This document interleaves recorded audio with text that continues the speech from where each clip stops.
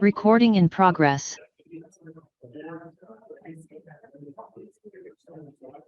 Recording stopped.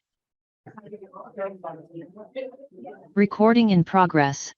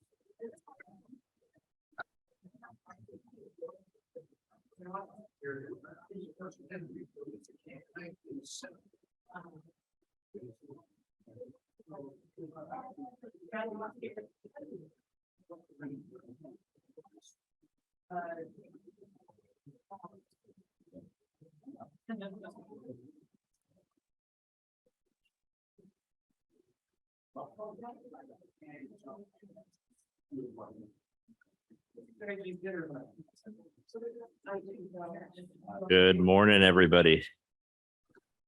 Good morning. Good morning.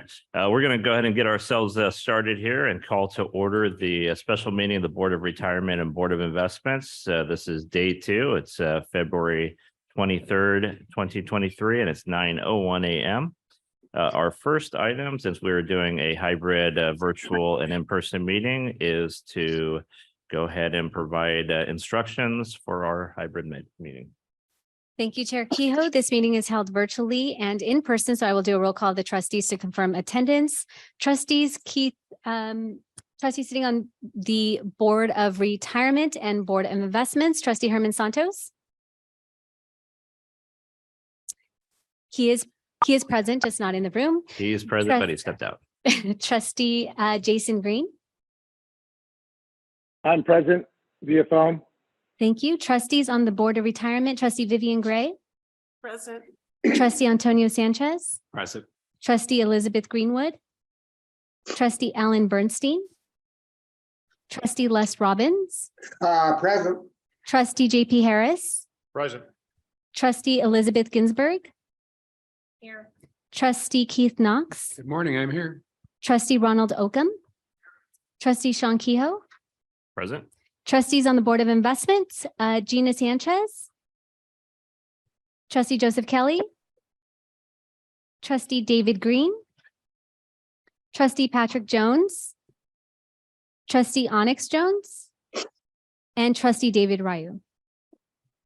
Staff participating in the meeting include CEO Santos Kryman, Deputy CEO Louis Lugo, Assistant Executive Officers JJ Popowich and Laura Guglielmo, Chief Counsel Stephen Rice. Staff and managers participating today include Cassandra Smith, Tatiana Bayer, Tiona Fredericks, Hernan Barrientos, Russell Lorena, Ricky Contreras, Vincent Lim, Allison Barrett, Eugenia Durr, and Frank Boyd.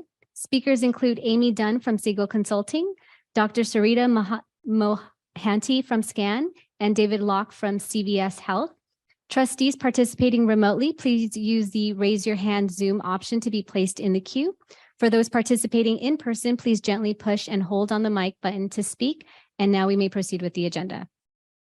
Perfect. Thank you. Our first item is going to be our Pledge of Allegiance for day 2. So, and Antonio, can you please lead us in pledge? Ready? Yeah. I pledge allegiance to the flag of the United States of America and to the republic which stands one nation under God, indivisible, with liberty and justice for all.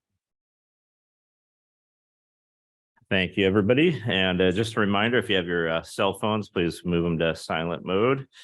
And we also had found a cell phone here. So if you lost your cell phone yesterday and went 24 or a few hours without it, I'm amazed. Congratulations. But it's yeah. I wish I was able to live that life. But we have it here, and I think we put it up in the front lobby. But check with Bonnie if you're missing your cell phone. And we will go ahead and start the meeting and pass it over to Mr. Kryman. Great. Thank you, Chair Kehoe, trustees, staff, and our consultants and members of the public, if they're here. Thank you for being here.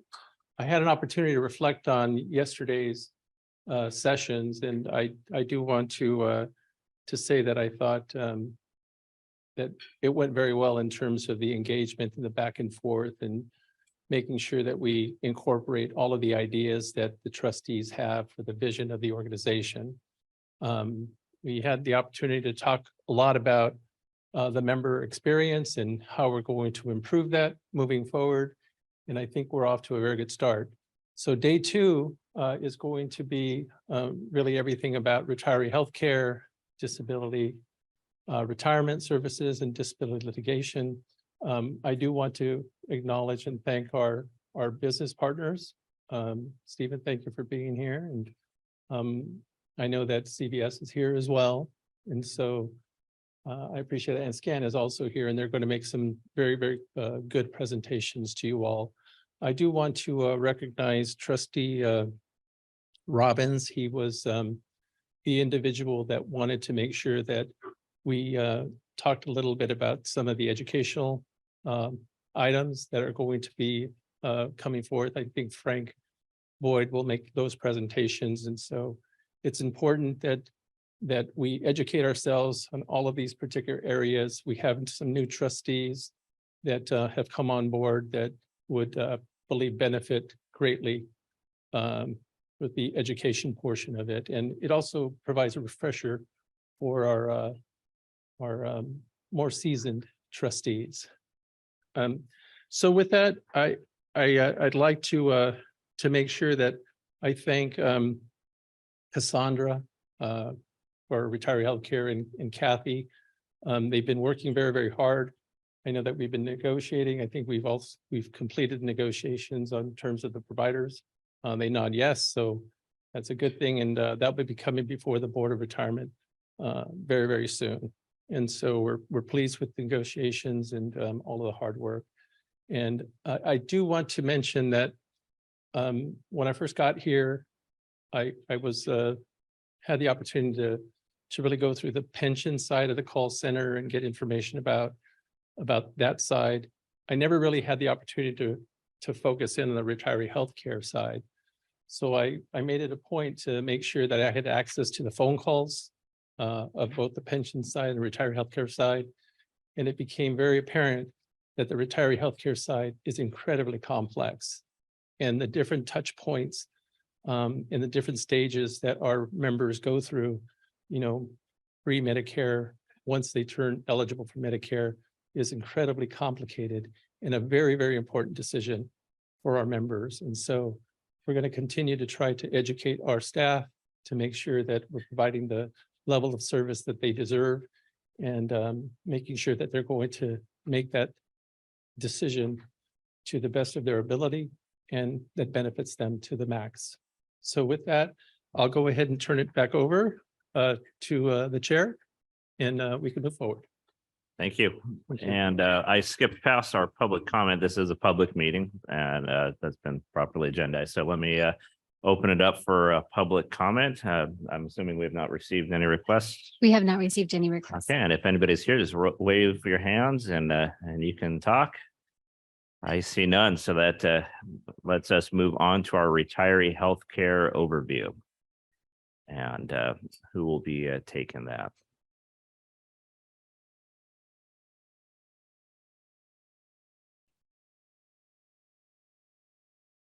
Good morning, trustees, staff, and business partners.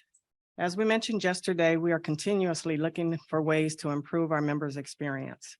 Today, we have Tatiana Bear and Tiona Fredericks here from RHC to provide a high-level overview, particularly trying to educate at least the beginning basics of retiree healthcare, the plans we offer, mentioning of our 1982 agreement that some of you, I'm sure, have heard. If not, you'll learn today. But I welcome you and thank you.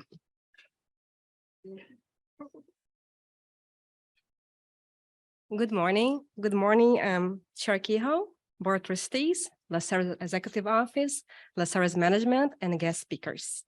My name is Tatiana Bayer, and I'll be presenting the Retiree Healthcare Benefits Program along with Tiona Fredericks. A little bit about myself. I was born in Rio de Janeiro, Brazil. That's where my accent is from. After moving to California, I began working for LACERA, and I've been with the Retiree Healthcare Division for over 22 years.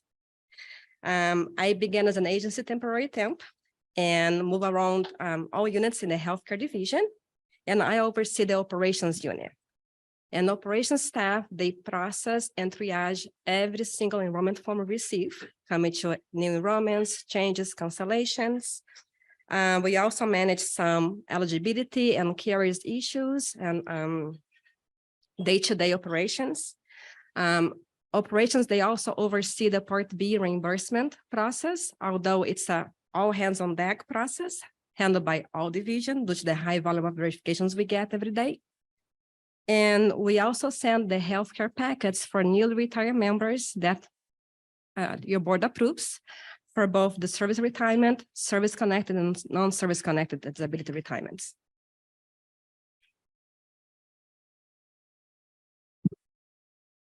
In our presentation today, we are going to be discussing the Retiree Healthcare Program, including the 1982 agreement between the County of Los Angeles and LACERA OPEB Trust Fund. We are going to review the healthcare program, including the eligibility, enrollment, Medicare basics, and Medicare Part B premium reimbursement. If you have any questions, feel free to raise your hand or push the button. We're going to be having some time at the end if you have any additional questions. I believe that in order for us to be successful and meet our future goals, it is very important that we know our history and know where it came from. We'll be discussing some of the historical facts in the next 2 slides. Let's begin.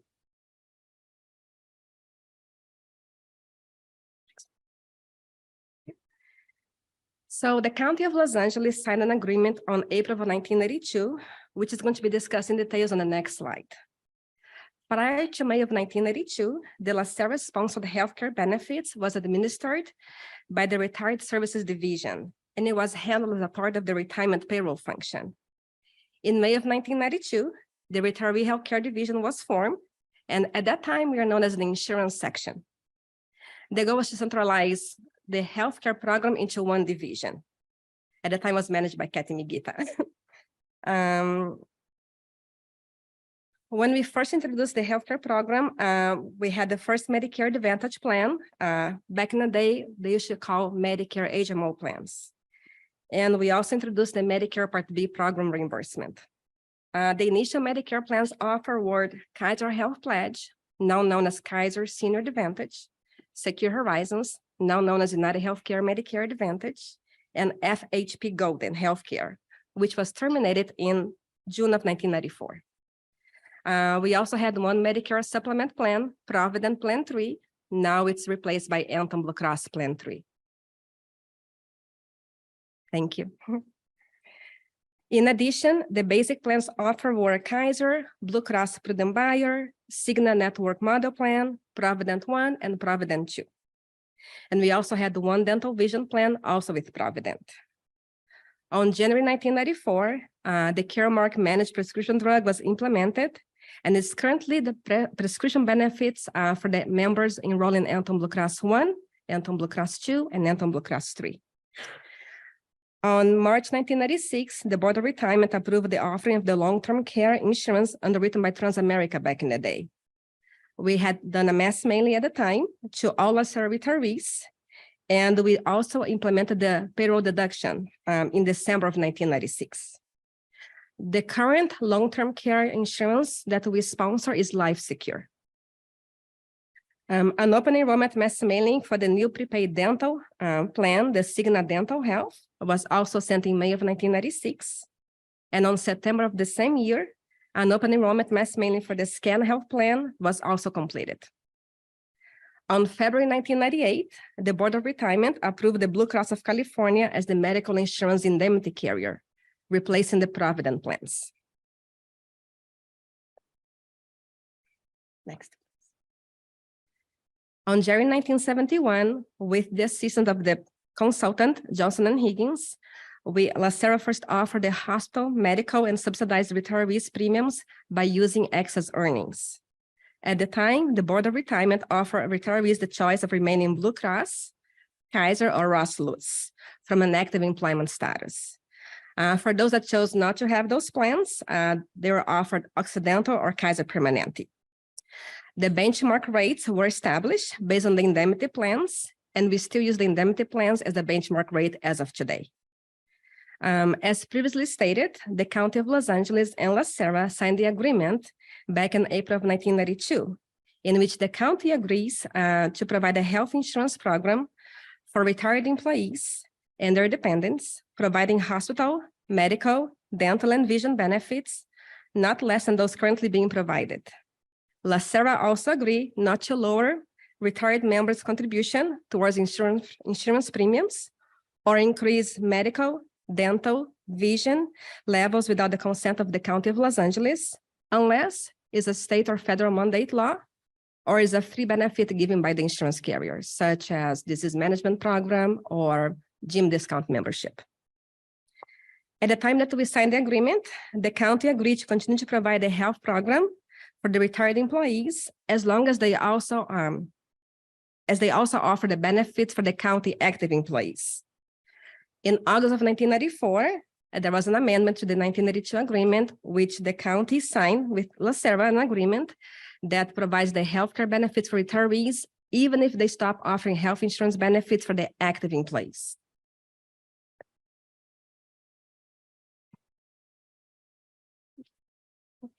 OPEB. Other post-employment benefits are benefits other than pensions that the U.S. state and local governments provide to their retired employees. LACERA is responsible for the administration and investment of two separate funds: LA County Pension Fund, which provides defined benefits, retirement benefits for employees in the county and outside districts, and OPEB Trust Fund, which provides healthcare and other benefits for retirees of the county, LACERA, and the Superior Court. The County of Los Angeles established the OPEB Trust Fund for the purpose of pre-funding the healthcare benefits program. The OPEB Trust serves as a funding tool for the participating employers to hold and invest assets using to pay the OPEB program benefits, such as medical, dental, vision, and death benefits. OPEB funding does not include the Retirees Pension Fund. And in May 15, 2012, the Board of Supervisors approved establishing an OPEB Trust Fund to pre-fund the LACERA administered retiree healthcare benefits program.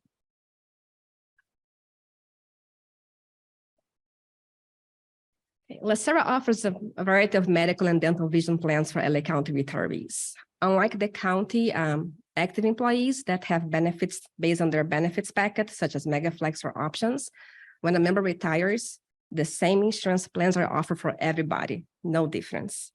We have HMO plans and we have the indemnity plans. We also have with the Medicare plans, Medicare Advantage plans and Medicare Supplements plans. The medical indemnity basic plans we offer are Anthem Blue Cross 1, Anthem Blue Cross 2, and Anthem Blue Cross Prudent Buyer. The Medicare Supplement plan we offer is Anthem Blue Cross Plan 3. Coming to the HMO basic plans, we have Kaiser Permanente, we have United Healthcare, and we have Cigna Network Model Plan. The Medicare Advantage plans we offer are Kaiser Senior Advantage, United Healthcare Medicare Advantage, SCAN, and SCAN we just opened in July of 2022 in Arizona and Nevada in some areas, and also the Cigna Medicare Select RX plan. Now, know that the HMO plans, both the basic and the Medicare Advantage plans, is based on zip code service area. The Medicare plans are managed by the Medicare zip code availability, so things change from time to time. We also offer Kaiser in some areas outside California. We have in Georgia, Hawaii, Oregon, Washington, and Colorado. The indemnity plans, Anthem Blue Cross 1 and 2 are actually also available nationwide. We do have some retirees living overseas, so they had to choose between Anthem Blue Cross 1 and 2. Medicare does not cover out of the country, so Anthem Blue Cross 3 is not available.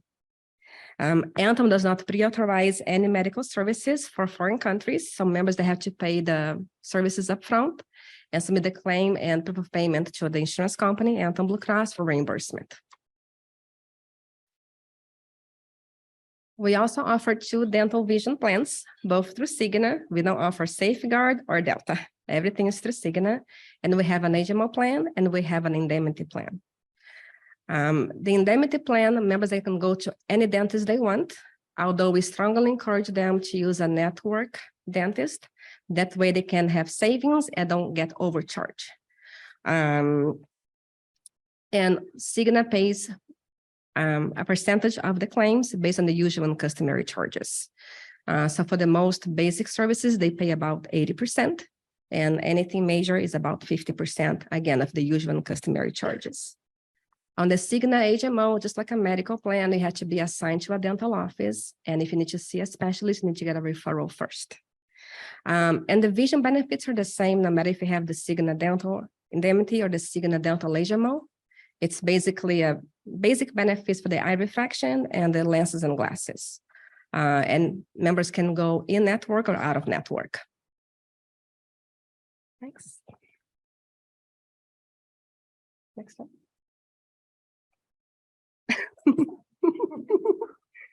Almost there. As of last year, we added some sample of all enrollment forms that we members have to complete to enroll in the healthcare program. And we have the sample forms for the medical form, the dental form, and the Medicare Advantage prescription drug form. And the sample basically instruct members how to complete and sign and how to submit the forms.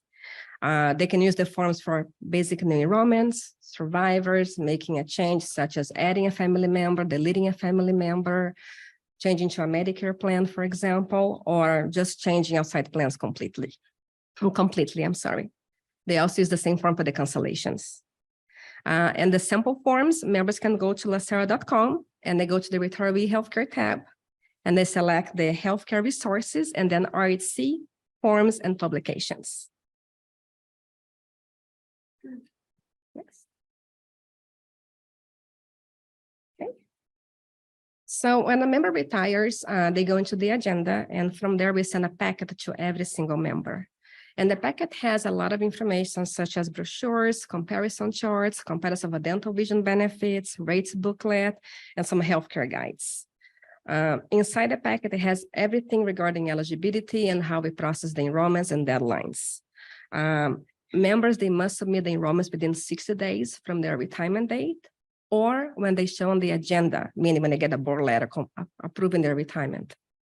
If somehow they miss the deadline, they are subjected to the late enrollment periods. There's a 6 months waiting for the medical, and there's a 12-month waiting for the dental.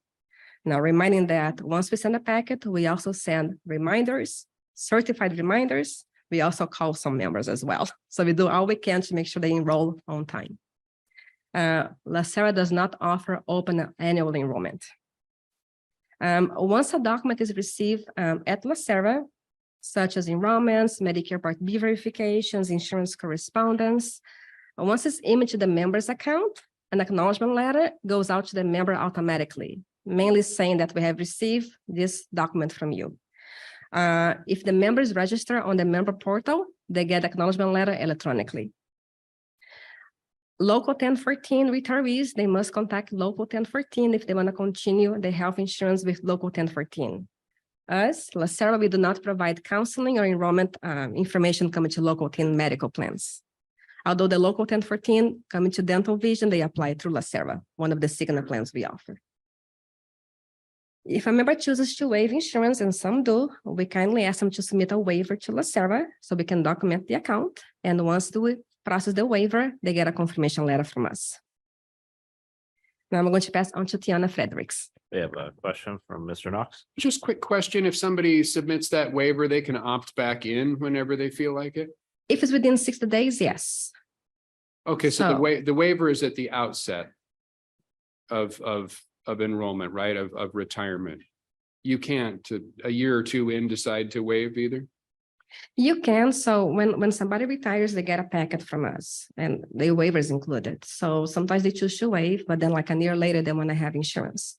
When they apply a year later, from the time they apply, they have to wait 6 months for the medical Got it. and then 12 months for the dental. Perfect. Thank you. Some people, they waive and they change their mind like right away and then they apply and we go by the last document we got, Understood. Thank you. of course.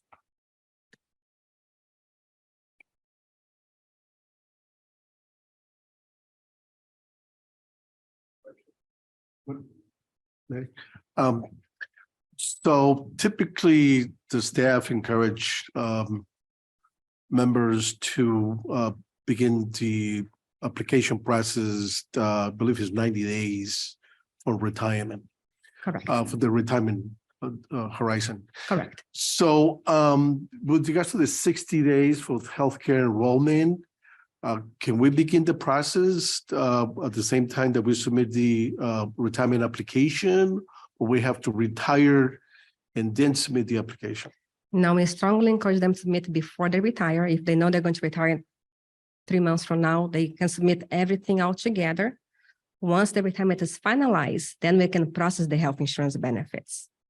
Also because often it's missing documentation, missing Medicare information, missing signatures. So it's better to have the information ahead of time so we can review the documents and contact the member. Now, from the retirement day, they get an extra 60 days to apply for their health care. But we tell them to apply before they retire. So they're encouraged to do it. They're encouraged to submit the paperwork, but you still have 60 Mhm. days afterwards. If you missed, if you failed to submit the application, is that where the 60 days come in? Yeah, so we tell them, we encourage them to submit before, as soon as they know they want to retire, to submit everything to us, direct deposit, taxes, and the health insurance forms. But they can still do up to 60 days from the retirement date. So for example, they retire March 15, they have until May 15 to submit. If we get, let's say on June 15, then from June 15, they have a 6 months waiting for the medical, 12 months waiting for the dental vision. Obrigado. De nada. Do you follow up with them if they haven't done it? Yes, we send reminders, certified reminders, and those things I use over, we also call them.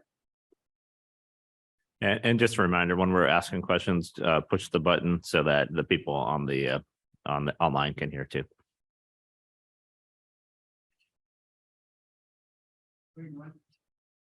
Hold it down. Green light, Keep holding it down while you're Yep. talking.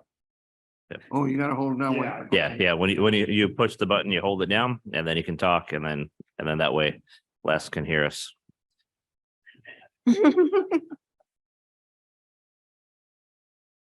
Hey, good morning. My name is Tiana Fredericks, and I've been with LACERA for about 15 years, and 12 of those years I've spent in retiree healthcare. I pretty much manage what we call our quality assurance division, and what we do is quality control division, but we do is provide quality assurance as it relates to enrollment forms, as it relates to call center monitoring, as well as carrier discrepancy reports. So we basically are tasked with the function of sifting through, ensuring that we are compliant with carriers, ensuring that the enrollments are accurate and correct and in compliance, as well as our call center. What I'll be doing is providing you with an overview of the member and dependent eligibility, the cost and benchmark, the tier 1 and tier 2, the Medicare basics, Medicare Part B reimbursement, and our RHC enhancements. Member eligibility. All of our retirees who retire from the County of Los Angeles are eligible to enroll in our LACERA administered plans. Regardless of if you had coverage with the county active, you're still welcome, okay? We also offer benefits to participating outside agencies that you see listed on the screen here. Dependent eligibility. Well, what about our dependents? Dependent eligibility as it relates to LACERA administered plans, it includes lawful spouses as long as you're not legally separated. It also includes domestic partners registered by the California Secretary of State. Also dependent children. So natural born children, adopted children, stepchildren under the age of 26, they're all eligible for our healthcare plan. And this is regardless of their marital status. We do require birth certificates and marriage certificates when you enroll dependents. When it comes to individuals who are over the age of 26, such as disabled dependents, they do have to go through a process where we receive disabled forms. Those disabled forms are submitted to the respective carriers, and those carriers will make the determination if they are actually eligible and approved for that coverage. LACERA's retirees tend to fall within one of the two categories. You're either a tier 1 or tier 2. Are we all tier 1s in here? Maybe. No, we have a few tier 2s. Okay. Tier 1 members are those who were hired prior to 6/30 of 2014, and those who were hired after 6/30 of 2014 are tier 2. Under tier 1, Medicare is not mandatory. Okay, whereas under tier 2, if you're eligible, Medicare is required. Under tier 1, our premium subsidy applies to all eligible dependents, but under tier 2, it only applies to the retiree and their survivor upon that member's death, of course. Under tier 1, the Part B reimbursement, it may apply to two parties under the as long as they're enrolled in a Medicare supplement and Medicare Advantage or Medicare Advantage plan. But under tier 2, it only applies to the survivor, the retiree or the survivor. Okay. When it comes to the premiums, our benchmarks pretty much set the standard as to the maximum premium that we'll pay towards the county subsidy for the member and or their dependents. Now, tier 1 and tier 2 benchmarks, they're based on our Anthem Blue Cross 1 and Anthem Blue Cross 2 plans. Under tier 2, the benchmark for our Medicare eligible members is based on our Medicare supplement plan, which is Anthem 3. Now, for both tiers 1 and 2, the dental and vision, the dental plan is based on our indemnity dental plan for both. The chart that you see here, it really illustrates how the county subsidy is allocated based on an individual's years of service. Members with 10 years of service are subsidized 40% of the benchmark rate. And for each additional year earned beyond that 10-year mark, an additional 4% is added. Members are responsible for the premium difference if the plan selected exceeds the benchmark rate. So for example, if the benchmark is $900 and the plan selected was $1,000, well, the member's responsible for paying the difference of the $100. Here are a few Medicare basics. Well, Medicare is defined as a federal health insurance program, and it's a fee-for-service plan, meaning the doctor provides services, doctors and providers provide services and are paid for those services. To be eligible for Medicare, recipients must be 65 or older, although some individuals may qualify for Medicare when they're under 65 because they may have certain disabilities. And individuals can qualify at any age if they have kidney failure, permanent kidney failure. Ultimately, LACERA advised members to contact Social Security directly when it comes to Medicare eligibility, because of course we do not make that determination.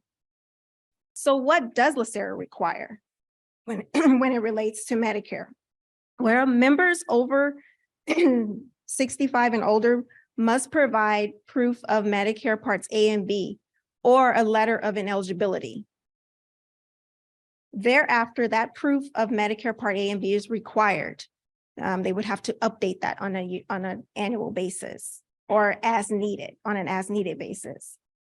However, this year of 2023, during our annual Part B process, we changed a little bit of how we manage the process, where members were not required to submit Part B verifications, simply because this year we experienced a decrease. The Part B premium amount decreased from $170.10 per month to $164.90 per month. So that was one of the saving grace, that we didn't have to take in all of those documents this year. Yes, sir. Yeah, if you, do you only pay for the member, or do you pay the $164.90 for the spouse also? For the member of the spouse, and it's up to 2 parties per household. Oh, okay, thank you. That's tier 1. And that depends also on what tier they're in. In Right. tier 2, it's only. Tier for the 2, member. it's only the retiree or the survivor. Just for clarification. Sure, That's tier 1. right, Tier 2, it's just the member, right? right, just the So- member. That's why you gotta be real careful if people are asking you questions. What tier are you in? Because it makes a Exactly. huge difference. Correct.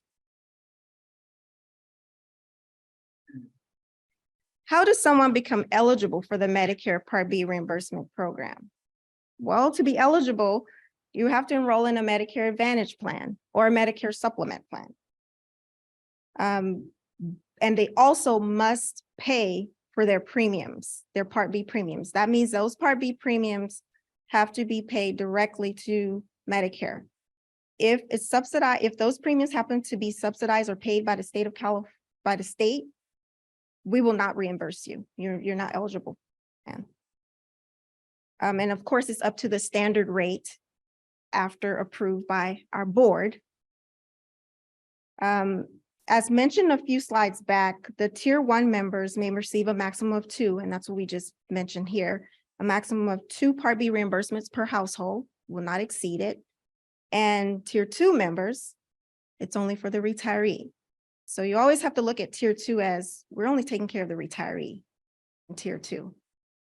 Our focus is the retiree or survivor if that retiree happens to pass away. As we continue to improve our members' experience, we are currently working with our systems division to help automate this Part B process. So the fact that we did not request for verifications from all of our members this year is just a start to how we're just working to make that experience a little bit better for the member as well as for on the administrative side. So I'm really excited about that. I have a quick Yes. question. Vivian? Yes. If you're in tier 1 and you choose not to participate in Medicare, which is allowed under tier 1, does our, say, Anthem Blue Cross 2 pay for everything? Like, I know that Medicare is your primary and then we become secondary if you sign up for Medicare, correct? Yes, if you're not in, but you're saying if you're not enrolled in Medicare. Medicare?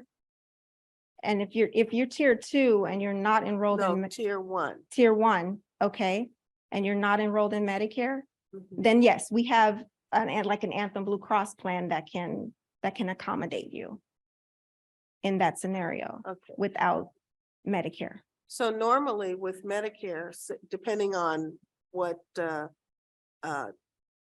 section you're in, depending on your salary, depends on how much you pay for Medicare. Now, if you're in tier 1 and you don't sign up for Medicare and you don't have to pay that $500 per month, then does retiree healthcare plans cover everything that the retiree needs? Let me just. Yeah, you would be just like you'd be pre-Medicare. So if you were 55, you'd be in, say, Blue Cross 2. And then when you're 67, if you didn't join Medicare, you would continue that plan just like you were before 65. Yeah, although there are If that's that. limitations, if somebody's over 65 and they don't have Medicare, they can only have basically the indemnity plans and Cigna network model plan, because United Healthcare is only for members under age 65. And we no longer have the Kaiser Access one, meaning Medicare A only. So if you have Kaiser, you want to keep on Kaiser. If you're not eligible, fine. If you are eligible, you must have A and B, even if you have to pay more, otherwise you have to change medical plans. But the Blue Cross 2 example would. One, would two, and the stand. buyer is available always. Yeah, but remember, we've got only 1 million, Yes. and that's Let's not a go big there. issue. That's. Okay. Yes. That's Kathy's fault. She should have had that done 10 years ago. Yes, so Ms. Gray. They're responsible for deductibles. So it's not like, I kind of sense where you're going with this is, does it cover Saving you money. 100%? And the answer is Oh. no. Oh. You still have to do your deductibles. Right, yes. So the Anthem plan, the Anthem Blue Cross 2 plan is an 80-20 plan. And so those individuals that elect not to take Medicare, their benefits would be at that 80-20 payment of claims. And that 80% is paid by the carrier, 20% by the member themselves, which, as Mr. Oakham indicated, does go towards their 1 million lifetime max. Herman? You know, also, I don't know where you got 500. Vivian, I don't know where you got 500, but it's only $164 for A and B.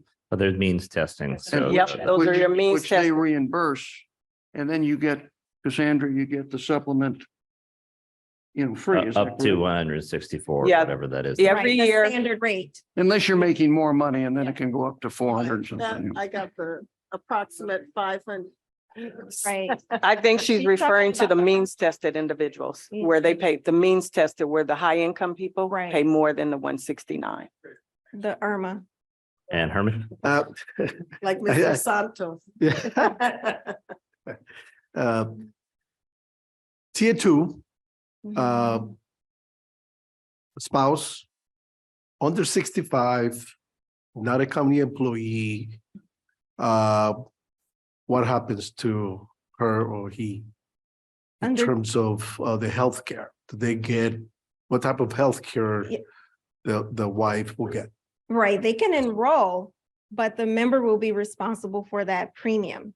Because under tier 2, we're only taking care of the retiree proper. So the premium will be divvied up based on dependent only, and that member will have to pay for that dependent to be insured. So none of the subsidy amounts that we just talked about will go towards the dependent. The subsidies are allocated for the member or the retiree. So they're still eligible for the group rates Right. and benefits, but they just got to pay out. of But they pocket. just have to pay out of pocket for that, the premium, the monthly premium they do. Oh, yep. Mr. Knox?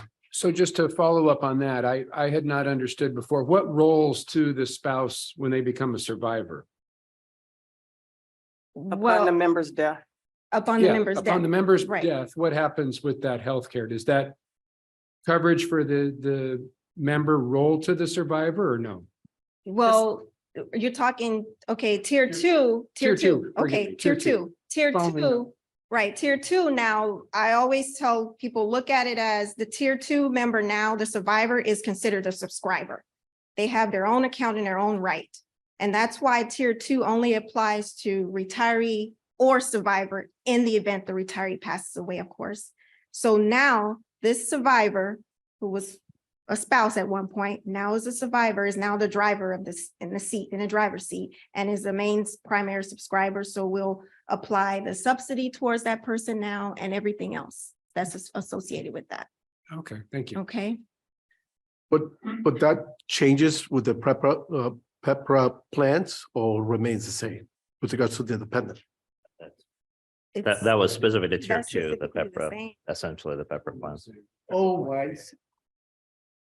Because it was kind of confusing because it says here, if you were hired after June 2014, but So somebody who was hired,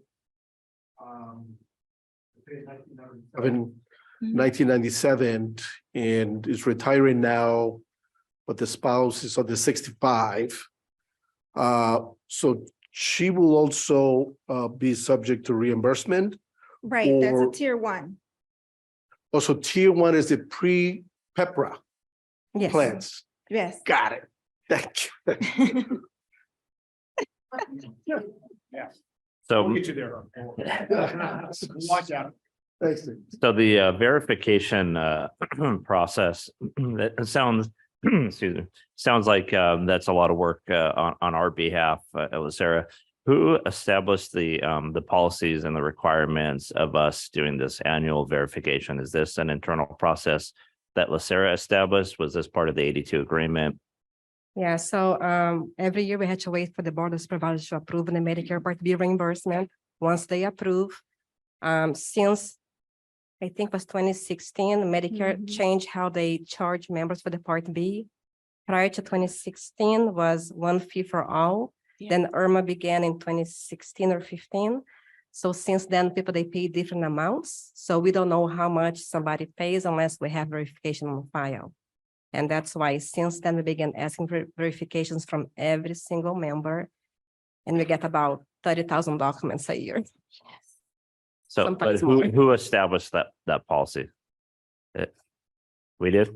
Okay. Yeah. It's part of our fiduciary duty just to make sure that we don't overpay Mhm. the members, the Part B, because we want to be as conservative as possible in order to continue that benefit for the retirees, because that's not part of their promised benefit. So that's actually a good thing, because that allows us, as we look at automating the process and we look, I would encourage staff to think outside the box on this and see what we can do, excuse me, to limit the staff work associated with this. Because if we're chasing $15 increase between 1 year and this year, can we make the argument that's a fiduciary responsibility to try and save the employee hours and time and things that cost us to manage the fund? I mean, it might actually be more expensive to manage that $15, difference than it is to actually seek out, 40,000 verification letters. So I just leave that to staff as we look at it. I know you're already doing that, but that's a good thing. We have, I think, some flexibility there that you can bring some stuff to this board, perhaps to help with the automation process. You may recall yesterday I mentioned that for this next year, I anticipate the Part B to go back up. We've been working with systems this year while in this whole process where we would have that recognition for the standard Part B after the Board of Supervisors approve it.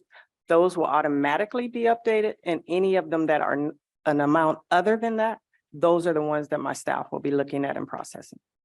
And is there any way for us to connect with and work with Medicare on these type of automation Okay, or verification?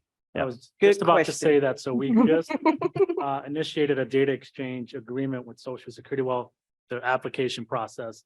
So that's one of the things that we're going to look into in terms of automating that Part B premium or IRMA data. So it is a quite long process, but that's one of the things that we're doing to try to automate that and not have our members, our retirees have to provide that. So if that's one option for us to go through in terms of eliminating the amount of work that we do in collecting all of that information. Right. And the good news also, since about 2 months ago, now we working with systems, we can store the Medicare amount for the member and dependent separately. Before we couldn't. So now it's going to be much easier to automate changes for the member and dependents, tier 1. Perfect. Thank you. Yeah.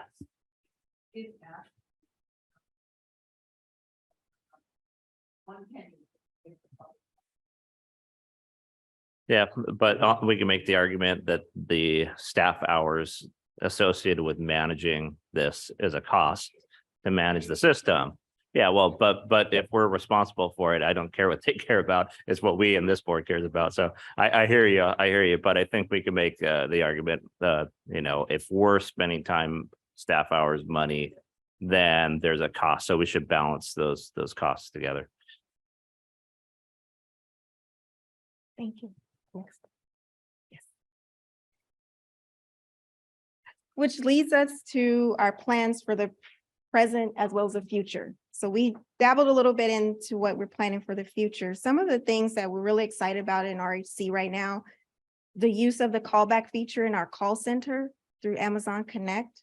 That has been working really well. It helps eliminate and decrease these wait times that we've experienced in the past. Also, our members have been very used to uploading their documents now, so we receive documents more timely. And that's great because it eliminates a lot of manpower that we're discussing here today. So we're excited about that. Also, the modification of the Part B process, which we've discussed. So that too is still in its infancy phases where we're just trying things and we're making sure that we try to make that experience a lot better and less cumbersome for the members. Also, something that's really excited that Ms. Baer touched upon is the interactive, the online forms where members have the opportunity to access sample forms, which shows them how to complete our enrollment form. And that's at their fingertips. And it's actually on our homepage right now. If you click on the first box in the middle, it takes you directly to our sample forms. So that's really, really exciting because we can spend some time on the phone with some members trying to figure out which page and all the pages, and it can be confusing. So that's really, really great. Now, in terms of our future, we're looking to get like Medicare videos on our website uploaded, as well as enrollment forms, RHC enrollment forms. And later on down the line, we hope that one day we'll be able to allow our members the opportunity to just click a button and submit their enrollment forms online. We're also looking at e-files, excuse me, with our carriers, which is really great. I mean, no carrier is not immune to that. Everybody's used to transmitting data electronically, but we're trying that out right now with Kaiser as a pilot program. So we're really, really excited about that. And just this whole support of everyone, trustees, all of you guys' support in our efforts to help improve retiree healthcare is just all of this dialogue that we have right here. This is great. I'm glad we're here and they were able to get together as opposed to online, because it helps kind of keep the juices flowing in terms of innovative ideas for RHC. So I'm really excited about that. And with that, I'll go, and I thank you for your time. Perfect. Let's go ahead and open it up for any questions. Sure. If they haven't been asked already. I think most have, but we definitely really appreciate it. This was an excellent presentation. And in fact, I think every new onboarding trustee, if they're not going through this, they should go through this type of a presentation, or at least have this video available for them. Thank you very much. Just so you know, we do plan on uploading this onto LACERA.com as part of our education of our members, for our members. I also want to make sure that I point out that I believe in April, there are going to be 5 new members or staff that are coming on board for retiree healthcare. I think we're going to have 1 vacancy in the quality control area that we're still searching for, but they'll be fully staffed, hopefully by the end of the fiscal year. So I wanted to make sure that that I gave props to our HR and to Cassandra and her staff for going through many applications and candidates. Yes. Took a long time. You got Herman's attention. We can see the light at the end of the tunnel now. Mr. Lugo, so with regards to the future plans, and in particular, the coordination with Social Security and LACERA, is that going to take place this year, or is going to be longer than that? That's a bit wishful thinking. We started the application process, I think, correct me if I'm wrong, Cassandra, I think they estimate about a year before we get a response back in terms of, coordinating that data exchange. So it is large federal government agency. So I imagine we're not high on their priority list right now, but we'll be following up. I think we have at least an email and a contact person. I have submitted our original application for it. I did get a few questions back, so we're submitting those response. But as Lewis said, we're at their beck and call, so they say a year. We'll see. Hopefully before then. Thank you. Thank you, everybody. Thank you very much. you. Obrigado. Okay, so our next item is our federal legislative and regulatory updates.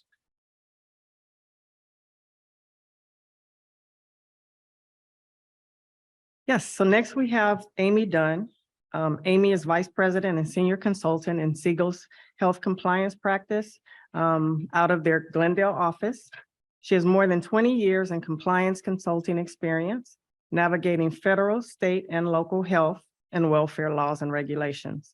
She earned her JD from Whittier Law College in Costa Mesa. She holds a master's in health administration and a BA in organizational leadership from Chapman University in Orange, California.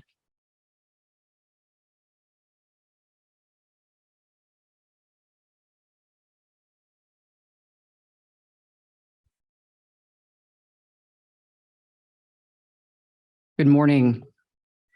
I want to thank also the previous presenters. I thought that was a very informative presentation as well, learning a lot about LACERA myself. Good morning. My name is Amy Dunn, and I'm a compliance consultant here with Siegel. I also want to acknowledge my Siegel team, who is here today as well. But today I'm very delighted to meet you and to talk again about the legislative landscape of what we are looking at a federal perspective. So this is how we'll be spending our time together today. First, what can we expect in Washington, D.C. coming up in the next, a few months, if not year? We'll also be looking at legislation from the 117th Congress. We're currently in the 118th Congress, but we're going to take a look back to see how things are shaping up to also look forward. And what's happening with the public health emergency for COVID-19. So here we go. What can we expect in Washington, D.C.? Well, let's take a little step back into the 2022 midterm elections. The midterm elections were held late last year, and they also included a runoff election for a Senate seat in the state of Georgia. The House of Representatives flipped to be in Republican control. And on the House side, the difference, as you can see, is very small between the Republicans and the Democrats, which means it's possible, and we've actually already seen where the legislation in motion, because some Democrats or Republicans may go over to the other side and vote with the other party's initiative, because again, that gap is so small. The Democrats retained control of the Senate. And the one thing that's important to note here about the Democrats retaining control of the Senate is not just because they are going to be the majority of the Senate, but also because they're having the majorities of the committees. Previously, when it was under that 50-50 structure, that the committees were not assigned based on majority. Well, now they've got more flexibility. And what that for the committee seat assignments with the 51 seat majority. So we can see and expect to see some significant activity from the Senate this year. So let's look at the Speaker of the House. Kevin McCarthy was elected the Speaker after 15 ballots. Going through, if you can remember that, just not that long ago. And so what did he ultimately agree to shape this policy? Well, the promises again about how to address the appropriation bills and debt ceiling, 2/3 of the majority to raise taxes and mandating new spending, but not tax cuts to be paid for, and permitting amendments to actually remove or reduce the pay of federal officials and votes on specific measures. Looking at that change in the House rules, though, it makes it actually easier to trigger an effective no confidence vote in leadership. So originally, I think Speaker McCarthy agreed to the changes that makes it easier for his detractors to start proceedings to unseat him. So just one representative can call for a vote to remove McCarthy. Previously, half of the House of the Representatives were needed. McCarthy originally agreed to a 5-seat threshold. But the committee assignments also were in play, and they were also demanded by the Freedom Caucus. The Freedom Caucus is a very conservative group that is on the Republican side, including positions on the very important, very powerful Rules Committee. McCarthy originally reported to agree to appoint 3 members from the Freedom Caucus to that panel. And since the committee will probably contain about 9 Republicans and 4 Democrats, the 3 Freedom Caucus members could break off and vote with Democrats to vote down any rules ultimately that they opposed. So every House committee will function like the House Oversight and Accountability Committee to use its authority to actually really dig into the Biden administration. So examples of this could include oversight for COVID-19. For example, the oversight in the new House Energy and Commerce Select Committee or Subcommittee on the pandemic to probe into the origination of the pandemic. And recently, and this is an example of what we were just talking about, the Republicans passed a bill to end the current public health emergency, and we'll talk about that in just a little bit. And originally, the Democrats all stuck together to oppose that measure, but ultimately, 7 crossed the party lines to approve terminating the vaccine mandate for healthcare workers whose services were billed under Medicare and Medicaid. Example for the judiciary, some things we're seeing there, the Department of Homeland Security and dealing with Secretary Mayorkas and issues going on with the border, as well as foreign policy, the new select committee to look at strategic competition between United States and China, foreign affairs and armed services subcommittees. And let's talk about into the federal debt limit. Economists and bond strategists are warning that of a risk of a kind of turmoil seen back in 2011 when the debt ceiling standoff led to the S&P Global Ratings downgrade of the sovereign U.S. rating from AAA. And those equities at that time tumbled around the world, and U.S. consumer confidence ultimately fell. And President Biden will really ultimately press the speaker to commit avoiding a default on the nation's debt, to release the budget plan and to outline the spending cuts proposed by the Republicans. So President Biden and the speaker have initially met in beginning of this month. And the speaker ultimately wants to set a budget cap agreement to reduce federal spending back to 2022 levels. The Treasury Department says that it will be taking extraordinary measures to avoid defaulting on the nation's debt and expects that the ceiling won't be breached before June. The Biden administration plans to release its proposed budget for the 2024 fiscal year by March 9th.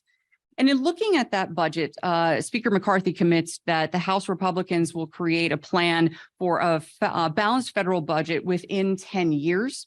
Including long-term reforms, mandating the mandatory spending programs, including the entitlements like Medicare, Social Security, Medicaid, as well as capping the discretionary spending during the first fiscal year of the Biden administration. And I think politically, this is going to be a bit of a challenge. It already has its headlines pointing out that potentially could mean cutting $75 billion with a B in defense spending from current levels.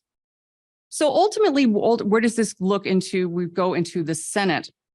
And in recent years, Congress has tended to fund the government by running up the deadline where the previous funding bills would expire, which ultimately a government shutdown. And when passing either a continuing resolution extending the status quo of the funding levels for a time, or one massive omnibus bill where the whole federal government, for example, which has just recently happened, as you can see. So Republicans generally hate this practice. They want to put a stop to it, but they know that they don't have unilateral power to do so because the Democrats control the Senate as well as President Biden in the presidency. So the House proposal then is that the House would not pass any Senate appropriation bills that don't comply with the House's own budget resolution. That is that they're saying that Democrats must meet the demands on spending levels. The Democrats, they don't want to do this. And so if they stick to that, it means ultimately potentially another government shutdown. But let's stay on with the Senate. Can I ask a question? In a government shutdown scenario, what direct impact does that have on LACERA and our Medicare type plans, if any? Oh, I'm going to open that up to my team as well for kind of a financial impact for perspective as well. It's a really good question. First top of mind would be what fundings would be available just for regular Medicare. you know, forget about the Medicare Advantage plans that your members are part of. So there's a lot of questions on funding and kind of denials of care, et cetera, on Medicare Advantage plans right now. So it just adds one more brick to the load. So it's not an easy answer. And again, I think we could come to resolutions. That would be great. So would it be safe to say that anybody in a Medicare Advantage plan would be okay? They would continue to receive their benefits, et cetera. And then they'd clean up whatever they needed to clean up later. Those Medicare Advantage plans are funded by the Yes. federal government, so the funding is still coming through that Yes. source. So there may be some additional time or kind of interim period they could probably handle without the inflow of cash, but they're still going to need to be reimbursed as well. So it's not a perfect solution. Okay, so it's still an unknown. It sounds to me like an unknown type scenario that we don't know any direct impact that it would have on us. And we can just hope for the best. I would say stay tuned. Yeah, okay. Okay, well, maybe that's a good staff exercise to look into and see what the potential would be. Not that we think that that's going to happen, but you never know. And I'd like to be prepared in the event that does happen. Thanks for the easy question. If I can follow up on that.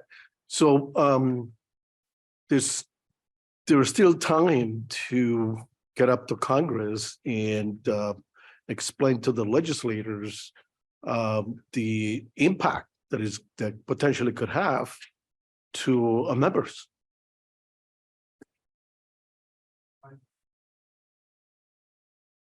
Yeah, I was busy writing the question.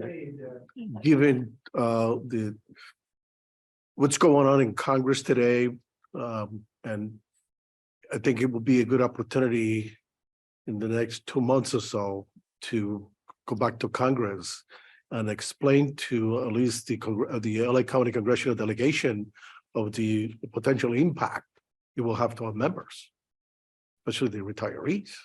We will, through the chair, we will have a conversation with our consultants and try to identify the bullet points and try to anticipate what those impacts will be. Perhaps we'll put together a letter that we can send to the congressional delegation and as well as go up to Washington DC and walk the halls. Right, so CII is having or organizing congressional visits during the conference. And perhaps we can piggyback on that or some other way, but Yeah, just ideas. And I know there's other organizations that have lobby day in Washington that perhaps we can tap in. okay, we will look into that. Thank you. Thank you both. Amy, Good can you use some context on the budget process again? Kind of Treasury's looking to say we probably won't be at any issue until June by taking extraordinary measures. Correct. Yes. With that, and to repeat in that, and when I say stay tuned, I think really stay tuned. And see, this is a longer process that is going through, and to see ultimately, and watch really what happens over the next several months is what I would say. There. Thank you for these great questions. Okay, moving on. Again, continuing on into the Senate. For the judicial confirmations, know that as of February 1st in 2023, the United States Senate has already confirmed several of President Biden's nominations, including an associate justice to the Supreme Court, 28 judges to the United States Court of Appeals, 68 judges to the United States District Courts. And there are still nominations awaiting the Senate as well. And so again, back to that example of the Democrats having that majority to allow them more easier control to move through the committees and to move those nominations forward. So let's talk about move into the legislation from the 117th Congress.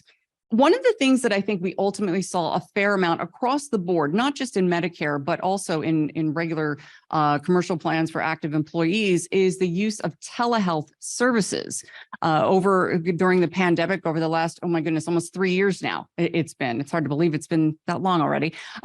We did see a great deal of activity when it comes to telehealth and the ability to see virtually a healthcare provider.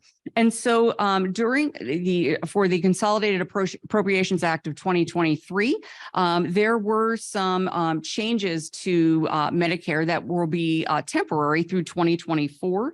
The ability to see a provider for non-behavioral or mental health teleservices that individuals actually can be provided through services by a physical therapist, an occupational therapist, speech language pathologist, or audiologists. Now, again, this is also including audio and video types of communications. Now, it's set to in 2025. It is set to revert back to the old policies where generally it was only available in rural areas. But I think overall we've seen such an uptick that it wouldn't surprise me at all if it remains longer and more perhaps permanent solutions when it comes to telehealth coverage are going to be available. So again, this is an interesting space to also watch.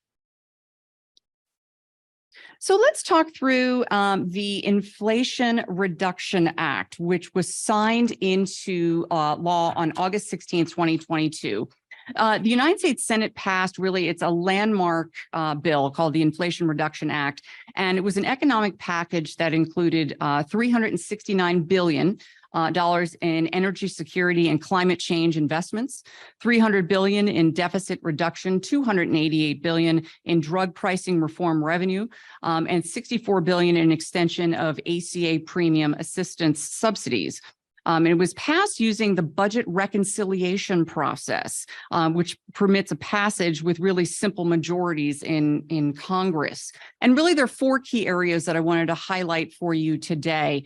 Medicare negotiating prices for certain prescription drugs, Medicare receiving inflation rebates from manufacturers, that Part D coverage there will be some changes, as well as Medicare coverage, including for vaccines and for insulin. So focusing on the negotiating price for some drugs, for the first time, this act will require the federal government to negotiate prices for some high-cost drugs under Medicare.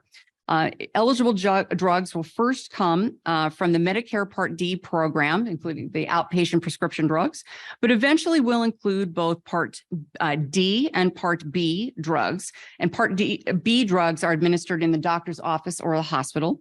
And the Department of Health and Human Services, or HHS, would negotiate prices for up to 10 Part D drugs in 2026, 15 Part D drugs in 2027, and 15 Part B and D drugs in 2028. In 20 drugs going forward, Part D and Part D going on in 2029 and beyond. And those are cumulative. It's stacking on top. So eventually we, kind of 50 plus types of drugs. The drugs will be available to be negotiated. They'd be selected from among the top 50 drugs by total expenditure in 2023 for Part D and for Part B. The drugs must have been licensed by the FDA for 7 years, or it's 11 years for biologicals. And HHS would enter into negotiations with manufacturers to determine a maximum fair price for those selected drugs. The maximum fair price would be based on the lowest of the percentage of the average price determined by years on the market. And the Department of Health and Human Services, they need to adopt a process to ensure that the implementation of that maximum fair price for Medicare individuals in both Part B and Part D plans would be there. And there are penalties on manufacturers for imposing a higher price for failing to negotiate, and that could involve civil monetary penalties and potentially an excise tax. And the Congressional Budget Office estimates that the drug negotiation program would save about $102 billion to Medicare over the next 10 years. However, the law does not require manufacturers to make the negotiated price available for ultimately employer-sponsored health plans. More to come on that over the next several years. And looking at this to inflation rebates to Medicare, additionally, beginning in 2022, the drug manufacturers will be required to pay rebates to Medicare. And I want to emphasize that, to Medicare. If their prices for certain Part D drugs increase faster than the rate of inflation over a 12-month period of time. And starting in this year, for Part B, that the drug manufacturers are required to pay those rebates again to Medicare if for certain prices, if they increase faster than the rate of inflation for a particular quarter. And so advocates actually in the employer-sponsored health group health plan space attempted to have language to the act that would require payments of rebates to the employer-sponsored plans, as well as Medicare. However, the Senate parliamentarian did not permit this language to be included as it did not have a federal budgetary impact. So again, this is another landscape piece of something we're seeing. As well as now Part D benefit changes. And so the Medicare prescription drug benefit would be significantly modified to eliminate participant coinsurance during what's known as that catastrophic payment period and the change of who pays during that period of time. The Medicare beneficiaries' out-of-pocket spending on outpatient prescription drugs would be capped at $2,000 in 2025. In addition, in 2024, a 5% beneficiary coinsurance requirement above Medicare Part D, the catastrophic threshold, would be eliminated. And the beneficiaries in those Part D programs would be allowed to elect a smooth out-of-pocket process of those costs over a year. So, for example, instead of paying large amounts in a single month, that could be smoothed out over a year. The beneficiary premiums for Part D plans could not increase more than 6% per year from 2024 through 2029. And the payments by the federal government to Part D plans would decrease, with plans picking up a larger share of the costs during a period after which the individual has met their out-of-pocket costs. Excuse me. So this act ushers in new manufacturer discount programs beginning in 2025 to replace the coverage gap discount program, which will ultimately sunset in 2024. And the act ultimately expands income eligibility for benefits under the Medicare low income subsidy type of program.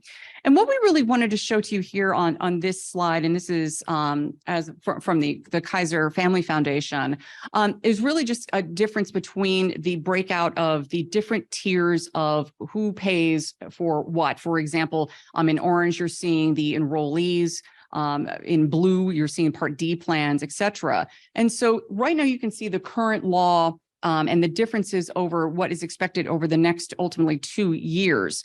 And highlighting for you here just that out-of-pocket spending threshold that currently is showing here is at about $3,100, that in 2025 for an individual, for the actual individual, that cost threshold would be reduced to $2,000.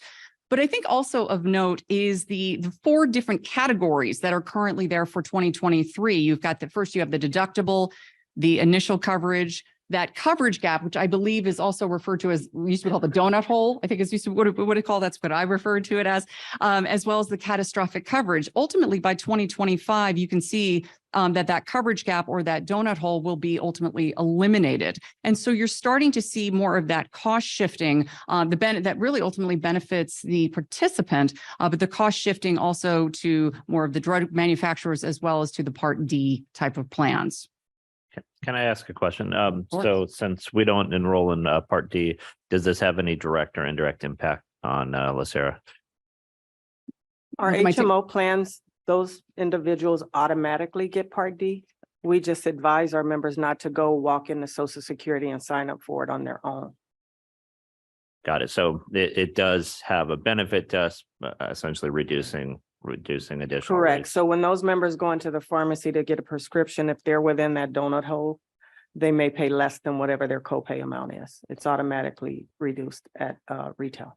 And then as we negotiate rate increases going into 24 and 25, we would assume that this would benefit us as we're looking at that as well.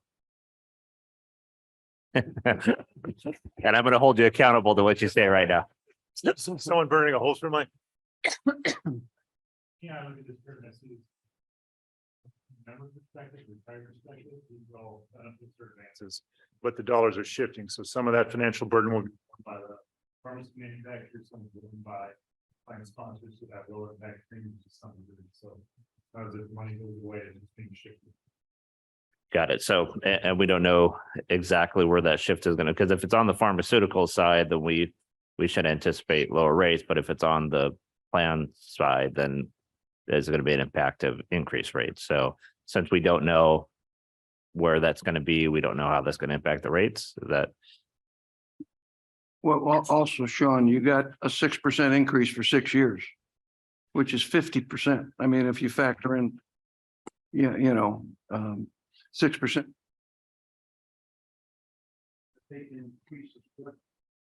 Excuse me, that they can increase the drug cost, which to me doesn't make any sense. They're going against what they're trying to do. Another example, when we meet next week, we'll talk about Kaiser as an example. The overall increase for the Kaiser Medicare Advantage plan is a reduction, not an increase. So there's some balance here and some shifting, but for the non-Medicare Kaiser members, we'll see an increase. So again, it's hard to tell you it's all going down or it's all going up. It just really depends on kind of which bucket is assigned to. And then how does it wash out in aggregate? got it. So nobody in the medical industry is losing their vacation home. I get it. Okay, sorry. Thank you. Not until federal default. So I just want to be clear. We, as LACERA retiree healthcare participants, do not have to sign up in Part D. Is that correct? Correct. We advise members not to go into Social Security and sign up for Part D because your prescription benefit under the LACERA healthcare program is equal to or better than what they're offering there. So we only have to sign up for A and B. Correct. If you pay 10 years, you don't have to sign up. You'll automatically get it when you become eligible or age 62. If individuals are still working when they still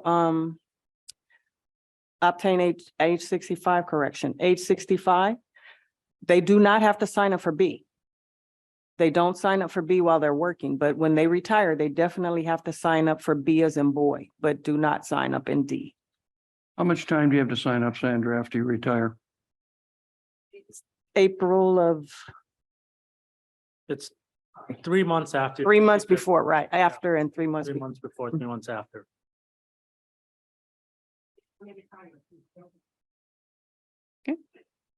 Thank you very much for questions. I'm going to move on to our last point on this, and this is involving insulin coverage, the changes to Medicare. And so, and I think also just to kind of take a pulse on this too and a beat, this law, as we can see, it's incremental. It's doing different things. We're learning a lot of different things. We're having a lot of great questions that are coming through with this as well. So insulin coverage, the Medicare changes that in 2023 and 24, that Medicare beneficiaries cannot be required to pay more than $35 for a 30-day supply of insulin. And in 2025 and beyond, that changed to a lesser of $35 or 25% of the negotiated rate. Now, note something here on the bottom, that for group health plan changes, that there are no changes. Okay, for group health plans, that the cap on the insulin does not apply to group health plans or the employer-sponsored plans. The cap does not apply also to the retiree plan that gets the retiree drug subsidy. And I know that there was some confusion about that, but that's kind of really the line there as well. And so what was not included in the Inflation Reduction Act? There was no expansion to Medicare to cover vision, dental, or hearing benefits. The Medicare eligibility age was not lowered. The change in calculation of affordability for ACA, Affordable Care Act purposes, there was not a federal leave type of program. And the Build Better Act, you may have heard about that in the last year or so, that would have made some more substantial changes to Medicare and other types of programs, but that was not enacted. And so these were really scaled back into the Inflation Reduction Act. Okay. And then finally, I'll leave you with this, with the public health emergency. This was again enacted originally, now going on almost 3 years ago, but they announced that the public health emergency, which actually it kept being renewed almost every 90 days. And again, it was actually renewed 12 times for this, that the national emergency will be ultimately extended until May 11th of 2023, and it will be lifted ultimately at that time. And so what does that ultimately mean? Well, in the coverage world, certain benefits were ultimately required to be covered. For example, the testing required to be covered, in some cases in the vaccine, depending on the types of plans. But I just want to note here that Medicare Advantage plans may have extended additional coverage for those COVID related tests and treatments. So it's important to take a look at each of those different plans and determine how they ultimately are assessing the end of the national or public health emergencies. And just kind of looking at that financial impact that Department of Health and Human Services, they announced, this was back in August of 2022, that more than 3 in 4 Americans have received at least one COVID-19 vaccine, that the therapeutics are available within 5 miles of 90% of the Americans, and testing is readily available. Now, what we're going to ultimately see as well is that the federal government will start to transition the responsibility to the private sector for paying for for example, the vaccine and the therapeutics. Right now that the government has been paying for the ingredient costs, is my understanding, of the vaccines. And then the plans would be ultimately paying for the administration. That ultimately, I think, will be transitioned more to the plans into 2023 and learning into the therapeutics, including, I can't pronounce that. Nope, that word. And Paxlovid, that one I got into 2023 for you as well. So just that was, again, the quick update. One, again, open it up for any types of questions or comments that you may have. Any questions? Anybody online have any questions on the phone or online? Okay, thank you very much. I want to thank you all very Excellent. much for your time. Thank you so much, today. Perfect. So that brings us into a break 5 minutes early. So we will go ahead and take a break until 10:45.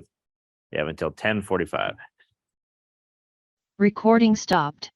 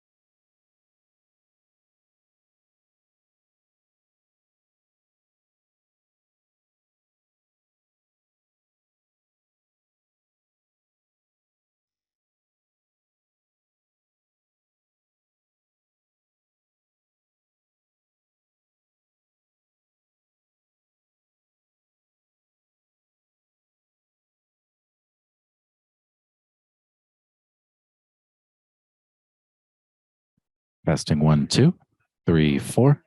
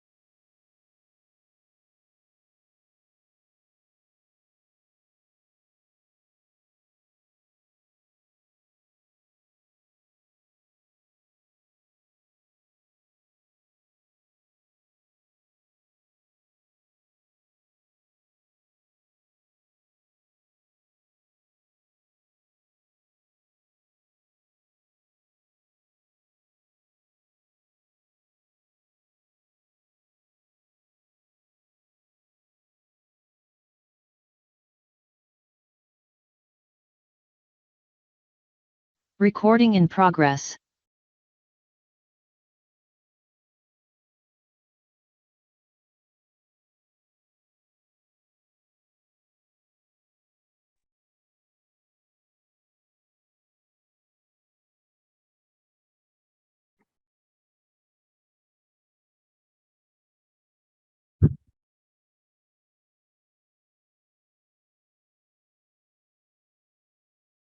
Okay.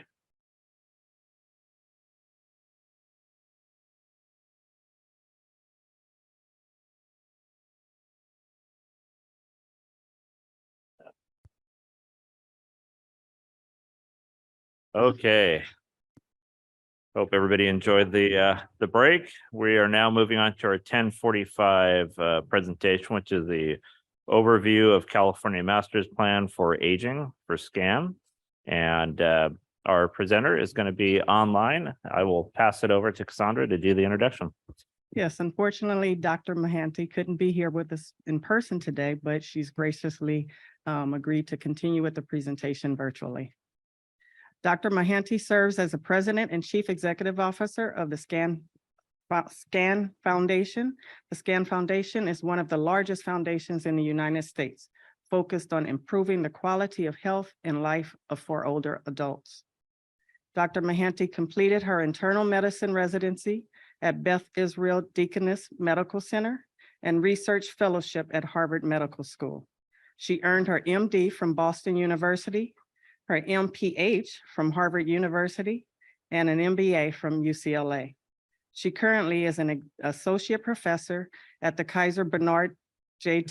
Tyson School right down the street and is practicing internal medicine physician at Kaiser Permanente. Dr. Mahanti? Thank you. I hope everyone can hear me okay. Okay, great. Thank you so much for inviting me to speak with you today. And I am sincerely sorry that I could not be there in person. I was looking forward to meeting you all, but appreciate you accommodating the virtual option this morning. So as mentioned, I'm Sarita Mohanty, and I'm thrilled to be here on behalf of the SCAN Foundation to provide an overview and recent updates about the California's Master Plan for Aging, and I will refer to it as MPA, which is also known as the Multi-Sector Plan for Aging. It's a new phrase nationally, so you'll see that interchangeably, but I will just call it the MPA during our presentation. As noted, I'm also a practicing internal medicine physician, and I also serve on a committee called the Implementing the MPA in California Together, or IMPACT, with a group of 9 stakeholders, which we are charged with advising the state on MPA implementation. So I'd like to just, note that, as we get started, is that the state's youngest baby boomers reach retirement age by 2030. And as they do that, 1 in 4 Californians will be age 65 and older. This growth in the older adult retirees makes the work that you do here at LACERA even more critical. It has the direct implications for how LA County's employees are planning for and living in retirement. And so this MPA really provides a roadmap to prepare for our aging population, including strategies to support those entering into retirement. But before I go into the MPA, I'd like to share a little bit about the SCAN Foundation and including its vision, mission, and strategy. So if we could go to the next slide. The SCAN Foundation, we are an independent public charity. We've been in existence approximately 14 years, and we're devoted to igniting bold and equitable change in how older adults age in both home and community. And over the last year, we renewed our commitment to supporting aging well in community through a new 3-year strategic plan. The next slide. In order to achieve this impact, we focus our efforts on a few key areas and priority populations. We will continue to push for improvements to the health and aging infrastructure, which the MPA really sets to achieve, the systems, the supports, the services offered to older adults. And we've also recognized that if we want older adults to select the health and aging supports that best suit their preferences, we do need to address financial insecurity and enhance financial stability to ensure that they have the resources to do so. This is an important kind of, new area of focus for us here at the SCAN Foundation. We also plan to champion these efforts with all of this with a focus on and commitment to equity. And I'll talk a little bit more about that. So if we go to the next slide. This slide just kind of shares with you the priority populations of the SCAN Foundation. We believe that by addressing the unique challenges of historically underserved populations, we can create targeted solutions to improve health and aging for all. As I've been often told by mentors and others, if you can figure this out for the most underserved, the most vulnerable, this could help inform the broader system as a whole. So our work will definitely reach some of the LACERA's members as well. And as such, we will focus our efforts on people of color. Sorry, if you could go back to the last slide. I think I see thank you so much. As such, we will focus our efforts on people of color, individuals with lower incomes, and those living in geographically underserved areas. The older adult population is becoming more racially, ethnically, and culturally diverse. This is particularly true in LA County, as you're probably all aware. Currently, 57% of LA County's older adult population includes people of color, compared to 43% if you look statewide. And and I think if I look at the statistics in LA County, 41% white, 30% Hispanic, 18% Asian, Native Hawaiian and other Pacific Islander, and 9% Black. And that's based on the most recent census data. But unfortunately, many older adults from diverse backgrounds have experienced high rates of illness and death, frequently accompanied by health, social, economic disparities that really do need to be addressed. And these inequities have become even more apparent when we consider the intersection of income and race and ethnicity. So in LA County, 13% of residents age 65 and older have annual incomes below the federal poverty level. This means that incomes less than $15,000 for a single person. And the LA County rate is 4% higher than the poverty rate for California overall. And nearly 1 in 3 Medicare beneficiaries in LA County are dually eligible for Medi-Cal. That means they have both Medicare and Medi-Cal.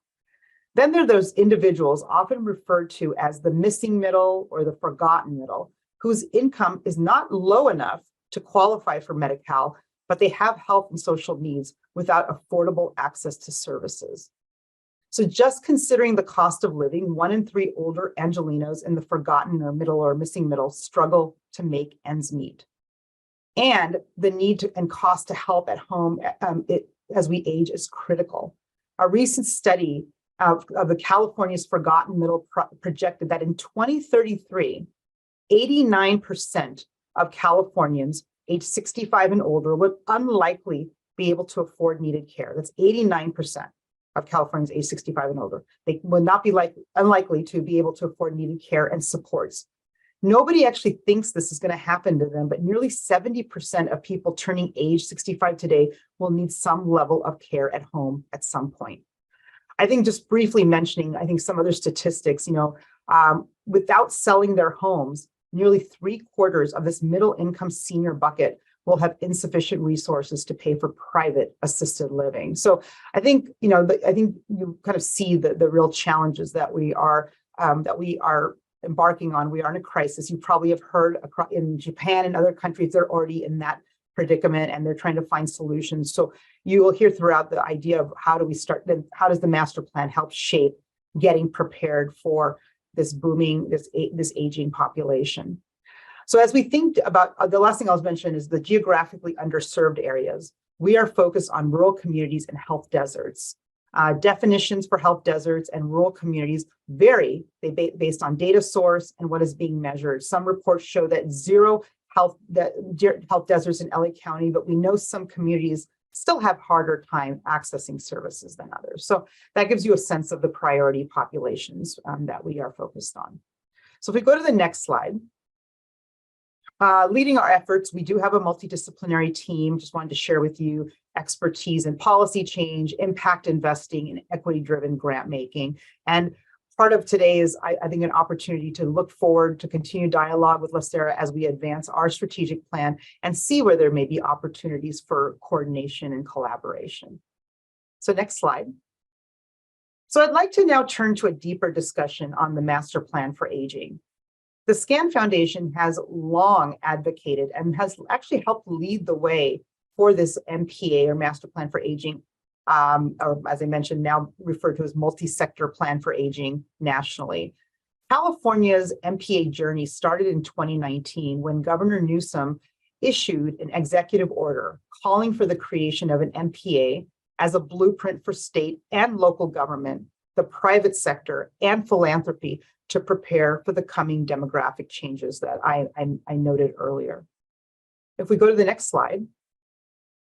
After a year-long stakeholder process, the governor released the initial MPA in January of 2021. And the MPA provides a comprehensive approach to reimagine aging, influencing how society thinks about, plans for, and responds to the needs of an increasingly diverse aging population. And it's not simply a blueprint just for the state, but also for local governments, private sector, and philanthropy as well. So we'll turn to the next slide and I think go through a bit about the goals that were outlined in the master plan. So there were 5 bold goals that the governor's MPA set forth that the goal to achieve these by 2030 that have touch points to various aspects of our lives beyond health and social services. So the first one is around housing for all ages and stages. And this is really about making sure older adults can live where they choose, that housing is developed to be age and disability friendly and climate and disaster ready. So an example would be increasing affordable housing options, including accessory dwelling units or ADUs and residential care facilities.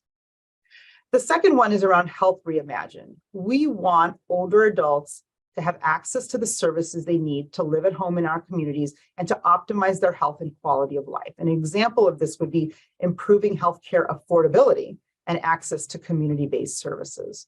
So this is really about that second goal. The third one is around inclusion and equity, not isolation. And this is about advancing opportunities for work, volunteering, engagement, and leadership, and ensuring older adults are protected from isolation, discrimination, abuse, neglect, and exploitation. And so one example that is one of the initiatives that the master plan is embarking on is bridging the digital divide by expanding access to broadband services and devices across the state. The next one is caregiving that works. We need to better support both paid and unpaid caregivers and truly prepare them for the rewards and challenges of caring for aging loved ones.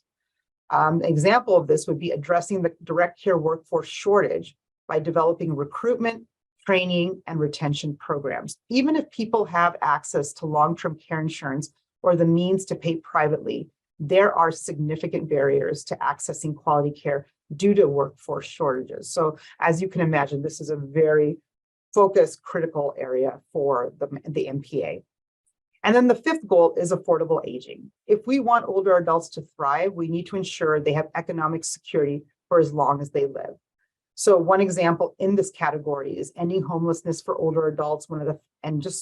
Statistically, older adults are one of the fastest growing cohorts within the homeless population.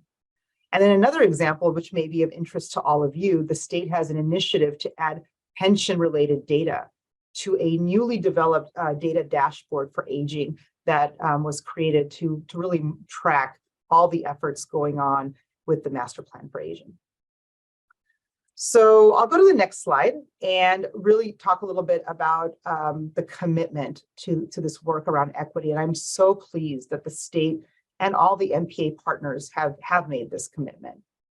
Recognizing that, then we talked about, I mentioned this, the diversity of California's population, both the strong and varied cultural traditions around aging, as well as the needs to address lifelong disparities. Equity is a core focus of the MPA to ensure everyone has equitable care in the end. So as you saw these 5 bold goals, and there's 23 strategies under them, and now over 90 initiatives, it is an expectation, almost a requirement, that we look at populations that are receiving inequitable care and make sure we lift them up to the same level as everyone else. So slide 10. I think this is important to know what is needed for this master plan to be successful. The master plan stands apart from previous reports and recommendations focused on improving services for older adults because there's of these several components that that really excited me as I joined the foundation 2 years ago. One was you needed the public and continued commitment from the governor, as well as legislative support for MPA implementation. So making sure that, like, for example, the legislators are actively understanding what the needs of older adults, what's going on in the initiatives, so that they can help promote, new policies and even funding streams to support the MPA efforts. Another one would be a comprehensive approach, encouraging collaboration and reducing these silos across state departments and agencies. And that is something that the California Health and Human Services is working on to really make sure that, all the different social services and the California Department of Aging and others work collaboratively. Extensive, and I want to highlight that word, extensive stakeholder engagement with input from the community, including people of all ages and disabilities. And this is something that really blew me away, I would say, in terms of how the stakeholder engagement has been multifaceted. And I think this will be an ongoing, this is an ongoing approach throughout the whole execution of the master plan. The initiatives that are informed by data and evidence, and making sure, we have a data dashboard and an evaluation, those are things that are ongoing. And then structures and metrics to promote accountability and keep the state on track. And that is something that we also ensure that we track with the leaders in the master plan side to make sure that the master plan is successful. So if we go to the next slide, what the MPA progress, successes and challenges. I think one, not surprising to any of you, is that system change of this magnitude it takes time. There has been some notable progress, however, along with some challenges that I'd like to address. The state, for example, has adopted regulatory changes and financial incentives to increase affordable housing options for older adults and people with disabilities. Project Room Key, other things that are they're looking at rental subsidies. We know that the rising cost of housing presents a barrier to people who want to remain in the community as they age. However, attention needs to be given to ensure more affordable housing options are truly accessible to meet the needs of people with limited mobility. So I think that is something that, we're seeing progress, but a lot more to uncover. The state is also exploring a public long-term care financing options to increase the access to services and supports, but it'll take time and feasibility to be a challenge as this continues to be a challenge. In the meantime, there is significant opportunity, and I want to highlight this, for employers to educate employees about long-term care as part of retirement planning and offer long-term care benefits similar to LACERA's optional long-term care insurance product.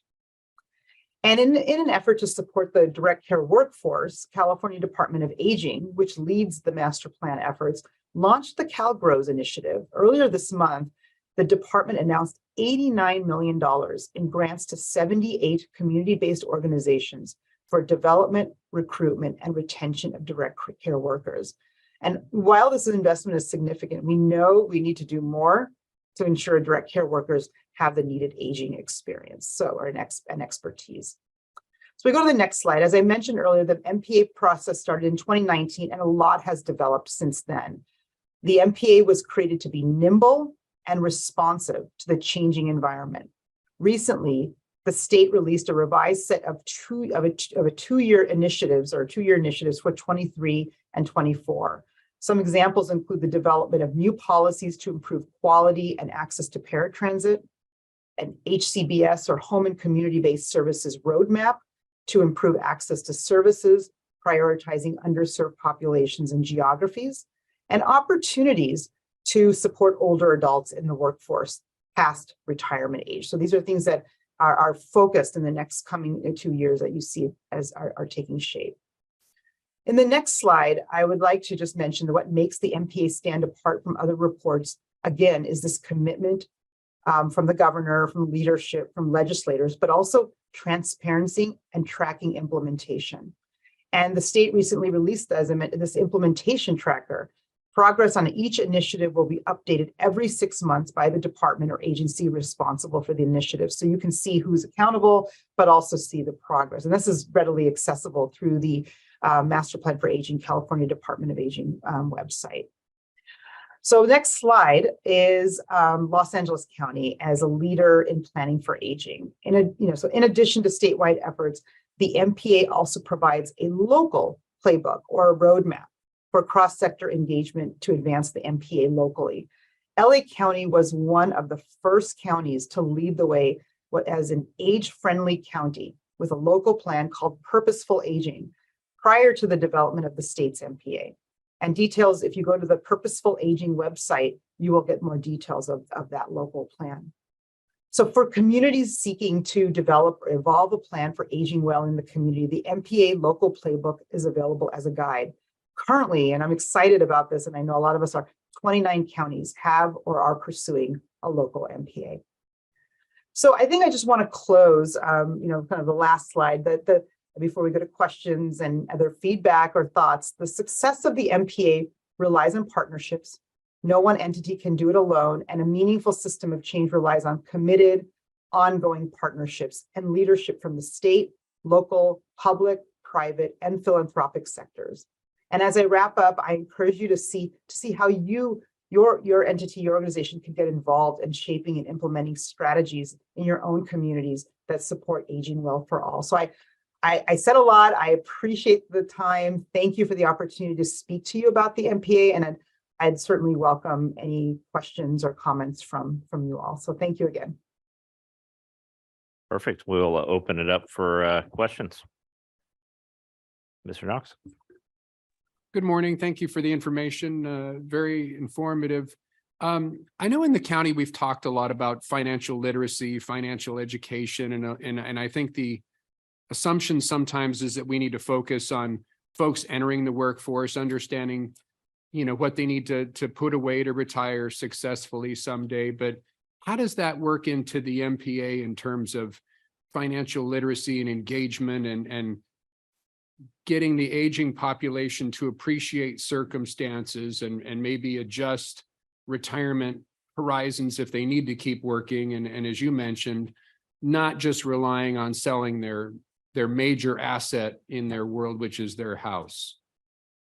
Yeah, it's a really important question. And I think, I think one of the things is there is a lot of, community organizations that are out there that can help support, some elements of, how to navigate the savings, and obviously employers can support that as well. But I think to answer your question, the MPA is still exploring about, what are the venues, the opportunities to enhance financial literacy, not only for the older adult, the one who's 65 or 60 or 65 plus, but also the, starting early. Because one of the things that the MPA really hones in on is that it's a plan for all ages, all stages of life. So how do we start to even think about financial literacy for somebody in their 40s?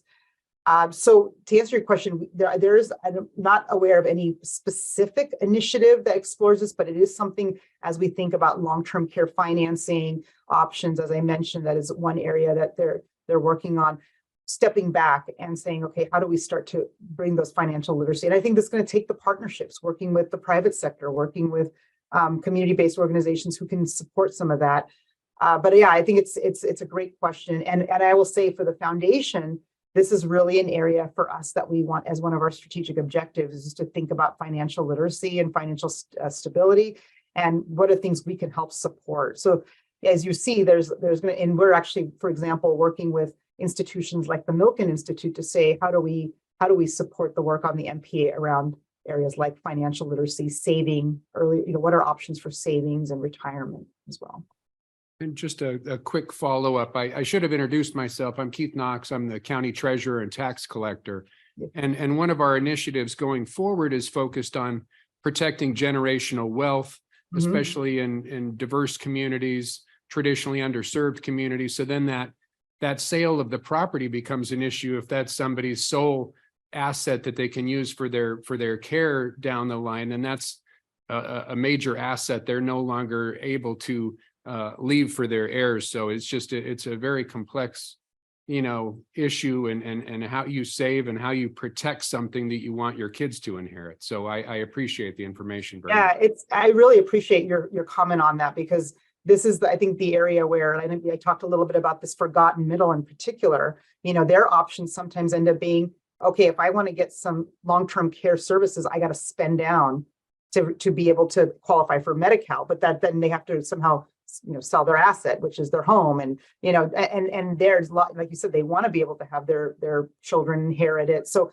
this financial literacy piece has to start early, right? To say you're going to, and there's a lot of, the other thing I should say, you probably know this, but there's a lot of confusion. People think that once they get Medicare, that they have long-term care benefits, and they don't, as you all, many know. That is not, you get 100 days coverage for like a skilled nursing facility, but if you need respite, if you need somebody in the home, you can't, that's going to have to be out of pocket. So I think we have a lot of approaches we need to take and creative solutions with financial folks and others to figure this out. Mr. Santos.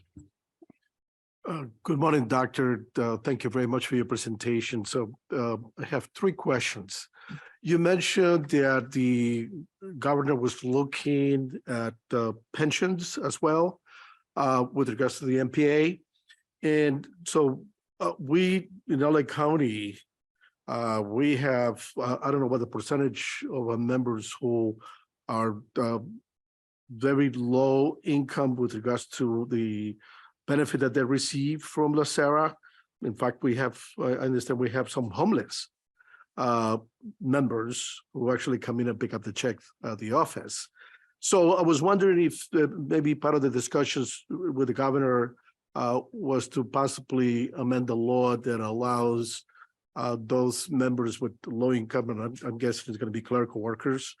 So that's one question. The other question I have is, you mentioned there were other counties that were looking at developing their own MPA.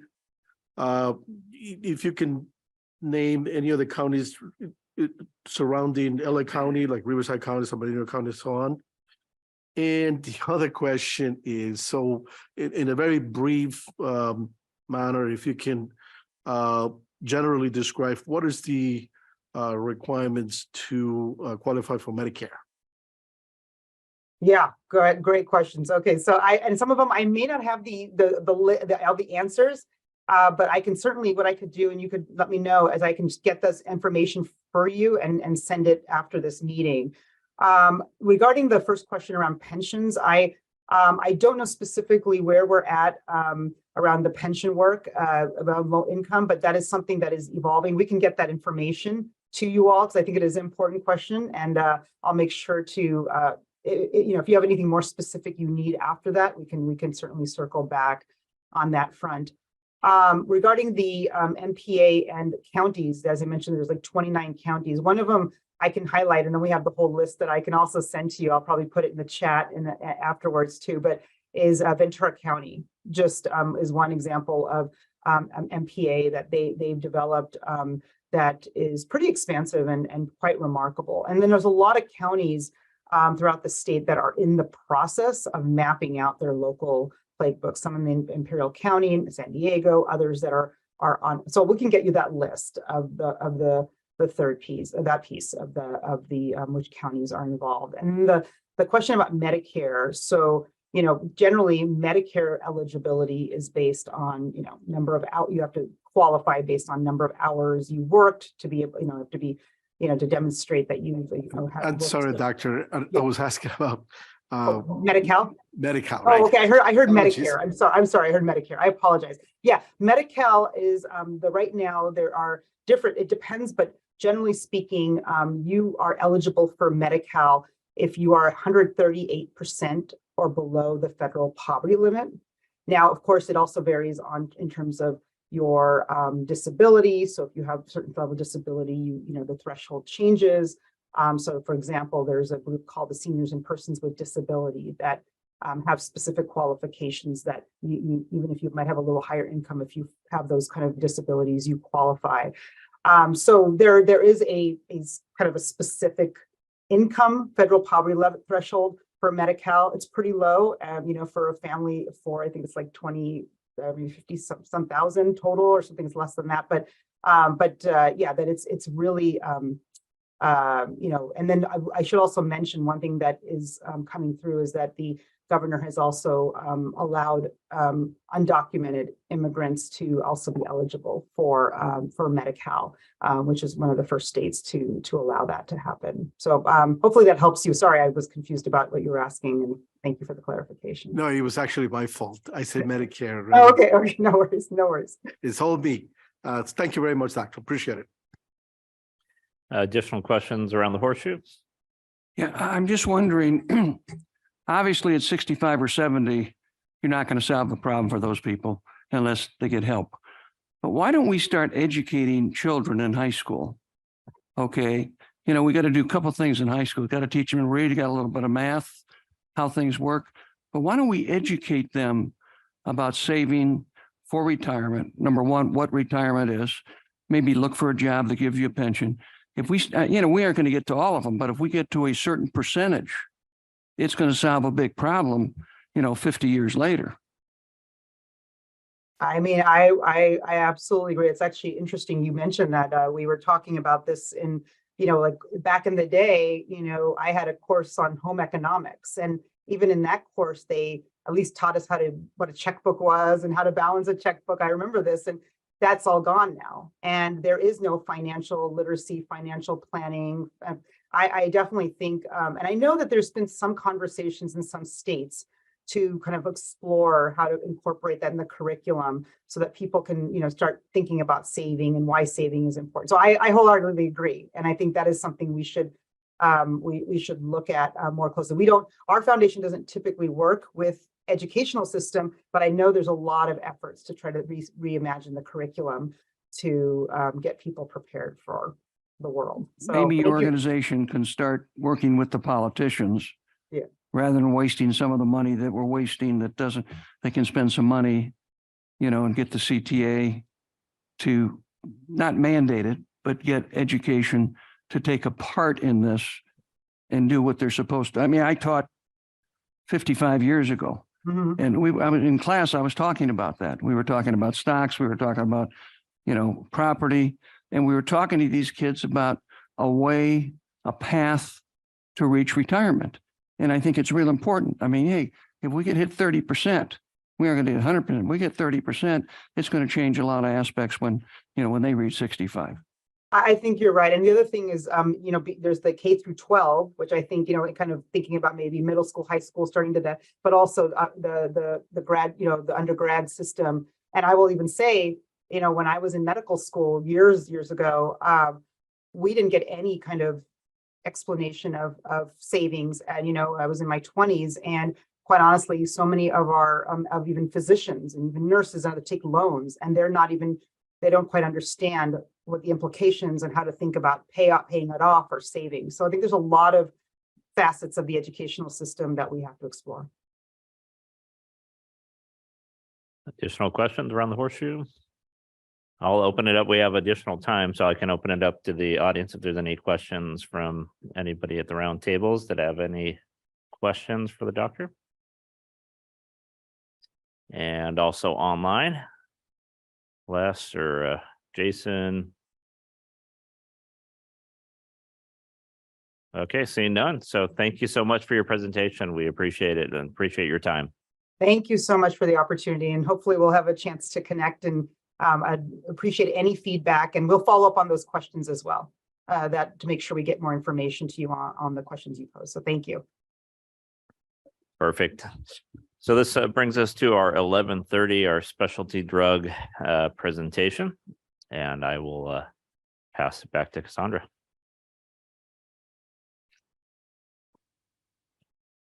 Yes.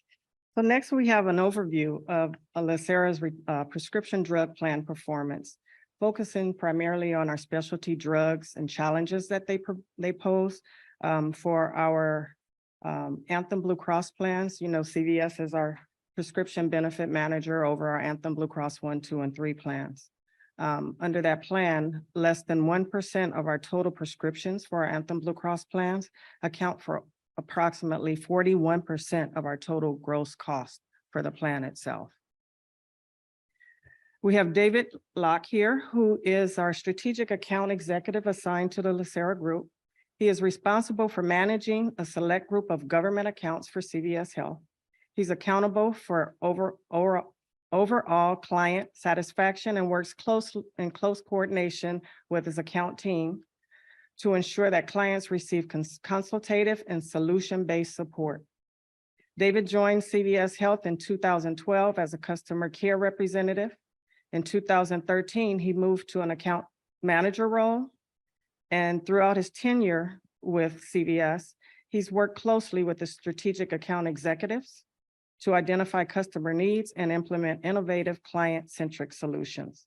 Prior to joining CVS, David was in the United States Air Force. We also have Laura Clower. Laura has been in the healthcare profession for 27 years. She joined CVS in 1997. In her current role as Senior Clinical Advisor, Laura has primary responsibility for drug formulary management, clinical review, and implementation of CVS drug utilization management programs and reports. She's also served as a staff pharmacist, verifying prescriptions for a CVS mail order facility. She has prior to joining CVS, she worked as a retail pharmacist and a pharmacy manager for Walgreens for over 2 years. Laura has earned her bachelor's of pharmacy degree from Washington State University in 1995. She's also the one that I call a lot of times with my prescription questions, so.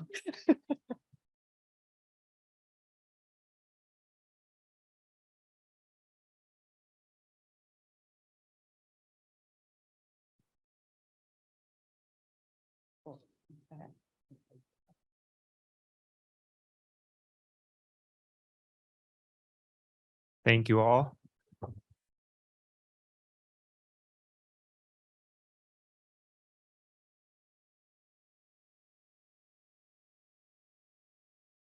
So as you probably heard, Laura is the smart one. I just get paid to talk. So if there's any questions, so Laura helping us out.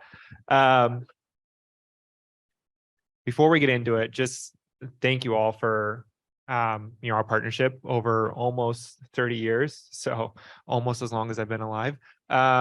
We really appreciate it. It's been a really great partnership. We've done a lot of work together, and we'll show you some of that work as we go through these slides.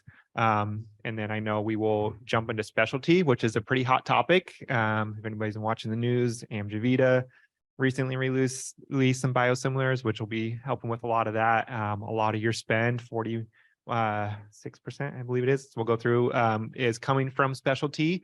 And so we'll be talking about that, talking about how it relates to the maximum allowable benefit, which I know has come up earlier, and where the specialty field is going in the upcoming years. All right, we're going to start with just a quick overview of what is a PBM, because I know a lot of you probably in this room are going, what do you guys do? My own wife, I've been doing this almost 12 years and she still doesn't know what I do. So very valid question. As a PBM, we help to control your spend. We help to increase your members' health, their adherence, looking at different programs, making sure different disease management programs. We've got a special program with you guys where we send out nurses, help them understand how to take their specialty medications. Some of these are very involved, home infusion, that sort of thing. And we basically hold their hand from day one and say, let us help you understand how to take this med. Let us help you with any side effects you're taking. Let us work with your doctor. We'll talk to them. We'll bring you into that conversation. So lots of disease management programs going on there to make sure your patient's health is being taken care of, while also looking at your overall spend and saying, how do we reduce some of that with you? How do we make sure the medications that are being prescribed in a way they should be and not being wasteful, or that there's not a less expensive medication that should be being prescribed and that sort of thing. So a lot of different programs that come together. And as our company continues to grow, we continue to innovate, continue to look at ways of how can we help to save you money while making sure your patients are getting the best care they possibly can. I think we'll get into this in just a second. one really unique thing about your plan, which you all know, I come from the Medicare space. That's where I've spent most of my tenure with CVS. You guys are essentially a Medicare plan without the Medicare, right? You're a commercial plan, you're a population that's retirees, but you're a Medicare plan. All of your members are retirees. So we see across our business certain medications that stay higher, that are high spends, and that looks different for a retiree population. You guys are a retiree population. So when I look at your plan coming from the Medicare space, I really think of you guys as a Medicare plan. And I think that'll help as we go through some of these slides of, oh yeah, those drugs ring true for what we see for a retiree population. So we're going to kind of go top to bottom here. So we're going to start with an overview. This is some of your spend with us and some of the things we take into place. I keep looking, it's on both sides. I'm not sure where to look. Some of the steps we take to help save you money. So you'll see the top line there. Overall, if you were to walk into a pharmacy, if your members were to get drugs without a plan in place, overall spend, you're looking at, over 2.5 million there, or 267 million. So, you're quarter of the way to $1 billion there. And then you come down, go to cost components there. So after we give you your discounts, we write your prescription and say, we're going to give you a certain amount flat off of generics, off of brands, all that comes down to 132 million. So you take about half of it off the top right there. And then, your members pay for some of that. And then you come down to 123, and then you got rebates and whatnot in there as well. So down at the bottom, your total net cost goes from, $250 million down to 88 million, 89 million. And then over to the right, that was last year. And then over to the right, you see 95 million. So 7.1%. Keep in mind that 7.1%, because we're going to talk about where that comes from. So you'll see this next slide is showing non-specialty medications. All right. If you look at the top, that dark blue bar graph, that negative sign right there, that's your non-specialty medications. So by default, right, if your non-specialty trend is going down, then all that other cost is coming from your specialty medications. And if you look, you guys are doing a great job, because that light blue one, that's our employer book of business. So on average, they're almost 9%, whereas you guys are negative. You guys are doing a great job of that. You can see down here, some of these drugs I was talking about. I think there's a laser pointer. Ooh, look at that. These anti-diabetics here, migraine stuff. So it's anti-diabetics and whatnot, a lot of stuff. We see that it's usually pretty high in our book of business, but again, with you being a retiree population, we see that. And that's just your trend contributors. Oncology is one of your highest spends. That's really common for your retiree population. So that's just showing you where some of that trend is coming from. Negative, we always want to see negative, really good. I'll show you why that's the case. This is GDR, which is your generic dispensing rate. Anybody knows you go to the pharmacy, you're getting Tylenol, right? Well, if you get the store brand over the name brand, it's going to be cheaper and it's going to do the exact same thing. So we want to see generic dispensed as high as possible. You'll see the dark blue here, 86% last year compared to your peer, which is about 84.5. You guys are doing a great job. That's why your non-specialty spend is negative. You'll see it dropped down a little bit this year, down to about 85.1. That's because of COVID. Those COVID drugs, they aren't generics. That brought it down a little bit. It's not anything you guys are doing. It's just COVID. So now we're going to get into the fun stuff.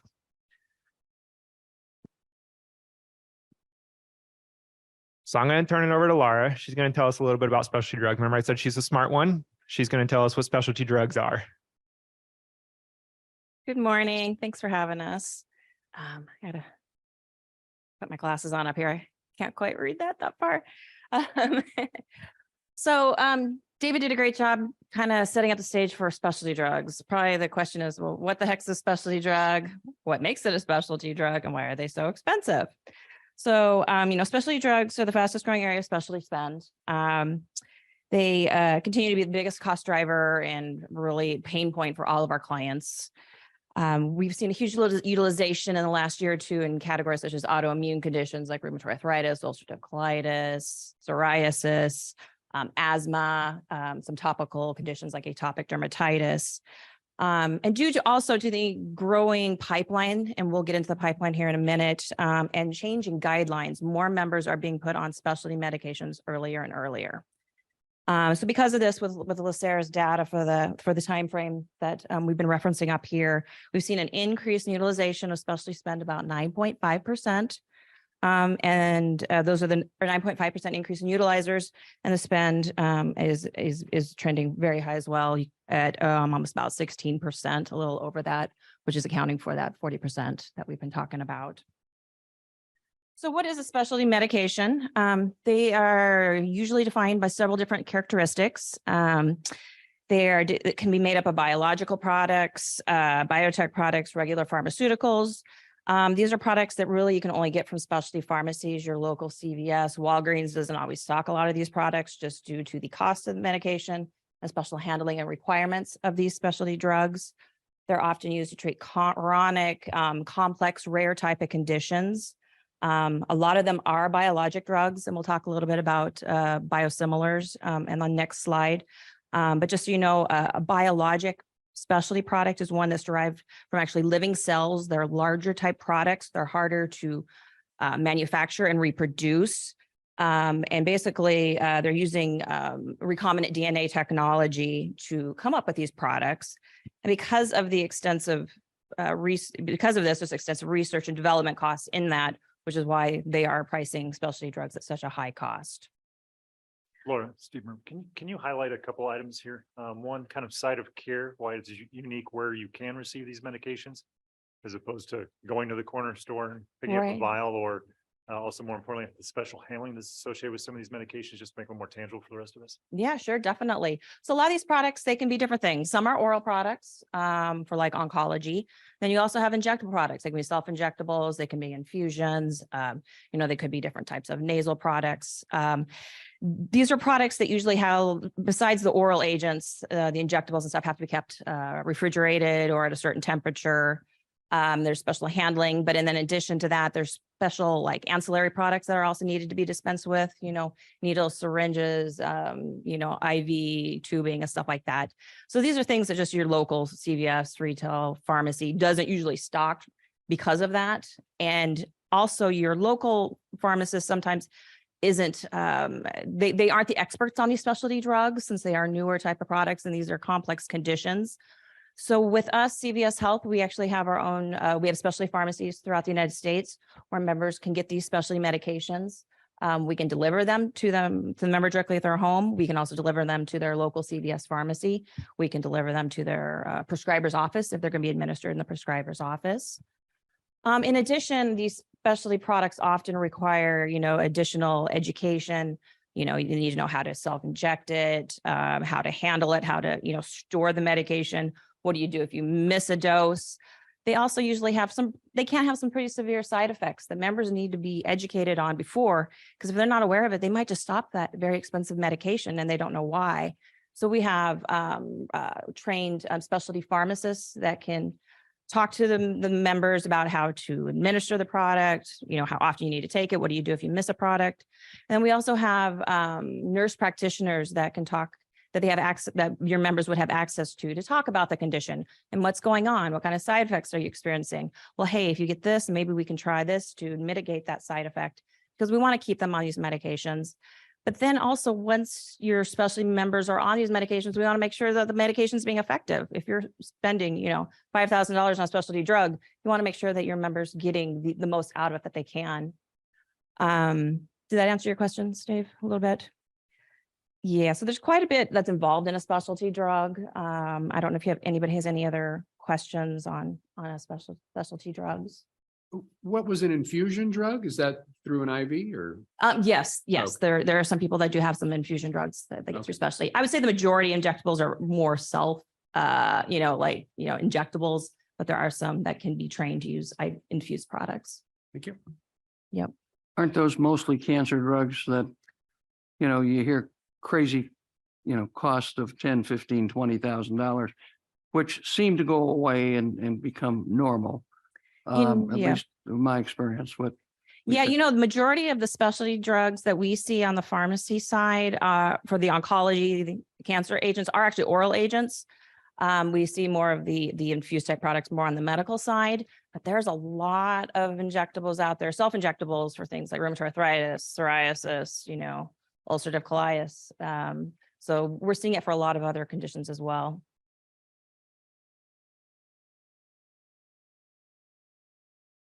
The self-injection medications, is there any reason why they can't be transferred to oral, taking them orally as opposed to injecting? Is this some kind of scheme from the pharmaceuticals to make it more expensive, or? No, actually, I don't think it is a scheme. They just have better outcomes they can get to the places in the body that needs to with the injectables faster and better, and they have better long-term studies for those. There's a few products out there where maybe you have the injectable form and an oral form, but not in every case. It's a great question. Laura, a lot of these products too are for classes of people that it's not a large population that's using these, right? Right. Which can lend to the cost, I'm assuming. Yeah, like multiple sclerosis. You can even have some pretty rare genetic type disorders, the members taking these medications. It just takes one of your members that has a very rare genetic condition that's taking these medications can be quite costly. We'll get into your numbers in a minute, but 130 some of your members are on specialty drugs. So you divide that, farmer's looking at it and they develop a drug, go through all the R&D, develop it, and get it out to 10,000 members, let's say. They're going to look to recoup costs, right? Which is going to lend to some of the expense. Are they more expensive than they should be? We'll leave that to pharma. But there's reasons behind why these costs are so expensive as well. Yeah, and I also would mention too that we do have in place when a member is prescribed one of these specialty drugs, there are certain criteria that must be met. They just can't go in and get that $5 prescription without meeting any clinical criteria. One, we want to make sure, have they tried first-line therapy before they jump to a specialty product? Do they have the FDA approved condition that is being treated? We don't want to be paying for off-labeled, clinical trials type stuff.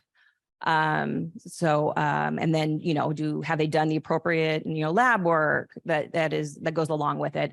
And then once someone is approved on a specialty medication, every once in a while we need to work with the prescriber to make sure it's being used effectively. They're getting the right lab test points that they need to, that's showing that it is effective. So we do have those parameters in place, which does lead to some savings as well for the plan.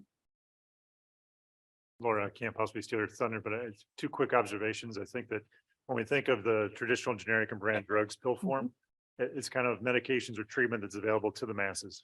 Okay. And some have side effects associated with them, and that's kind of how that goes. What we're doing now is I think we're seeing more tailored treatments towards individuals. And that's where some of these delivery methods are for, to tailor to the specific patient. So you've got that. But I think as we get into this, I don't want it to be lost, but yes, we will focus on the cost because it's important and it certainly gets the highlights. But I think, Laura, you can probably do a better job of this than I can. But some of these medications and treatments are also curing diseases that we could not handle before. So there are benefits to this, and there's a very difficult balance between the expenditures associated with them and the quality of life that is vastly improved because of their existence. I think that's a really good point, Steve. No one's out there saying these drugs shouldn't exist, that these drugs aren't medically necessary. They're incredibly necessary and doing amazing things. Some of these drugs are, like you said, curing. Look at Hep C a few years back, and actually curing hepatitis C through one treatment. Stuff like that. So these drugs are doing amazing things, but with those amazing things come very expensive price tags. Yeah, so I think we can go ahead and go to the next slide. And just to give you a little bit of reference, the top 25 drugs for the LACERA plan, 15 out of 25 are specialty medications. 10 years ago, you'd just see maybe one or two sprinkled in there. So just kind of illustrates how the specialty is really, overtaking the specialty spend. And I think, Steve, to your point, there are no generics for specialty drugs. I had mentioned how difficult it is to make these products. They cannot be duplicated exactly like a regular non-specialty or a regular non-specialty drug. So it's not true. So there's no true generics for specialty drugs. You might have heard of biosimilars. Biosimilars have been in the news a lot in the last year, or I'm sorry, the last month. And David had referred to it as well. Biosimilars are products that are highly similar. They've been FDA approved that they're highly similar and there's no clinically significant differences in the products. There is a lot you can see on here of specialty biosimilars that have been approved, but approval doesn't mean launch. Humira is your number 2 specialty drug. It's autoimmune product, can be used for rheumatoid arthritis, psoriasis, ulcerative colitis. I think there's 10 different indications.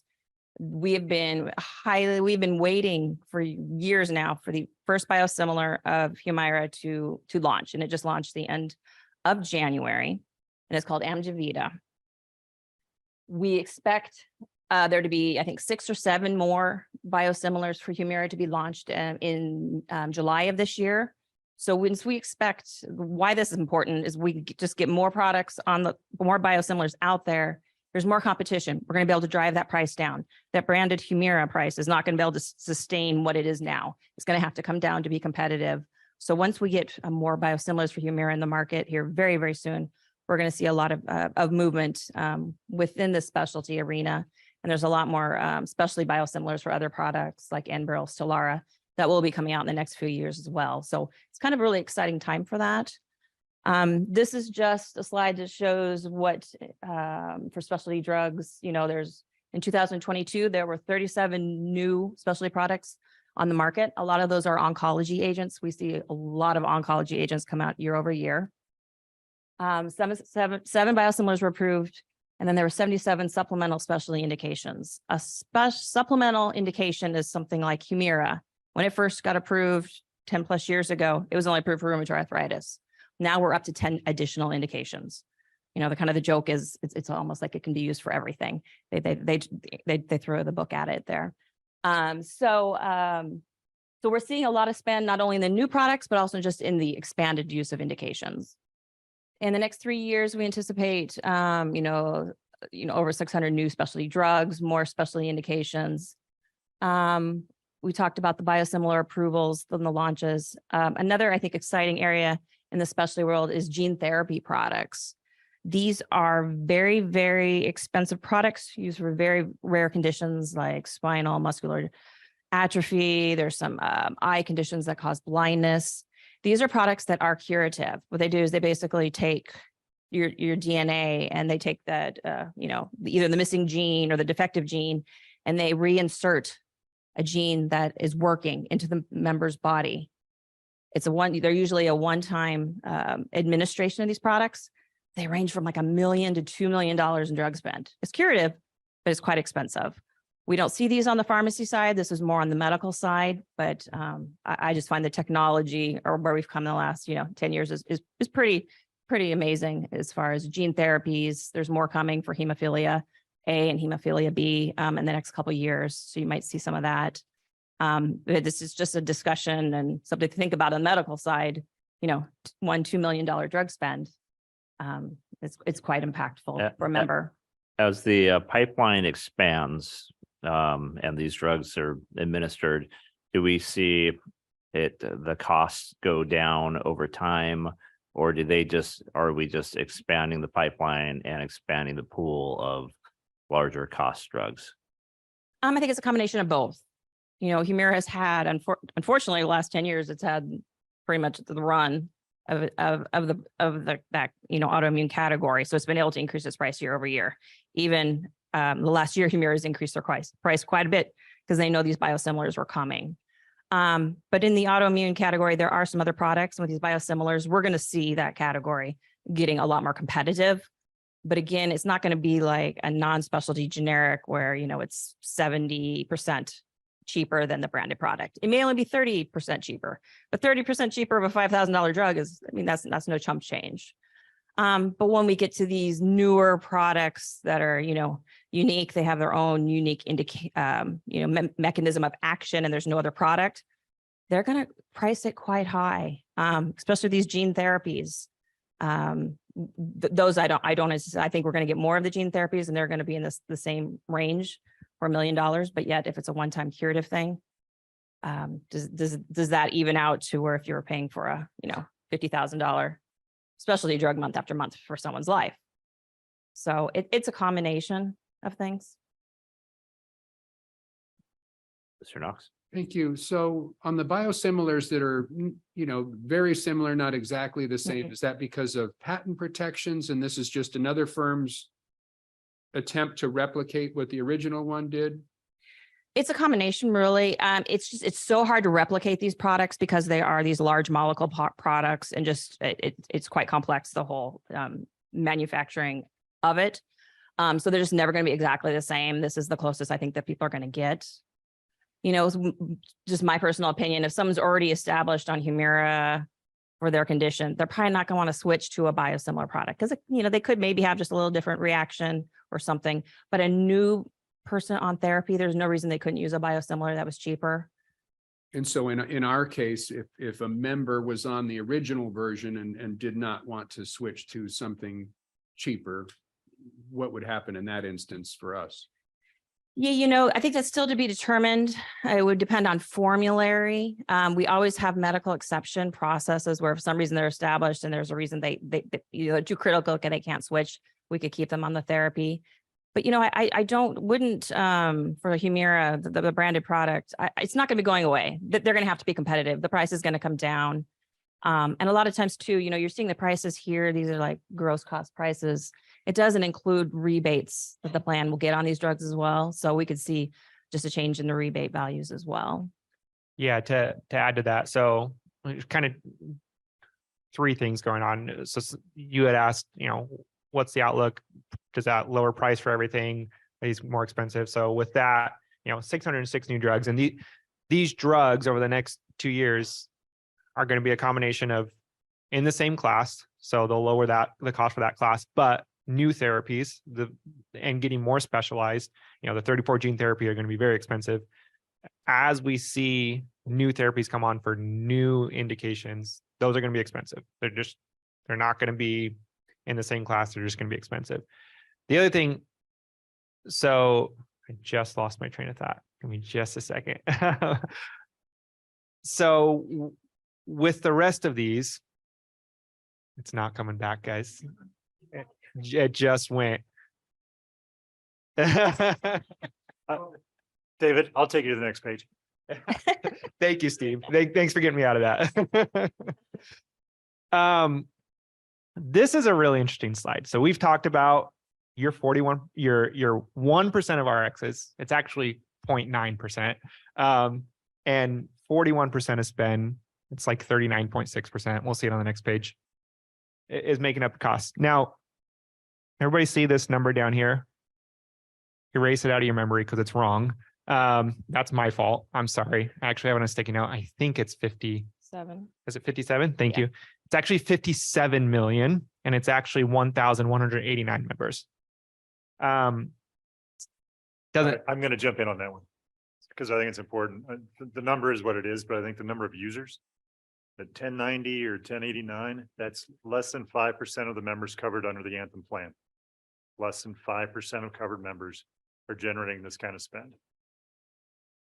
Absolutely, Steve. Exactly where I was going to go. It's a really good point, because if you look over here on your top spender, I mentioned oncology earlier. It's a big spend for retirees.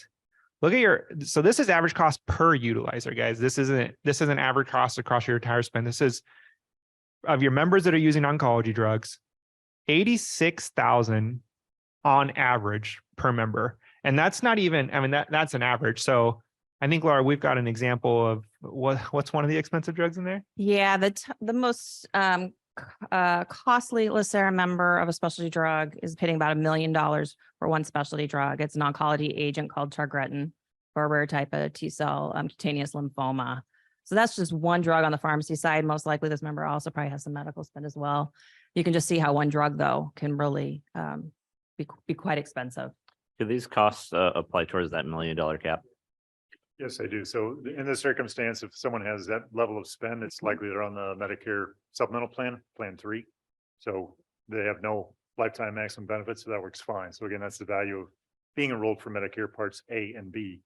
That removes that lifetime maximum. So again, personal balance between the IRMA penalty, for someone, but recognizing if I had do I have concern about paying the IRMA, or do I have concern about trying to fund something that is well beyond my financial capabilities? So it's an important risk management solution. I think the other thing that I wanted to point out too is a lot of the spend on specialty, not all of it occurs on the pharmacy side, some of it occurs on the medical side. Correct. And so again, it's kind of a two channel accumulation. So again, you could have a member kind of being on the outside and kind of managing their pharmacy and thinking I'm doing fine relative to lifetime maximum benefit. But if they have a hospitalization or they end up pursuing a treatment, that could ramp up so quickly that they may not even know. I think the other key to that, Steve, and I know your members are smart and they're retired, so they've got time to look at their plan. But I'm in this business, and when my benefits come up and I look at them, I still have to really dig into them to understand them. Your members are going into a pharmacy, they get a 30-day supply of this oncology med, it's $50 to them. So they aren't necessarily going in and understanding that there's $250,000 to spend behind the scenes, or for the cheaper ones, $15,000 to spend behind the scenes, and realizing that that's accumulating towards their max. They see the $50 and they think that's what it is. Mhm. So there's another piece there of when they're choosing their plans, are they realizing the differences? We have Ms. Gray with a question. I guess this is a question both for you and maybe Cassandra. How seamless is the transition from an active member to a retiree who is on specialty drugs? Do they have to be reevaluated? Do they have to get reapproved? Or can they just transition from where they are, say they're with Anthem Blue Cross, and they're taking Remicade or Humira or something like that? Mhm. Can they just simply transition to that same drug once they are a retiree? Normally, we recommend members, when they enroll, they need to see their provider again, because they're gonna need to get a new prescription written, because we don't know the duration of the balance of that prescription. So we try to get them to fill their prescriptions before they actually retire, so they have a supply on hand, and then go see their doctor to start up their new prescription, which could be the same drug, but it'll have to be a new prescription to be submitted under their LACERA group. Will they have to obtain approval from the LACERA prescription plan? Well, the doctor would, of course, they would have the records already. And so you go into your doctor, the member itself, like if you were to go into your doctor and tell them you need a new prescription, you're changing your health plan, it's going to be seamless to the member. But behind the scenes, what that does is that now switches you over to the LACERA group plan. So they have that record to start you fresh again. Chair? Question. So Go ahead. Cassandra, I think Ms. Gray is looking at prior authorization. Is that Yeah. what you're referencing? Ms. Gray? Yes. Yeah. Got it. And also, Yes. Going from one plan, like for myself, I'm on Anthem Blue Cross as an active member, and it is extremely intimidating to think that, say, in the next couple of years, I'm going to be a retiree. It's probably why I stay on the board. I mean, how easy is it going to be for me to transition to the specialty drug or drugs that I'm on to stay alive? If you're already on the drug and you go see your doctor, definitely for these specialty drugs, we do have what they call a prior authorization that you just mentioned. Sometimes you hear us just say PA. We do have that in place for those members, or for our members, because we do want to make sure that the drug they're taking is for the reason or their diagnosis, not being used for some off-label, because we're not going to pay for off-label. It's designed for specific conditions. So there are prior authorizations in our program. We also have what they call step therapy, where if there's another drug that does the same thing, We have them go through maybe that step therapy process as opposed to just jumping to the most expensive drug. So there is a process that goes through, but it's relatively easy, but it could be time consuming, which is why we tell members, get you a supply before you retire and then start that immediately. See your doctor, get a new prescription, and let's get that started. But I think one of the assumptions is that the provider does accept LACERA's plan. Well, under Anthem, you can Assuming- go to any doctor you want to. So chances are, if you're already an Anthem plan member, you're going to continue to see your same provider that you've been seeing. So they already know your history and everything. It's just a matter of going in and restarting that process with a new prescription. Okay. Yeah, under Anthem, yeah, you have a different one. So I think that's key. Yeah, and just to add to that, Cassandra. So it's two different companies. Go ahead. My apologies. Sure. Can you be denied coverage for a drug you're already on for retirement? Can you? Yes. Will it happen? Very unlikely, unless there's something wrong. If you're coming in and you're taking Humira and it's on the form, the formulary is what's going to be the barrier if there is one. So if for some reason Humira were to come off the formulary, would be to replaced by a least expensive drug, because that's would likely be the reason, because we go for lowest net cost. And so if it were to be replaced by a less expensive medication and you were to switch over and come on and say, I want to take Humira, we say, we don't cover Humira, you can take this medication. Then you would go to your prescriber and say, this is what my insurance covers. And you would be switched to that. Now, as long as the formularies match up, you're not going to be denied because you're already on it. These medications are specialized. They're being used for that. Anthem's got in prior authorizations for them. We've got in prior authorizations for them. All the evidence is there to back that up. Would you agree with that, Laura? I would agree, but I'd also, there's always going to be a one-off situation. There's always a medical exception, medical review process pathway that the members can go down if they do run into some What barrier. if the doctor doesn't want to make that change and the doctor insists Mhm. that patient is taking that drug rather than a different drug? Are you going to fight the doctor or are you going to allow that to occur? It kind of just depends. And if the doctor can prove medical necessity why they can't switch for some reason, then they'll take that into consideration and approve it. So, I mean, our goal is just to not deny everybody that comes in. We're just really trying to protect us and protect the plan and make sure that, it was being used appropriately if you're going to continue to pay for this very expensive medication. So, I mean, I work with Cassandra all the time, we can all, for any one-off situation, we can work, we can help, we can go through it. We're not going to deny somebody on day one and then just say, well, you're out of luck. You need to get this from your doctor. There's things we could do in the meantime until you can get all that information from the doctor so that you can continue Most of on the your time when I therapy. see a doctor, I don't know if you want to agree with this or not, Steve, and the doctor intervenes and is pretty specific with reasons why he doesn't want to change drugs. Mhm. They've never refused him. I don't think they want to Correct. get into a battle with an MD. The inline is your provider is the driver. So if your provider says that that's something you have to take, that's where we use the medical necessity and it's covered. If I can just chime in for a second, it's been a great discussion, but I think it really highlights the first presentation, which was an overview of LACERA's programs. It's easy for us to walk into that and going, what do we have? What do we have? But quite frankly, the prism that people look at it is, I've been with the county for decades. I'm retiring, so I'm going to take what I have. That could not be further from the truth. Yes, the county may have an Anthem plan. LACERA has an Anthem plan. County uses Kaiser, LACERA uses Kaiser, but they are not identical. They don't function the same way. They don't have the same rules, et cetera. And again, the point brought up before, physicians will kind of drive it and rule it. So again, there's the ability to navigate that. And again, that's the importance of having the staff with LACERA and the retiree healthcare group to help members navigate that work. But I think there's an impression of I'm retiring and I'm going to have the exact same thing. And again, that's where we kind of have people walking into creating episodes of the lifetime maximum being important to them suddenly because they've chosen to relocate outside the county, go to another state. So they take a particular plan because that gives them the access they want, but not realizing I had an unlimited benefit plan with the county, didn't need it, but I had it. And now I've moved somewhere else. I'm using Anthem. It's the same, correct? And it's not.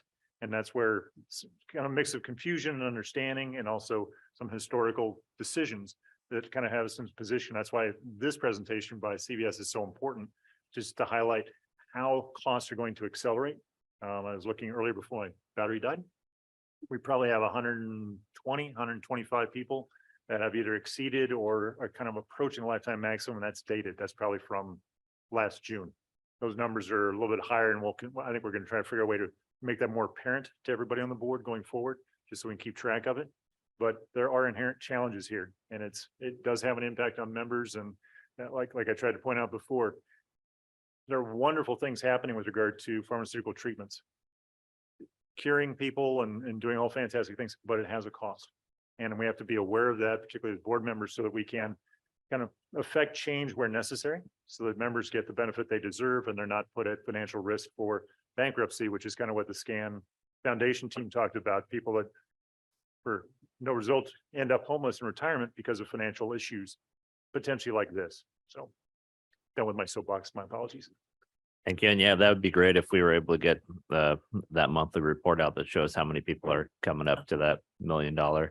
And I would assume that a vast majority of our members have a seamless transition in retirement. And although there's a lot that goes on behind the scenes, and most people don't even realize that they're in totally different plans, I think for them, for most people, it's pretty seamless transition. I think we've only had a couple of people that have come to the board asking for exceptions because they didn't realize that the plan was different. But we always try to take care of that member, making sure that, you know, we do get them into the same plan. One other thing I wanted to bring about CVS is they don't not only look at the lower cost to try to control the cost, but they also look at the efficacy of the drugs, which is more effective in the controlling of someone's condition. So it's not just the cost. So don't get that part wrong, but they also look at the safety for the member as well. Yes, thank you for that, Cassandra. All right, so this is, you've seen some of this information already. Let's look a little bit. So blue bar, that's your specialty trend. Maybe your non-specialty was negative. It's not the case for specialty, 12.2% trend year over year. And then also with this, so that's the 40.6% you saw on the other one. That's the 1% of members. Your utilization, that's how many members are utilizing specialty, went up 6.4%. That's going to continue to go up year over year. You'll see that go up as more indications come out, as specialty drugs start to treat more and more diseases. That'll continue to go up. You'll continue to get more members move over to specialty. So it's 1% now, 1% of scripts now. It'll continue to rise year over year. You'll see over the next 3 to 5 years, if not sooner, this 40.6% will go up to 50%. Before you know it, it'll be half your cost. Yeah, I would say most clients are probably already at 50%. So actually, you guys are a little bit lower than that. I'm shocked you guys aren't there yet, Yeah. honestly. I'll just jump in really quick as a point of order for any staff members that are in the hotel. Just remind you to check on out since we're at checkout time. So if you haven't checked out already, please do so. Apologize, go ahead and continue. All right. And then down here, some of those drug categories we talked about, the average cost per utilizer. The bottom one, number 5, that I can't pronounce is Thrombocytopenia. See, there you go. Smart one, You everyone. can see the small number of utilizers of the last 2 categories, rare type of conditions that are being treated, but quite costly on an average cost per utilizer basis. You can see $211,000 for the amyloidosis and the thrombocytopenia at almost $140,000 per utilizer. 6 members, 1.2 million, expensive drugs. David, quick for context, when you look at the gross specialty trend, which is that chart in the middle of the square. So we have LACERA, which is a retiree population. So again, we've talked about oncology and the kind of conditions that are associated with post-employment. The employer book of business, is that based off of a traditional employer group active population, or is that Medicare, which one is it? It's an active population. Yeah. So that's why you you're a guys are little bit higher. comparing yourself. So you're a little bit higher. This chart's a little deceiving. It's 12.2 compared to 11.8. So less than 0.5% higher. The bar graph makes it look a lot more. You guys are frankly doing really well. Expensive medications. There are issues to solve. You're frankly doing really well on your specialty spend. It should be higher than that. So kudos to you guys. But again, these average cost per utilizer, average cost per member are very high.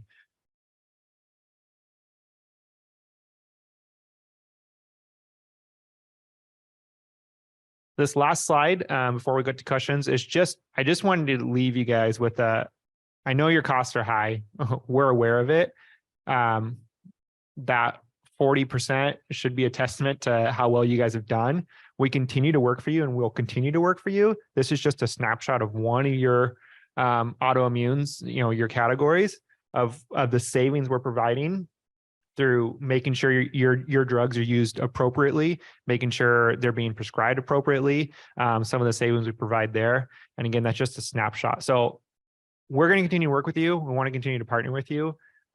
We talk with Cassandra, we talk with Kathy, we talk Santos, and making sure that we're meeting your guys' goals. So we want to continue to have those conversations and continue to help drive those costs lower while taking care of your members. So we're open to suggestions on how to do that, and we'll continue to bring you suggestions.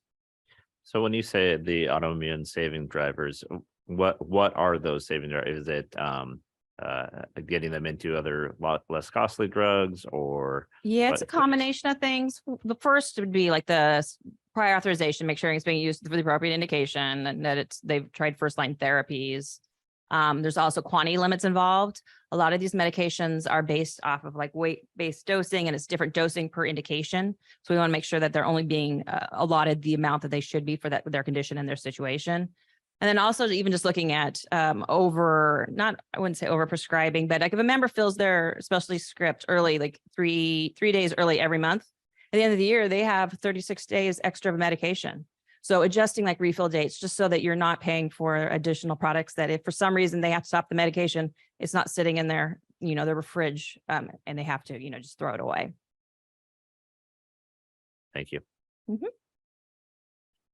Was that wrapped up the? Yeah, we're wrapped. If you any questions that were perfect. So we'll open it up for questions on any of the topics discussed. Great discussion. One thing, Sean, I wanted to point out, you had mentioned about the updated list. I did get an updated list from Anthem showing how many people we have approaching that $1 million. We have a total of 125 as of just probably a month or so ago. Wow. And what's the cutoff for that number? Are we saying 750 and higher? Or? No, we work with Anthem and we ask them, let us know anybody that is at 600,000 or above. And so then we start trying to outreach them, letting them know to pay attention to your EOBs when you get it, because that's where Anthem tells them amount that they've reached. A couple of times we've even told the member, call Anthem because you may have had claims come through since we've gotten this report, and that has happened. Thank you. Mr. Kryman. So I just wanted to thank you for the presentation. And I did want to mention that we have had some discussions with our business partners. We're contemplating putting a newsletter together specifically to address the changes or the differences between the active member plans versus the retiree healthcare plans, so that we can begin that discussion and inform our members, in addition to other articles and ideas that Cassandra has put forward and Lewis is thinking about. So we're working on that. I'm not sure what the timing is going to be, but that's something that our communications folks will be working on with Cassandra and with Lewis on. So we realize that it's an important topic. It has a direct correlation to the $1 million cap that will be highlighted. For example, I think people need to understand that that is definitely something that needs to be considered when they're making their healthcare choices. Yeah, thank you. I personally know a member that delayed by 2 years because of the $1 million cap and because of their family situation. So Well, Yeah. I can tell you that my sister who's retired and falls into, she's not eligible for Medicare. She pays for her own doctor visits out of cash. Because of the $1 million cap, which I thought, I keep telling her that's crazy, but she feels that she needs to save it because of what's going to happen in the future. It's the fear of the future and what's going to happen that we all eventually have to cross that threshold, right? We all are going to get sick and have to take care of themselves. So I just, barbecues are very interesting in my house. Let's just put it that way. Mr. Knox. Thank you. Thank you for the presentation. Something you said at the end triggered a question. I tend to, I guess, naively assume that all prescription medicine is eventually taken by the member or the patient. Yep. Is there an industry rule of thumb as far as like waste is concerned as a percentage or a? There's a percentage. It's called a medication possession ratio, and it's 80%. So we consider someone adherent if they take their medication 80% of the time, which is not great if you think about a diabetic member that's not taking their medication several days a month. We typically see in the specialty arena, we see 80 plus adherence for members. It's pretty high. It's more in the non-specialty categories that we see it lower. The medication possession ratio. It's things like hypertension. Sometimes you don't feel bad every day if you don't take your medication. It's not an instant, thing. So that's really where there's a lot of work and adherence there. I will mention though that retirees are so much more adherent than the younger population. So I think they have more time to commit to it. They're better utilizers of generic medications for the non-specialty drugs. But yet the consequences are more dire, obviously, in the retiree population if you're not taking your medication. So One of the things we did also with our retirees, we cut off the auto refill because we did find that some members were stockpiling their medication. So we discontinued the auto refill. So members have to initiate when they need their refills. and with I was just going to say, with specialty medications too, we reach out and talk to the member before we dispense it. We're not shipping $5,000 worth of medication, not even knowing if the member's even at home. So we work with them to make sure they're going to be home. Where should we send it? Or do you really need it? Do you have any on hand? So we are doing some things too around that. Perfect. Well, thank you. You hit it right there at 12:15. So I definitely appreciate the presentation. Very informative. Very informative. Thank you very much. Great. Okay. Thank you for your time. Thank you for having us. Thank you all. So this now brings us to lunch. We'll be on lunch until 1:15. 1:15. Recording So, stopped. once again, if you haven't checked out, please do so. Trustees have until 1:30, but still please check out before we start back.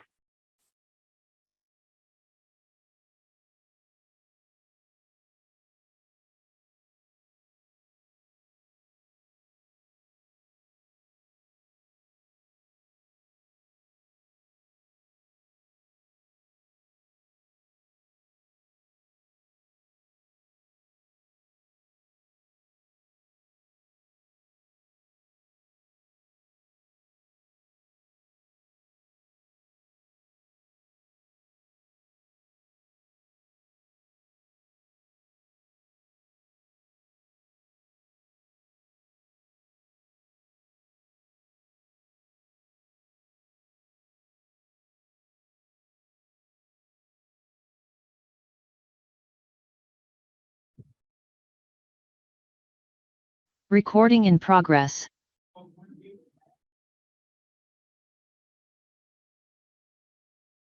Good afternoon, everyone.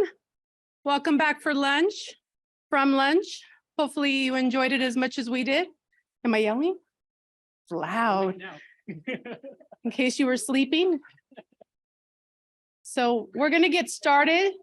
We have Yeah, please about have 3 a minutes have a seat for if you can. Disability Retirement Services process overview. And I'm going to be introducing you to one of our very valued team members.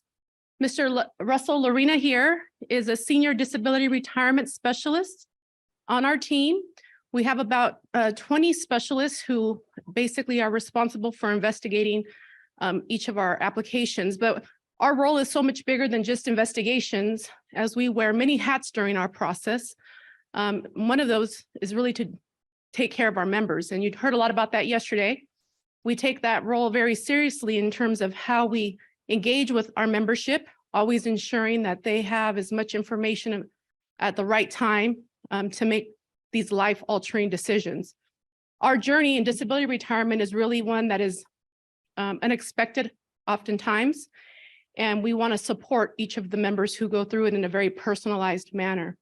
And today, Russell's going to go over our process specifically, but we will be available for questions if you have anything outside of what Russell shares today. Russell's been with our team for a decade. Yeah.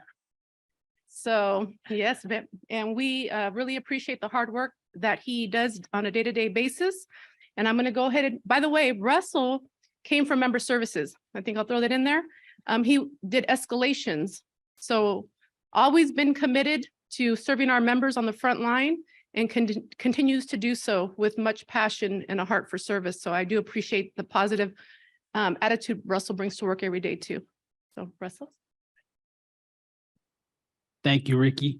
Again, my name is Russell Arena. I'm a senior disability retirement specialist. Before I start, I want to thank you all for allowing our department to provide you our process overview, but also give you all our member, provide you kind of like an outlook of what our member experience is like, which obviously is the most important thing and why we do our job. That's why I came to LACERA, is to ensure that our members are fully serviced and counseled in regards to the process. And the disability retirement process, from the 10 years I've been doing this, when a member applies for their application or even asks the question before they apply for their application, there's an understanding that this is a difficult process for them. And the first thing is that we have to show empathy. And so we're just not, okay, submit your application, you have the questions, you have this process and move along. We have to show empathy. A lot of these members that file for their application do not want to file this. They're in a difficult situation. And so we want to make sure as staff that when they go through this process, they understand it, obviously, but also that we're going to be there with them until the end. And so thank you all again, and let's go ahead and start. So our Disability Retirement Service Division, as far as who we have in there, you met Ricky or know Ricky already, our division manager, our supervisors, our legal counsel, our disability retirement specialists, our administrative support, intake, records and management unit, anchors and appeals. So all of these units, specialists, supervisors, ensure that our process is done correctly and timely. And so I think we're a valuable team, and we are always open to each other as far as getting more information, finding out ways, taking a proactive approach as far as finding ways to have a high quality of work, but ensuring that these applications are completed in a timely manner. Now, what disability benefits does LACERA offer? Now, I'm going to be touching upon the eligibility in regards to each different benefits that we have, but I also want to state that as far as the main eligibility for disability benefits is a member must be in a contributory plan. And that's the main eligibility point in regards to these type of benefits we do offer. So the first benefit that we offer is the service-connected disability retirement. The member is eligible on the first day of employment. They must be permanently disabled. The illness or injury must be connected to the workplace. The benefit is 50% of their salary, tax-free, and 50% of their healthcare subsidy. The other benefit is the non-service connected disability retirement, where the member must have at least 5 years of service, must be permanently disabled. There's no direct link to the workplace, and the benefit is up to 33.3% of their salary. The salary supplement, another benefit that we offer, it's the same process as in regards to the service-connected and non-service-connected disability retirement. It allows the injured employee or member to continue working, and the benefit amount or the amount that we supplement to them is the amount based on the benefit is granted, whether it's non-service connected disability or non-service connected disability retirement. The next benefit is the service connected survivor benefit. And this is eligible for our eligible survivors. The member passes away during active service and the death must be service connected. I do want to add here that we have these different types of benefits, but I want to add the service retirement. During the initial process, before they file their application, we get phone calls from members or face-to-face in our member services center, and they provide us their whole situation. Whether on medical leave, they let us know what their illness or injury is, and then also the financial issues that they may have, because we let them know that the process could take about 12 to 14 months. And they'll let us know that, hey, you know, I don't plan on going back to work. My illness or injury is really that bad. And so we look at their account, and if they're a contributory plan member and they meet the eligibility rights in regards to their plan, they may be able to service retire. But we also let them know that in the event that they go through this process and they're denied, they cannot return back to work. So we go through a full counseling session before the application is filed. So I really want to add that service retirement benefit, even though it's not a quote unquote disability benefit that's offered or in this list. What you see here is our employee application package. It includes the disability retirement step-by-step guide. In the box are the required documents that the applicant must complete. The physician statement is a document that must be completed by their treating physician. So in order for us to proceed with the application process, those documents must be completed. The last two bullet points or documents there, the notice of attorney representation, the application for supplemental disability allowance must be completed based on their certain situation. If they have an attorney, they complete the notice of attorney representation. If they're going to go proceed with the salary supplement process, then you have to complete the application for supplemental disability allowance. When should a member apply? The application for disability allowance must be filed when the member is in active service or within 4 months of terminating service. It's considered late filed if the application is filed after the 4 months of terminating county service, but the member must meet additional burden of proving continuous incapacity. Also, later on in the process, our panel physician or independent medical examiner must address the continuous incapacity, and in addition to the permanent incapacity and causation.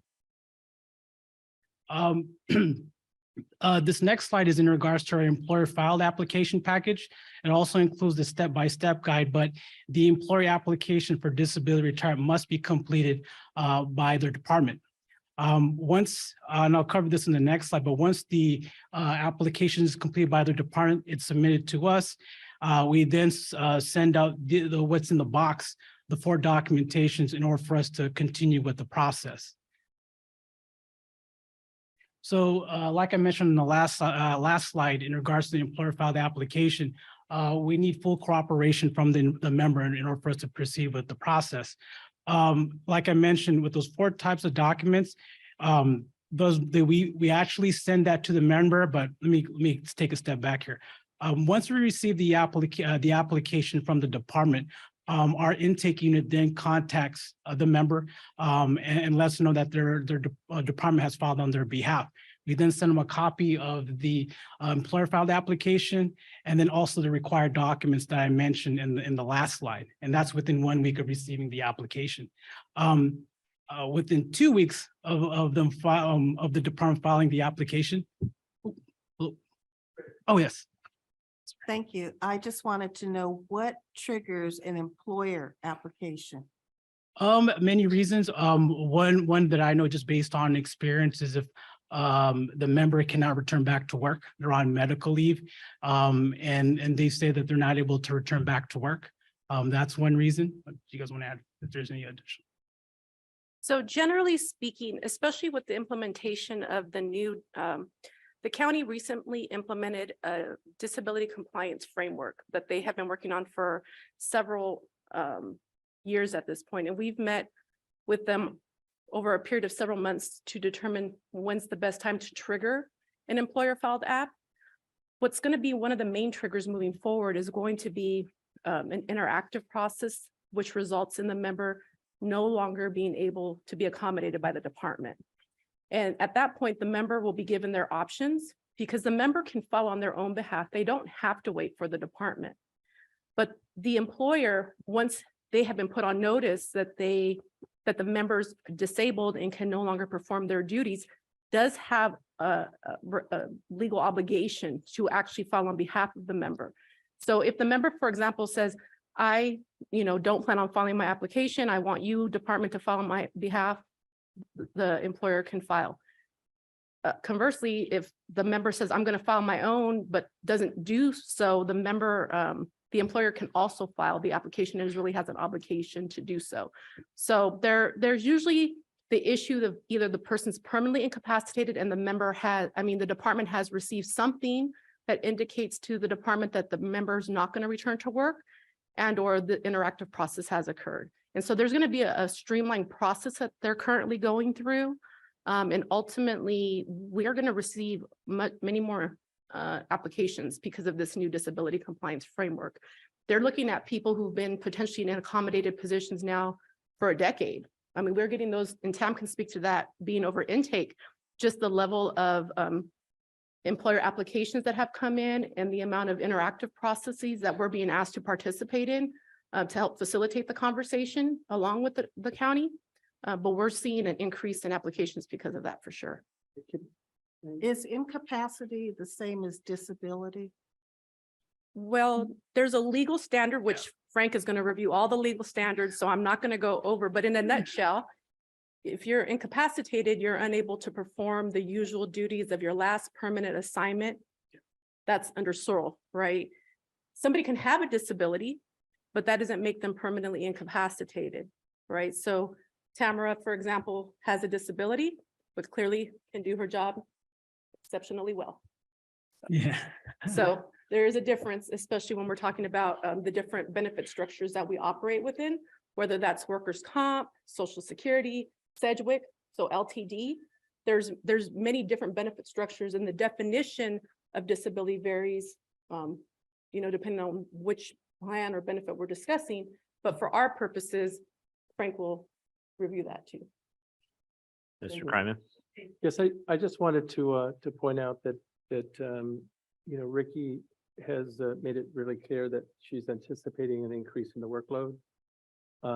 So this is sort of a budget spoiler alert,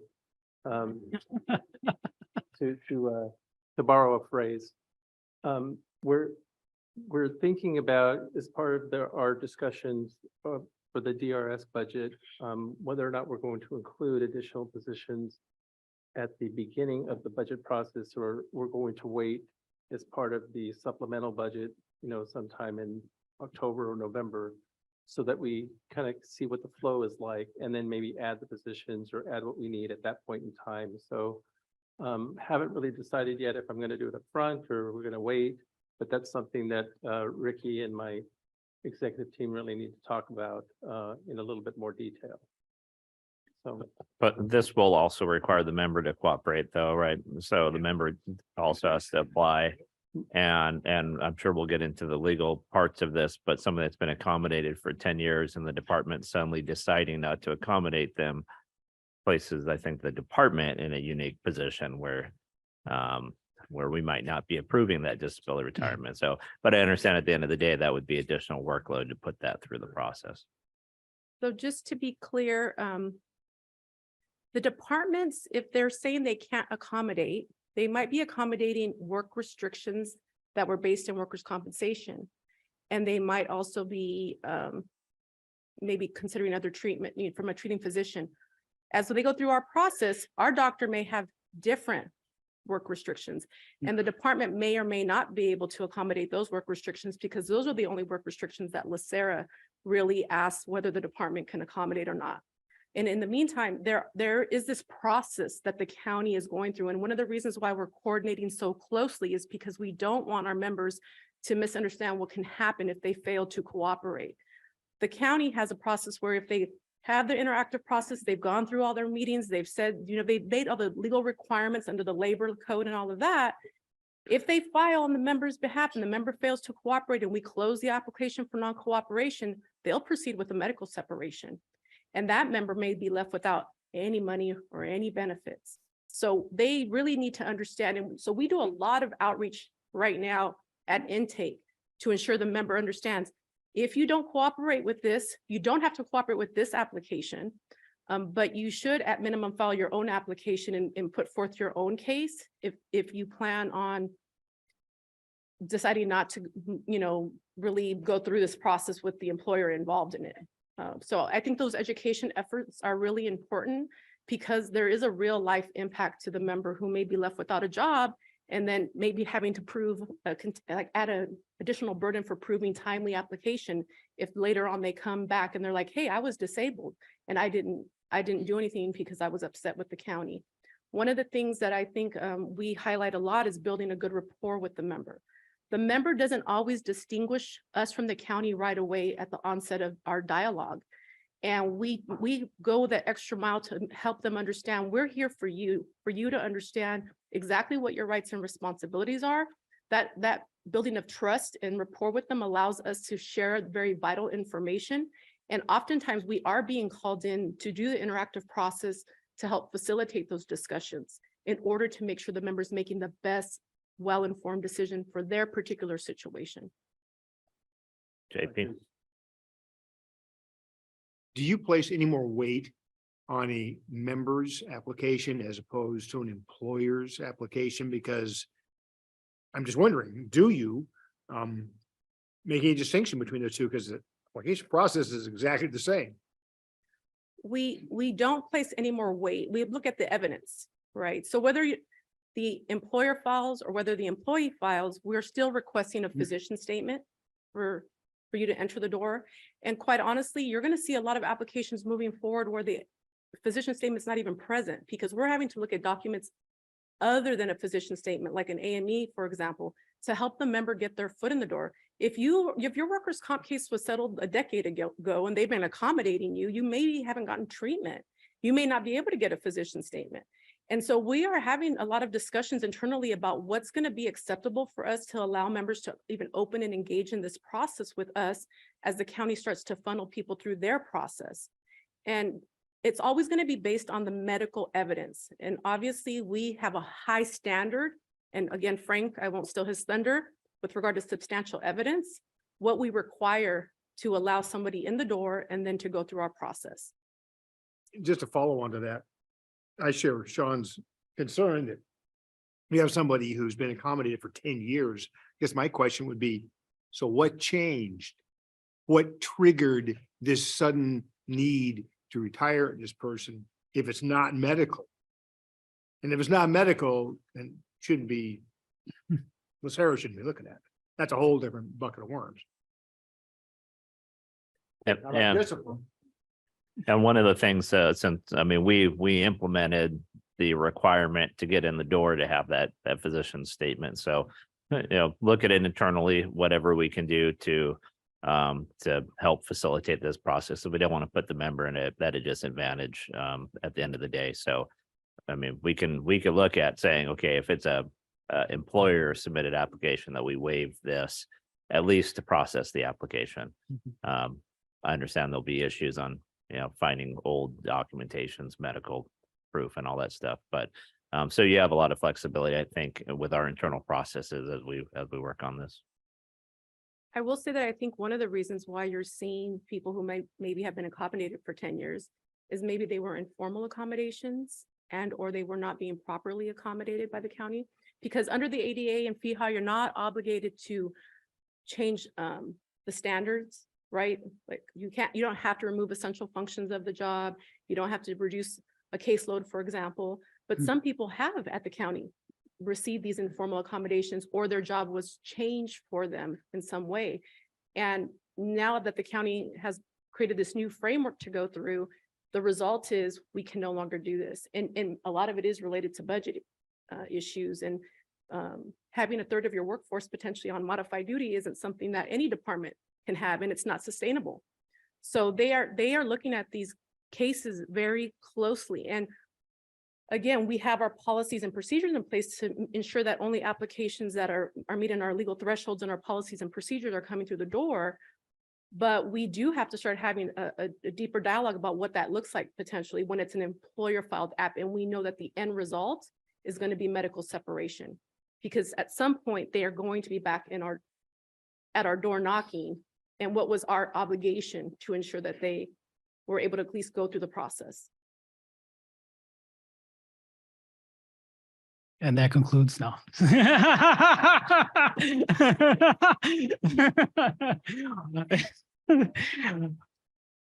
She didn't review the presentation. No, I'm just joking. Yeah, just to continue, the counseling process, once we receive the employer filed application, we have just as Ricky stated, that our intake unit or our disability retirement specialist would contact the member within 2 weeks of the application being received. And we go over through the process. We try to get information in regards to what their current situation is, just so they could be well informed and make an educated decision on how they want to proceed with the application. The member does have 60 days to respond or submit the 4 documents, but we as staff understand that it may take more than the 60 days. What we ask from the member is to be in constant communication with us, let us know what their situation is like, and we could work with them. Let's say the physician statement, they're having trouble having that completed. If they let us know, we could give them an increase of 30 days if need be, or when they believe they could get that physician statement completed. And like Ricky had mentioned, there's instances where a physician statement, it cannot be completed. And we would then look in lieu of documents, like an agreed medical examination, like Ricky mentioned. So I think this presentation is basically done. But in the event that the application goes past the 60 days, or I'm sorry, the deadline goes past the 60 days, we go ahead and close the application. We send them a notice of closure to the member and the department, but it does not prevent them from filing an application at a later date.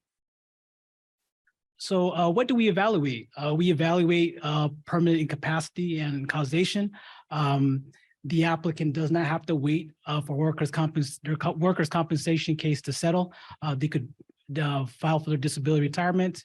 The LACERA is not bound by the workers' compensation decision. So these 2 bullet points are really key in the fact that when the members initially calling us, these are the 2 points that they always talk about. This is my workers' compensation situation. Can I still file? So in regards to that, they could definitely file. So how LACERA differs from other systems. In regards to LACERA, the question is, are we fully outsourced? No. For other system, yes, in regards to the administrative, investigative, medical evaluations, and legal counsel. Are we partially outsourced? Yes, and that's in regards to the medical evaluations, or when we schedule the injured member to one of our panel physicians for an examination. For other system, yes, in regards to the investigative, medical evaluations, and legal counsel. In-house case processing, yes, that's in regards to the administrative side, the investigative, and the legal counsel. For other systems, yes, in regards to the administrative and legal counsel. Like Ricky had mentioned in regards to how we counsel our members, the investigative side of it and obtaining evidence in regards to the case doesn't start with just when the application is filed. It starts when we get the initial call from the member. And when the members are calling us, they don't know what to do with all this information. And part of what our job is to help we gather all that information, and our job is also to provide the clarity as far as what process they need to take. And so whether, let's say it's long-term disability, we don't handle long-term disability, but we could refer them to Cedric, for example. Or let's say they may have a question in regards to the personnel department, we then forward them to the personnel department. And then if it has to do with LACERA disability and our process, then we go ahead and guide them on that end. So It's an ongoing process, even before the process begins, during the process, obviously, even after, let's say they get denied. And so we're constantly in communication, constantly getting information from either them, from their department, their personnel department if need be, or their supervisors. So just kind of giving you a specifics. Ricky did a good job as far as getting that insight also in regards to the member experience. Now, in regards to the application process, once the application is completed and it's received by our intake unit reviews the application for eligibility. If there's any missing documents or any discrepancies in the document, we then contact them, or intake contacts them to get that rectified. But once everything is completed and accepted, it's assigned to one of our disability retirement specialists. And once it's assigned to us, we try to contact them within a week or two to provide that initial counseling, to give them an idea of what they're going to be going through throughout this process. I ask for additional information, whether, let's say, are they on medical leave? Are they currently working? Is there any surgeries that they have coming up, or surgeries they just had? We try to get as much as we can so we could kind of see how us as staff going to proceed with their application, try to get it done in a timely manner. The next step is we obtain the medical records, third-party administrative records, and if needed, the personal and return to work records. Once we get that information and the records, we then conduct an interview of the member. In that interview, we try to obtain information in regards to their work history, specifically their last job duties, any temporary modified assignments, and then we go into the illness or injury that they have. How did the illness or injury came about? Specifically, let's say if it's a service-connected disability that they're filing for, the type of treatments that they've gotten. After that, we obtain a statement from their supervisor, co-worker, or their return to work coordinators. The reason for that is to confirm job duties.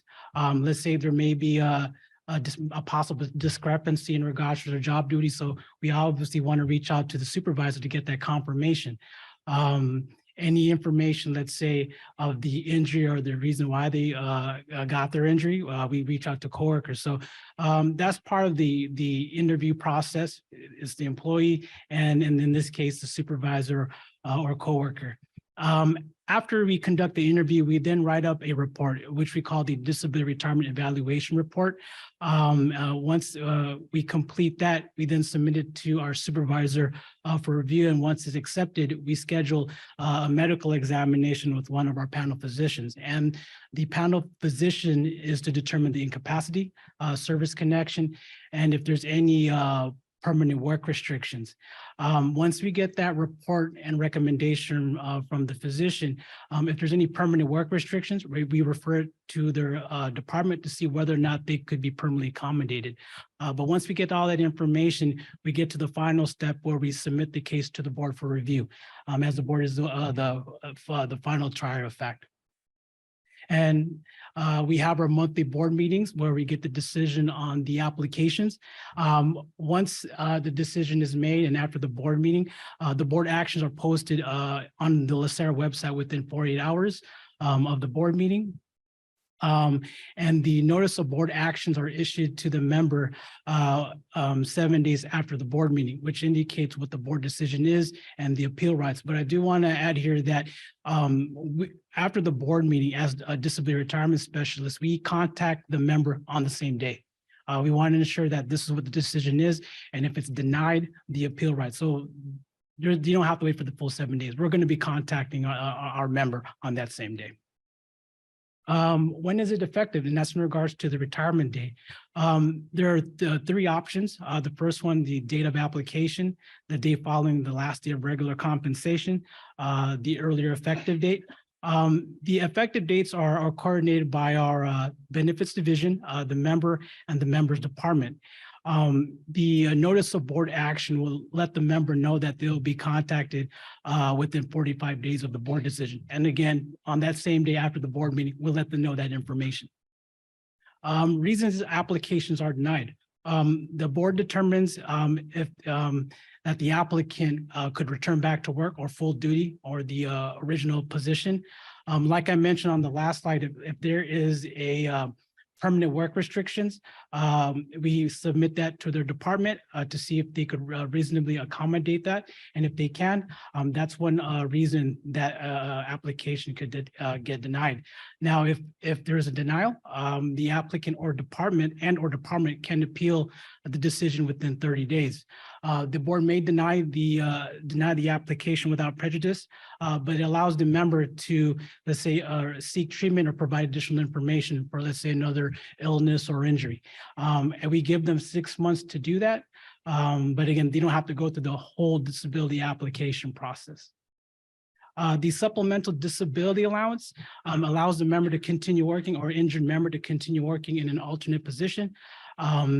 If the member's salary is reduced based on the position, the salary supplement could compensate them based on the amount that, based on the disability retirement that they've been approved upon, whether it's non-service connected or a service connected disability. And that's contingent upon the department finding a position for them that meets their permanent work restrictions. There has to be a mutual agreement by the department, and the board must grant the disability allowance. And that concludes our presentation. Great, thank you. Then we'll turn it over to questions and JP. You mentioned that you always notify the applicant. Yeah.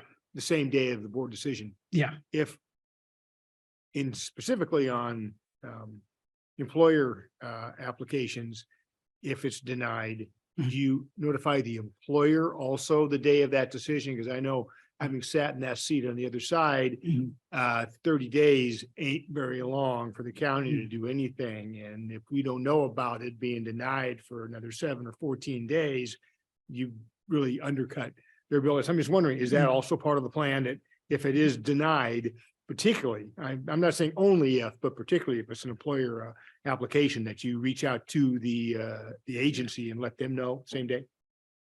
So I'll take that. Russ. Yeah. So the answer to your question is no, but there are 2 ways that we notify the department. So the first way is that we post on our website the board actions, and all the departments, especially like the sheriff and the fire, where there's high volume, those departments know we're going to post. We usually post within 24 hours, but so within a couple of days, they can go online, they can see exactly who was granted benefit. The other way that we notify them is via the 7 days the letter goes out, we copy them on that letter. And that's whether or not they were party to whether they filed the employer filed the application or whether the employee filed themselves. So that's how they're notified. We've never considered calling the department, mainly because I'm going to assume that there's so many contacts and they turn over a lot. It would be hard for us to track down every single person. That being said, we used to send emails, and Tam does have a lot of contacts who reach out to her if they're really, worried about a specific member. So she will get emails directly. Yeah. And also with the new case management system, we're planning to actually send emails immediately. So as soon as we send out that board letter, the case management system is going to be built in a manner that there will be an automated email that will be going out to the return to work department. And in fact, it's going to be the return to work coordinator that was attached to the case that filed the application, and it's going to go directly to them as soon as the letters go out. And I believe we might even be able to send the letters out a little sooner than the 7 days because of the way that we're building the case management system. Quick question. What is posted on our website with respect to our board actions? Do we have the applicant's name and whether or not it was accepted or denied? Yes, it's there. And we don't put down the reason or anything like that, do we? No, we don't. Name and Just basically. denied, No. not denied. It's basically our agenda. You know, the agenda that you get, Ms. Gray, the disability, it's that agenda with the name, the department, and then the granting or denying of the benefit. Additional questions? Any questions online? Hearing none. Thank you very much. I appreciate it. Okay. So that brings us to our 1:45 presentation with Mr. Boyd regarding the administration of the disability retirement applications. Okay, green button is forward, right? All right, and press it now and it'll take me to my, there it is. Okay. Good afternoon. Most of you in the room know who I am. I am Frank Boyd, and I have had the pleasure of serving as the board's advisor on medical issues for disability retirement since December 2014. Before I came to LACERA in 2001. Before working at LACERA, I worked in private practice. I represented applicants for Social Security disability claims and for long-term disability claims through private insurance companies that were offered through the employer, which is under the ERISA law. And I've been thrilled to work at LACERA, and I hope to continue to work for a number of years. So this afternoon, we're going to talk about three things. We're going to talk about the Board of Retirement's role in administering the disability retirement applications, which is a very important role of this board. We're going to talk about the applicant's burden of proof. And then we're going to talk about the legal standards for permanent incapacity and service connection. And I chose to go a little deeper dive on service connection and kind of tell the story of how we got to the substantial contribution test, just to make it a little more different than things that I've done in the past. So the Board of Retirement, most of you know, you have three roles. You have three branches of government in this board. You have an executive branch that administers the retirement system. You have a legislative branch that makes rules and regulations. And then you have a quasi-judicial role, and this comes into play when you are administering or deciding disability retirement applications. Now, in the federal government, these are all separate, but here at LACERA, it's all in one. And it's kind of like wearing two hats on a robe. So I'm going to talk about your robe duties, your judge duties. And it's very unusual outside of an administrative law. In the case that I've quoted here kind of describes that you are both the form and the party in the proceedings in a disability retirement, which is pretty usual for administrative proceedings. It's unique to the administrative law. And it's very important that we kind of keep those rules separate so that we provide due process and a fair process for our members. So when the Board of Retirement is, when you're practicing your quasi-judicial duties, you are determining whether an individual is permanently incapacitated and whether that incapacity is service connected. And you are the only body under the CERL that can do that. No other body can make that decision for you. And that's under Government Code 31724 and 31725. Now, in administering this duty, you have a fiduciary duty to the member to provide a fair process, an open and honest, fair process where the applicant has a chance to prove their case. But you also have a duty to the fund overall and not to award benefits that have not met the burdens of proof. You cannot award benefits where the law does not allow you to. That's a very, pardon? Sure. So you have two duties, two fiduciary duties to the member to make sure they have a fair process, but you also have a fiduciary duty to the fund overall, not to grant benefits where the member has not met the burden of proof of if earning the benefit. So what is the applicant's burden of proof? So the applicant always has the burden of proof of moving the case forward. He or she has to prove the case.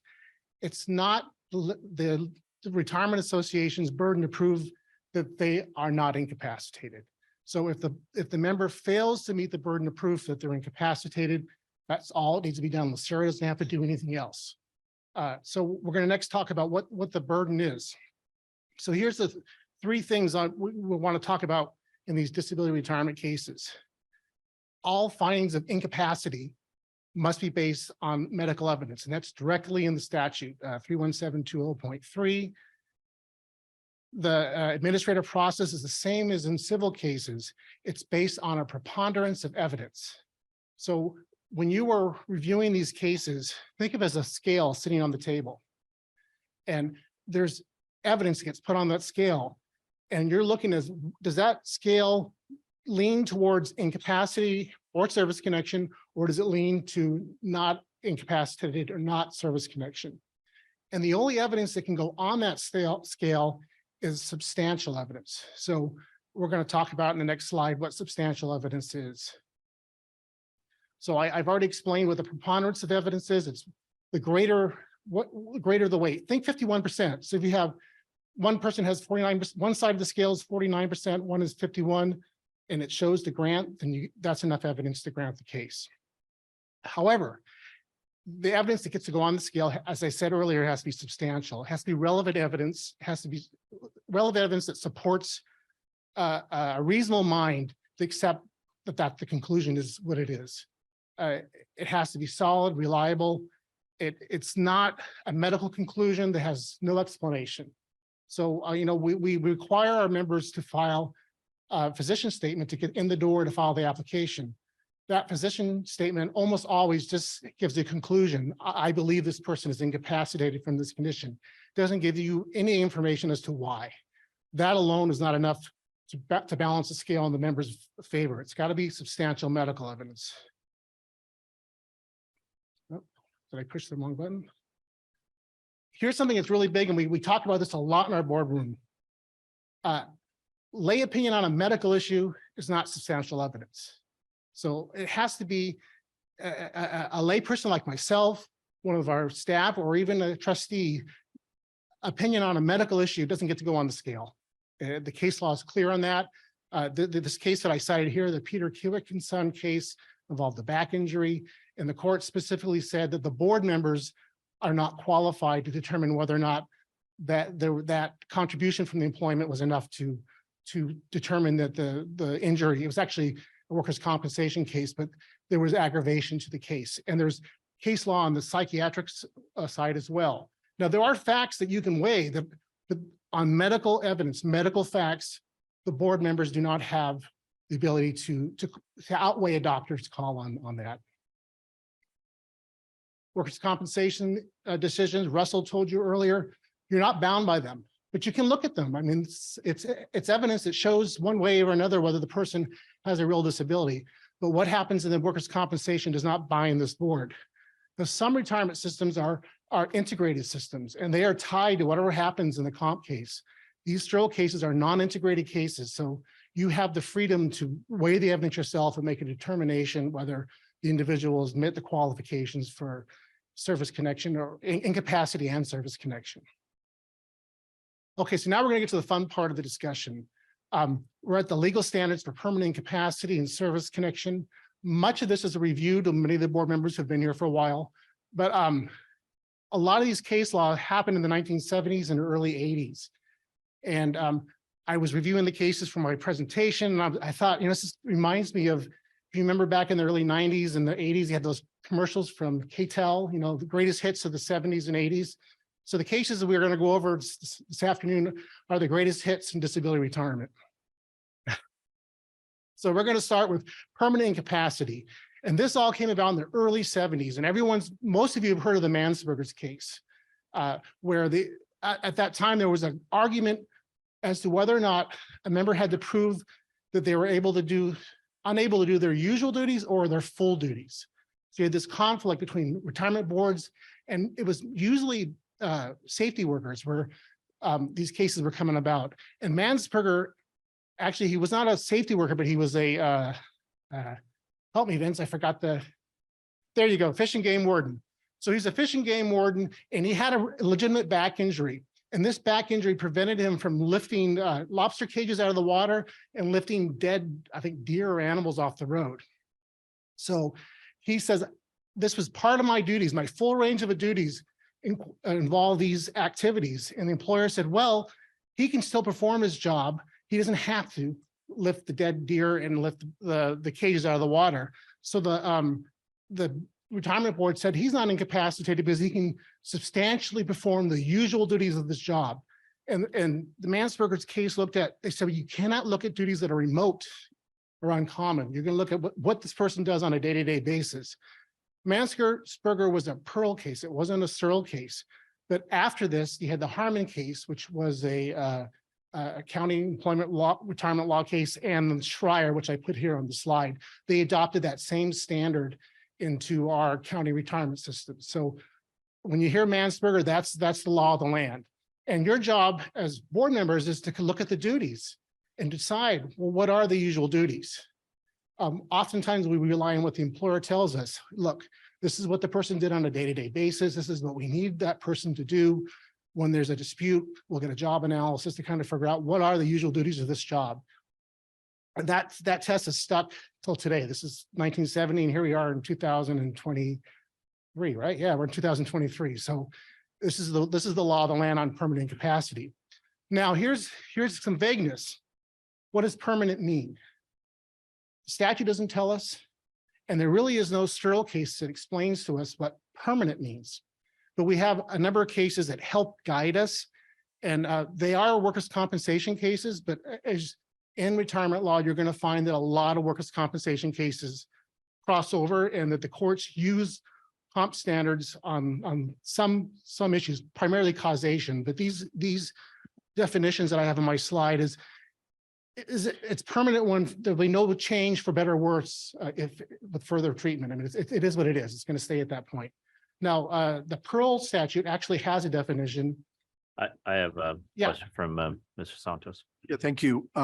So workers' comp decision, it is persuasive, but we don't have to follow it individually in making the decision.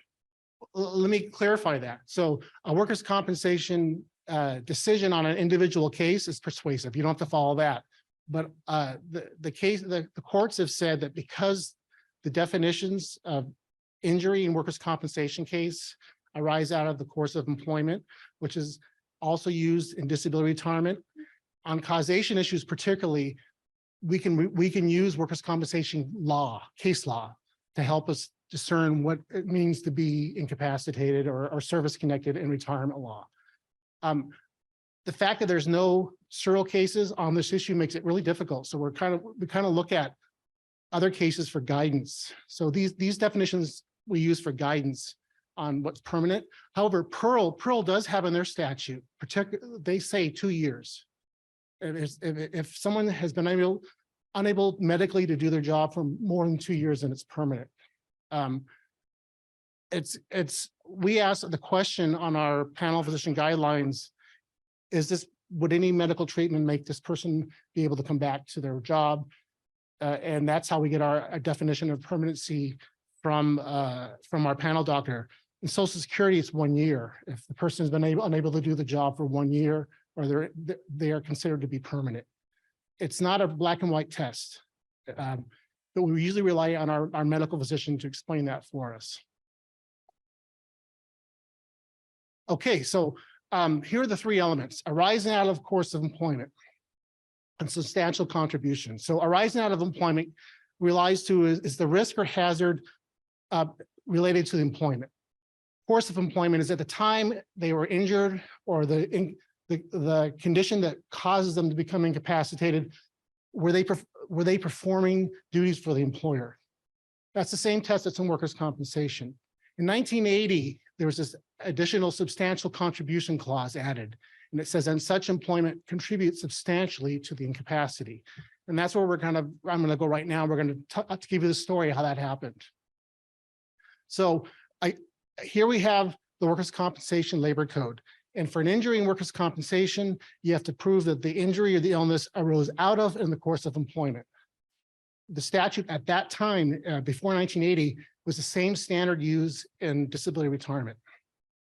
And there was a friction between the workers' compensation and the disability retirement, because in workers' compensation, you can when you have an injury, you have apportionment. As the doctor tells you how much percentage of that is compared to for the employment, and how much was it for, say, your day-to-day living or pre-existing injuries. You don't have that in disability. It's all or nothing. So the retirement boards always struggled with that, because cases that may be found to arise out of the course of employment in workers' comp, maybe a small portion of that. And here this person was getting a lifetime benefit. And the case that really struck the panic in retirement boards was the Heaton case. And this is 1976. So this was a deputy sheriff. She worked as a jail matron, is what they say. And she had psychological issues. She had a lot of stuff going on in her personal life that affected this disability. So the board's physician, he says that it's possible that the stress of the job contributed at least partially. And the referee, the board denied it. It went to a hearing. The board's referees recommended a service connection, disability retirement, and the board of retirement rejected that and denied it, so it went to court. So the trial court says, I'll read the quote here. It says, the effects of our job would be very substantially less than 50% of the causal situation for disability. So on appeal, the board pointed out that this is not fair because in workers' compensation, they get to use apportionment and we don't. We have to pay this lifetime benefit based on a fraction, you know. So, and they argued that it has to be 100% related to the job or close to 100%. So you have this battle of what percentage is going to equal service connection. And we still don't know the exact number now, but the courts gave us guidance. So the Court of Appeal denied it. And they said, you know what? The answer is with the legislator, not with the courts. The two legal standards are the same. There's nothing in the CERL at that point that says that it has to be 100% or close to it. So Heaton comes down and retirement boards go to the legislator and they argue to add substantial contribution because they were afraid that service connection could be found even with an infinitesimal connection to the employer. So 1980, the legislation passed, and that's when we got this substantial contribution clause that we currently have in today's CERL clause 31720. And it's right here, I highlighted it, and such employment contributes substantially to incapacity. But once again, what does contribute substantially mean? So that would be the argument from through the late 70s up into 1986 when the case came down and told the retirement boards what it means. So before before we had the 1980 amendments to the 31720, you had the Dupuy case. And Dupuy was a police officer who worked on vice and had a psychological condition and argued that the stress of the job contributed to their incapacity. There was no question of incapacity, therefore they should have a service-connected disability retirement. The board denied it and went to the trial. The trial court said that even an infinitesimal or consequential causal connection is enough to prove service connection and disability retirement. Court of Appeal said no. It may be a small part of the causal factor, but it must be real and measurable. And you'll hear me in the boardroom say real and measurable. This is the first case that used that phrase, and this is 1978. The next case, Gelman, which is actually— Can you give us a definition of real? Okay. No.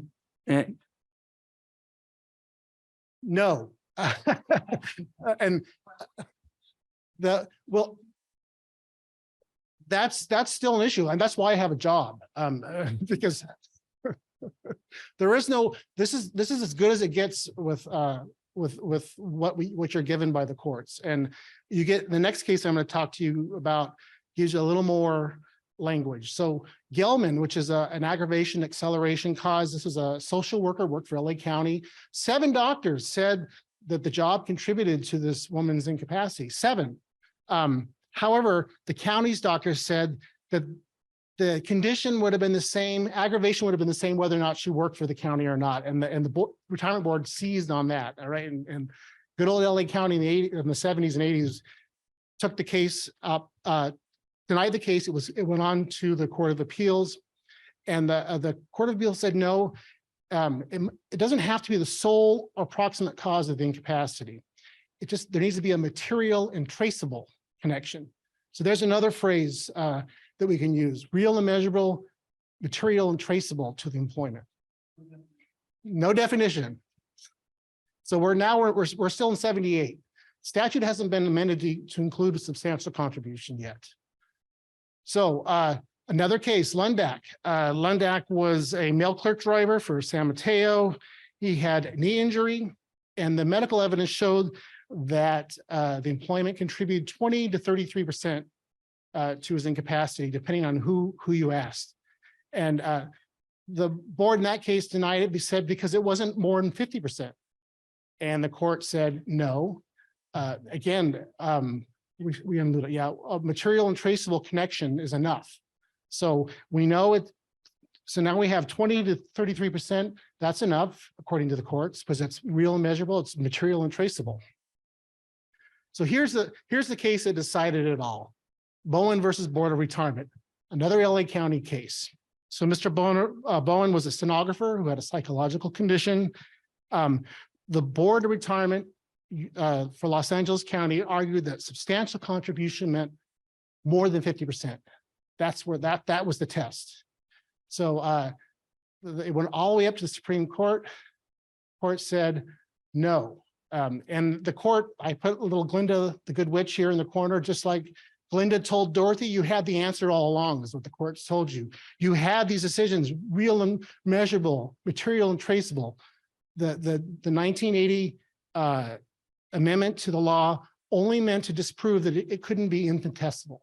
So the definition that we all have to work with is material or traceable, real and measurable, but not infinitesimal. And that's a lot of gray area. And it's not a big burden. It really isn't a large burden. And that's the definitions that this board has got to struggle with and decide whether or not the applicant has made the burden of proof on service connection. And I'm not sure how we are on time. I have 8 minutes and 38 seconds. This is all I prepared for my slides. However, there was discussion that happened before I started talking. I think Mr. Harris talked about employers saying, well, why all of a sudden can you not accommodate the person? So there is some case law that can help you on that. There's a case of the O'Toole versus the Board of Retirement. I think it was a police officer for the city of San Francisco. O'Toole versus Retirement Board. And he was a San Francisco police officer, and the department had been accommodating him for, I think, about 7 years. And then all of a sudden they say they couldn't. And the board rejected it. And the board challenged what the department was saying. And the court said, well, if it walks like a duck and it talks like a duck, then it's a duck. That's how I always think about that case. So if you have enough evidence and the employer really can't provide you with a good reason as to why they can no longer accommodate, you have the power, because remember 31725 says that you as a board decides whether someone's permanently incapacitated, not the employer. However, that's not always the case. Man, we rely on what the employers tell us all the time on these cases. And we look at what the employer tells us. If we suspect that the evidence isn't there, we get a job analysis. That's our best way of giving the information for you, the board, to make a decision. Otherwise, I mean, if the board wants you can deny it, and we could have the department testify in an administrative hearing at the appeals level. It all depends on the facts, but that is one case that helps you. And also Harmon versus Board of Retirement, which also the sheriff's department said that we can't accommodate this person because they have to do 100% of their duties. The board rejected it. That's another case where the board's power under 31725 trumped what the employer says. So you have that opportunity. These are all fact-driven. And Ricky's division does its best job it can to develop all these facts for you. Some of them are really hard. I mean, it's very difficult, but the option that you have when we present a case to you and you don't think there's enough facts and you can't make a decision, you can always kick it back to us, or you can deny it. Because remember, the applicant has the burden of proof. You can just deny it and let the facts be developed in an administrative hearing. But that's up to this board to decide that on that issue. Frank, oh, I'm sorry. I just have a question.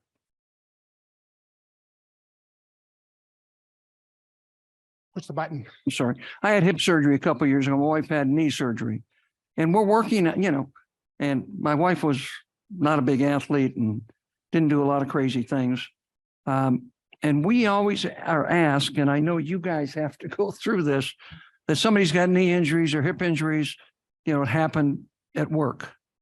And I appreciate the way you go through the process to help us make a decision. But many of the things we are seeing, could be caused by weight, could be caused by other issues that happen outside.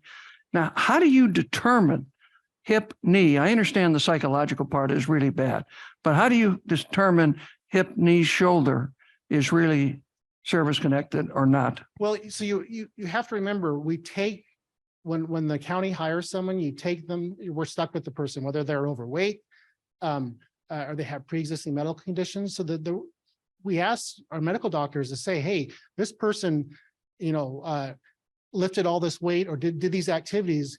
Is it medically probable that that activity contributed in a real measurable way to the current condition? Yes, your normal duties are going to contribute. You're out walking, you're shopping, you're doing things at home. It doesn't have to be all of it. It just has to be a real and measurable connection. And we usually leave that up to our doctors to tell us that. I mean, that's the case law says it's a medical issue.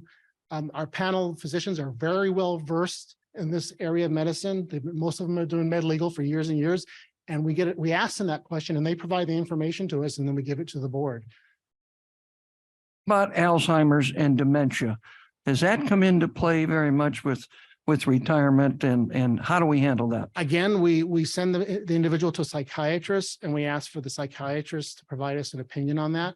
Most of the times, the cases that I've just seen, I'm just talking anecdotally here, that Alzheimer's, most doctors will say that's not work-related at all. The job did not contribute to that condition. But always in these cases, we look for a medical doctor to tell us. I don't tell you, Mr. Boyd's opinion, it is work-related.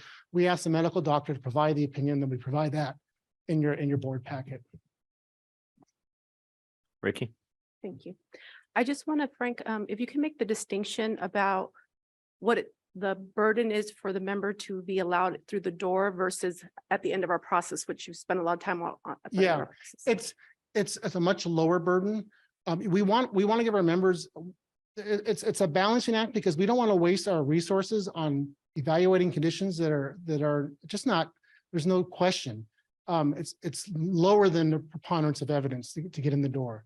That's why in some such circumstances where for some reason, especially during COVID, members are really difficult for them to get the physician statement that we require. We allowed them to provide their AME report that shows work restrictions that a reasonable person could look at and say, this has a potential for incapacitating them. It's a lower burden because we're not granting the benefits based on that. We're just letting them in the door so they can have the due process to evaluate their claim. Questions? So going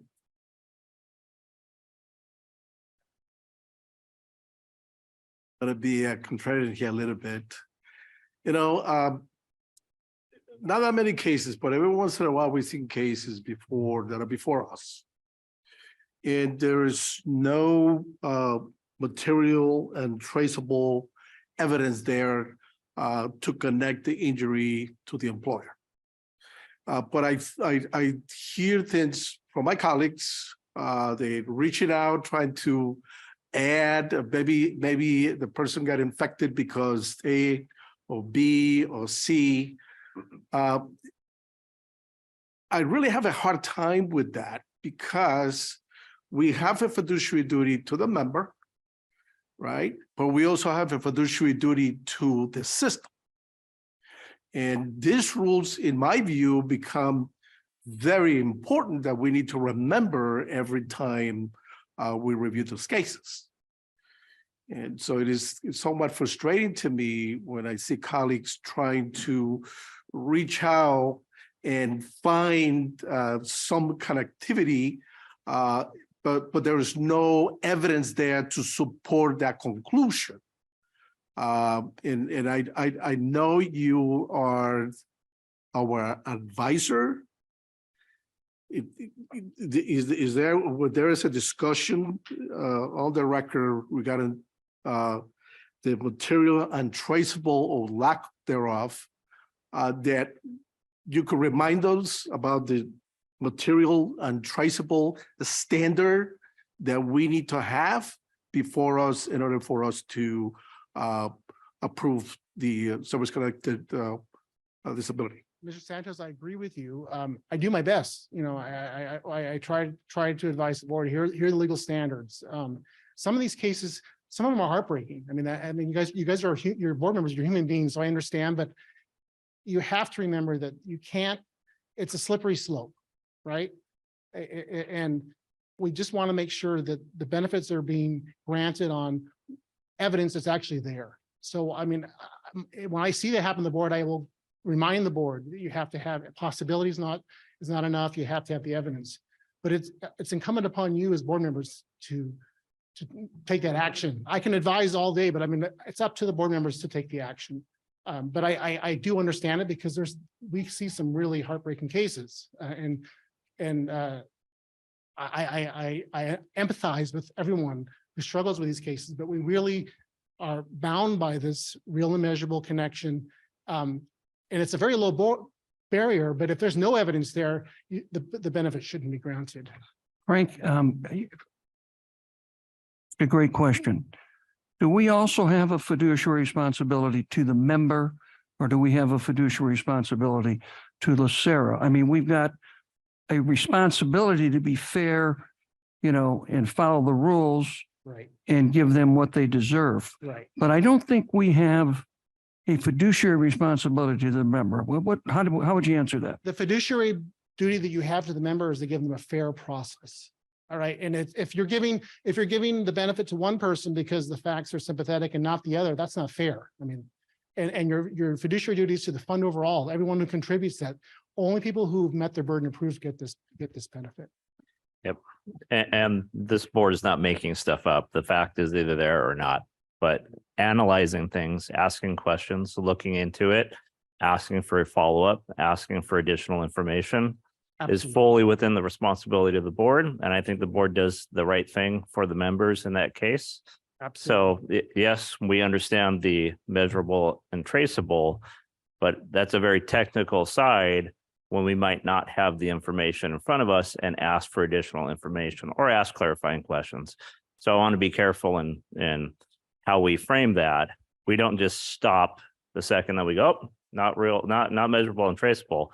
We could still raise our hand and say, well, what about this other issue, or what about this other thing? And I think that's the right thing and the fair thing. And on the fairness side, I do think that that's applied fairly across the board for all of our applicants. I definitely don't feel like one way or the other. No, So I agree. just want to, Yes. point out that I think this board does an excellent job. I know that not everybody's privy to what goes on behind the closed door, but I assure you that we have very robust discussions on doing the right things for both the members and the organization. And it shows in your meetings. It really does. And reasonable minds can differ on what the facts show. I mean, it's not, and these cases are not black and white. And that's what staff is here for too. If board is not satisfied with the facts that we've developed for you, you can send it back to us. And also there is another step beyond us as well, where facts can be dug in a little deeper, especially on issues where there may be some mistruths told. I mean, you get someone under oath, they may say something to the investigator on the phone, but you get them under oath and in a hearing, you're going to hear something totally different. I've seen it many times in cases. So it's a balancing act, and that's your job. That's your job to weigh all that evidence. And this board does a very good job of doing that. And when we don't have it, or we believe that we don't have it, the evidence to support that, then send it back. And I think that's very important in some of those cases that I have doubts, and always asking for the matter to be sent back to the staff for further development of those evidence.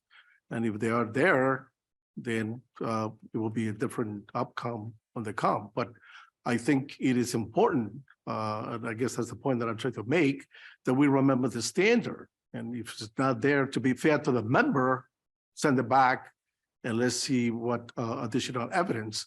So why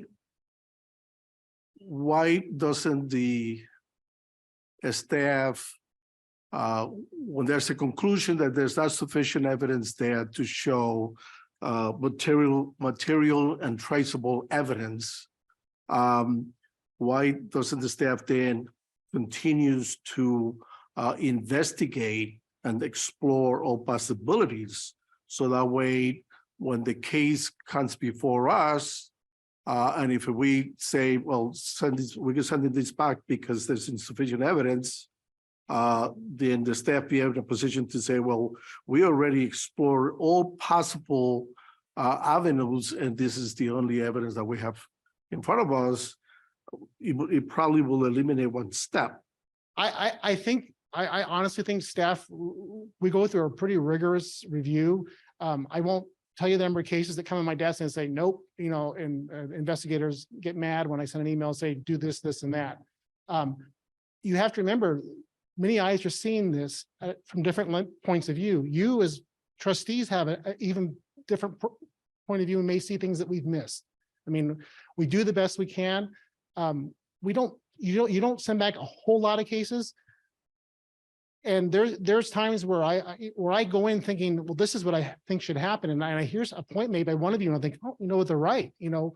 So it's a different point of view. And we're glad to take it back and look at that and answer that question for you. That's what we're here for. Thank you. Let's wrap it up here, but Rika, did you want to make a point? I just want to make one point is that I firmly believe the process that we have at intake all the way through our initial process is extremely robust, remembering that the burden really relies on the member. So we go through an extensive development process and it goes through 5 levels, usually of eyes internally before, and then Frank reviews it and he does kick things back before we bring it to the board. But beyond our initial process, and you're going to hear right now from disability litigation, there's an appeal process, which will further vet out facts that maybe we can't develop. I just want to point out, we're willing to take any case back. I want to be very transparent in that we have almost 900 pending applications. So timeliness at some point is going to become an issue. More cases that are kicked back to the division for further redevelopment after we've gone through the very robust process that we go through will continue to have an impact because we're utilizing resources that could potentially go to appeal where it could be vetted out in under oath and find facts and get people to get. And to be fair on that too, we do develop the facts or assist in developing the facts at disability litigation phase as well. So it just to be mindful of that. Thank you. And I believe staff does an awesome job at a robust review of everything that's coming in. And when we do have discussions and things, these are just legitimate issues that come up. But on the flip side, we also can't not send stuff back because we're worried about, you know, workload and things like that. So we got to be fair to the members and always got to look at everything robustly. I think that we do a very good job at what we do. And I like the way that we're going. I appreciate the presentation and the robust discussion. Let's go ahead and we're going to take a very short break. So let's start back at 2:35. Recording stopped.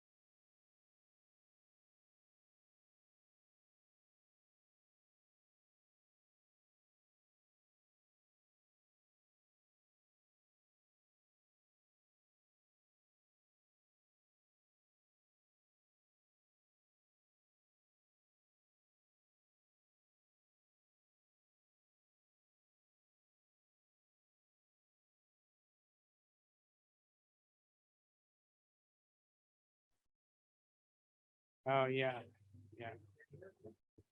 Oh. Who did that? Pretty good. Oh, okay. Like, okay. Oh, there's Allison.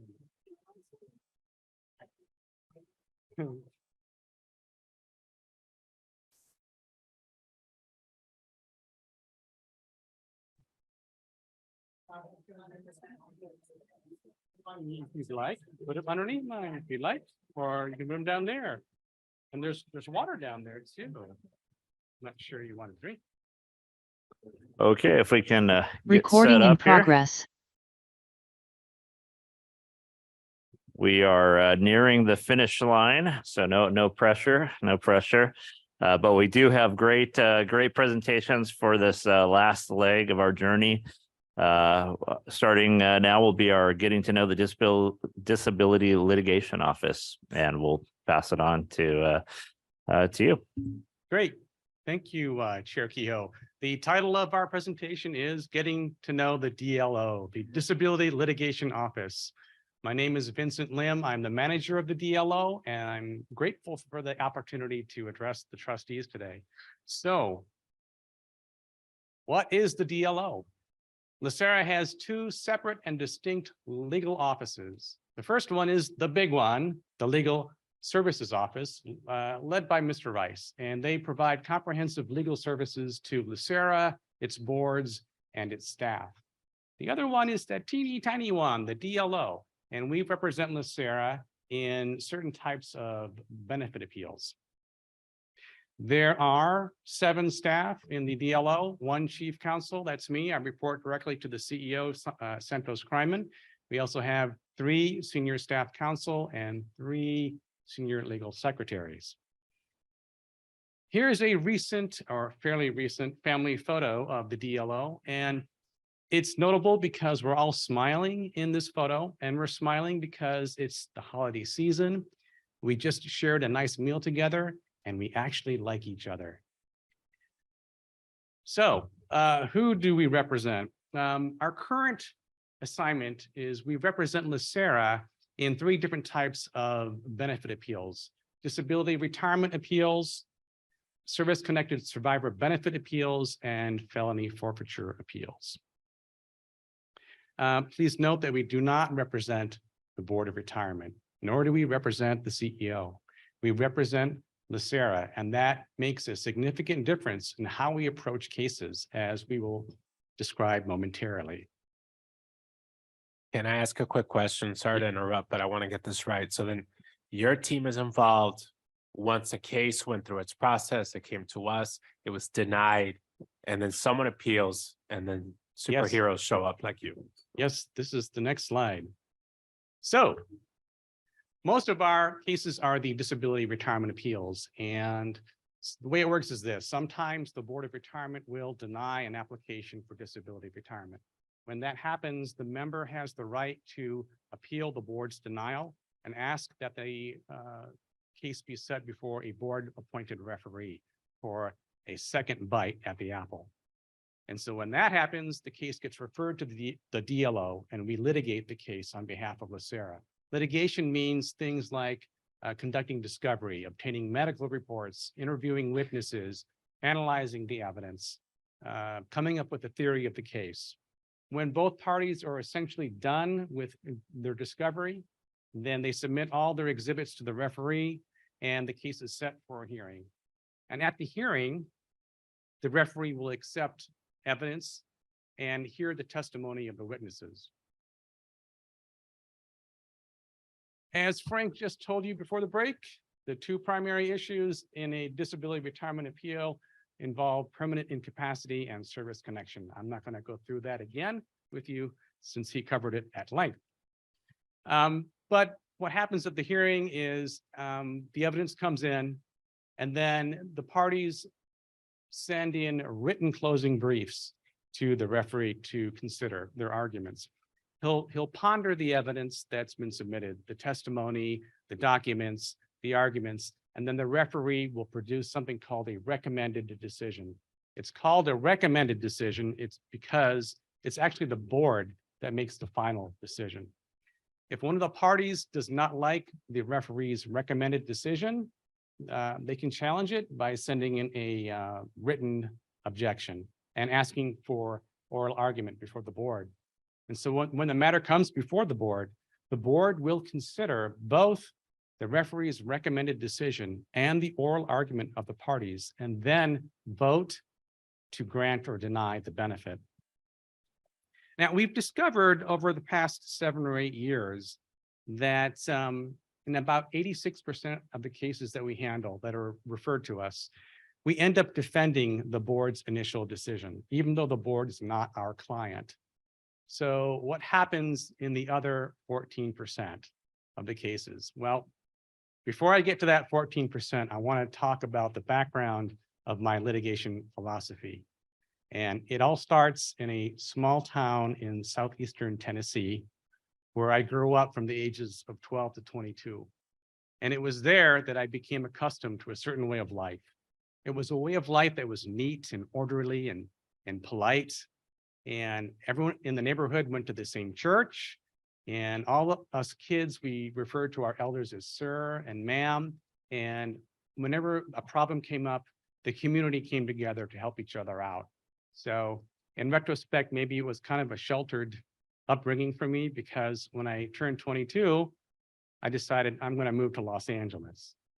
And that was a big culture shock. One of the biggest shocks I had was my first semester in law school.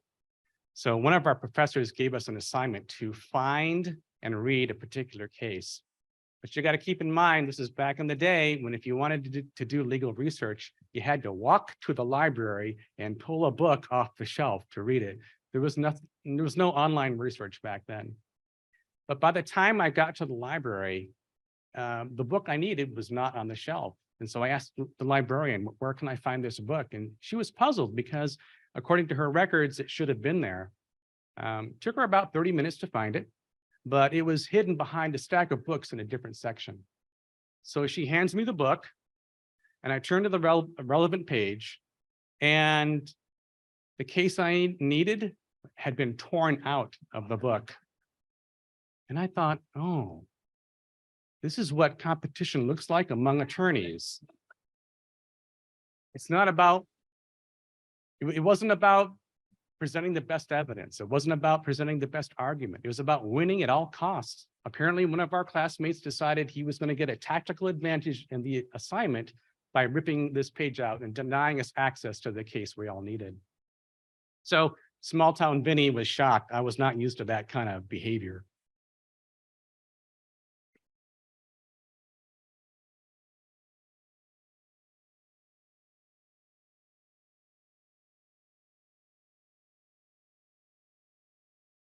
Okay, so unfortunately, this sort of competition strategy was commonplace in law school. And I discovered in my first 14 years in practice, in private practice, it was commonplace in the legal profession too. It wasn't about doing the right thing. It was about winning at all costs. So I discovered very early on that in private practice, the goal is not to do the best thing for your client. No, it's not.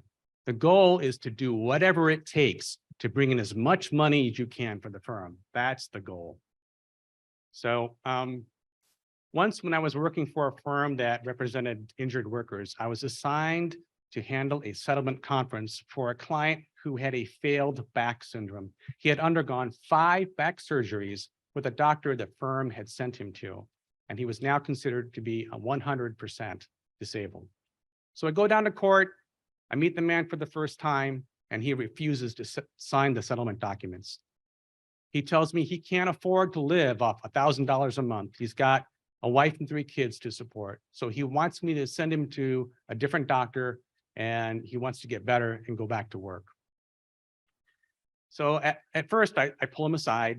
I pull out the medical reports, and I try to explain to him why the doctor is saying, hey, you know, you're 100% disabled, and why the doctor says further treatment is not going to help you. But still, he would not sign the settlement documents. He complained bitterly to me about the doctor the firm had sent him to. And he begged me, this man begged me to send him to a real doctor to fix him.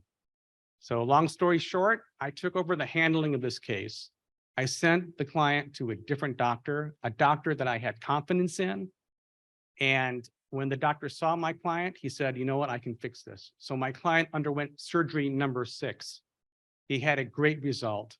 He went back to work for the same employer, doing the same job. And he was very happy and he was very grateful.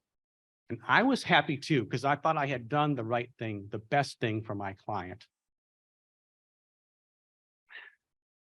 But my employer was not happy, because what happened was, now that he's better, he's no longer 100%. I settled the case for 50% based on the surgeon's final report. And because I had sent my client to a doctor who was not on the firm's approved list, this reduction in his disability cut their fees in half. And they told me very clearly, with this sort of attitude, I would never make partner at that firm. Oh, and by the way, the doctor who did the first 5 surgeries on my client, he was later convicted of healthcare fraud, sentenced to 2.5 years in federal prison, and for some reason, the medical board took away his license. So it was this kind of shenanigans that drove me out of the legal profession. In 2004, I quit my job as an attorney because I wanted to do something meaningful with my life. It was my intention to go back to school to get my teaching credential. In the meantime, I accepted a job as the return to work coordinator for the county mental health department. But that only lasted for a couple of months because I was recruited to go work for county council. And at first I was hesitant. I wasn't sure I wanted to go back into the legal profession because of my unhappy experiences in private practice. But the guy who interviewed me assured me they had a totally different mindset about how to approach cases in government service. Plus, he offered to double my salary, which my wife thought was the best part. And so I accepted the job, and he was right. The approach in government service was significantly different, more ethical than private practice.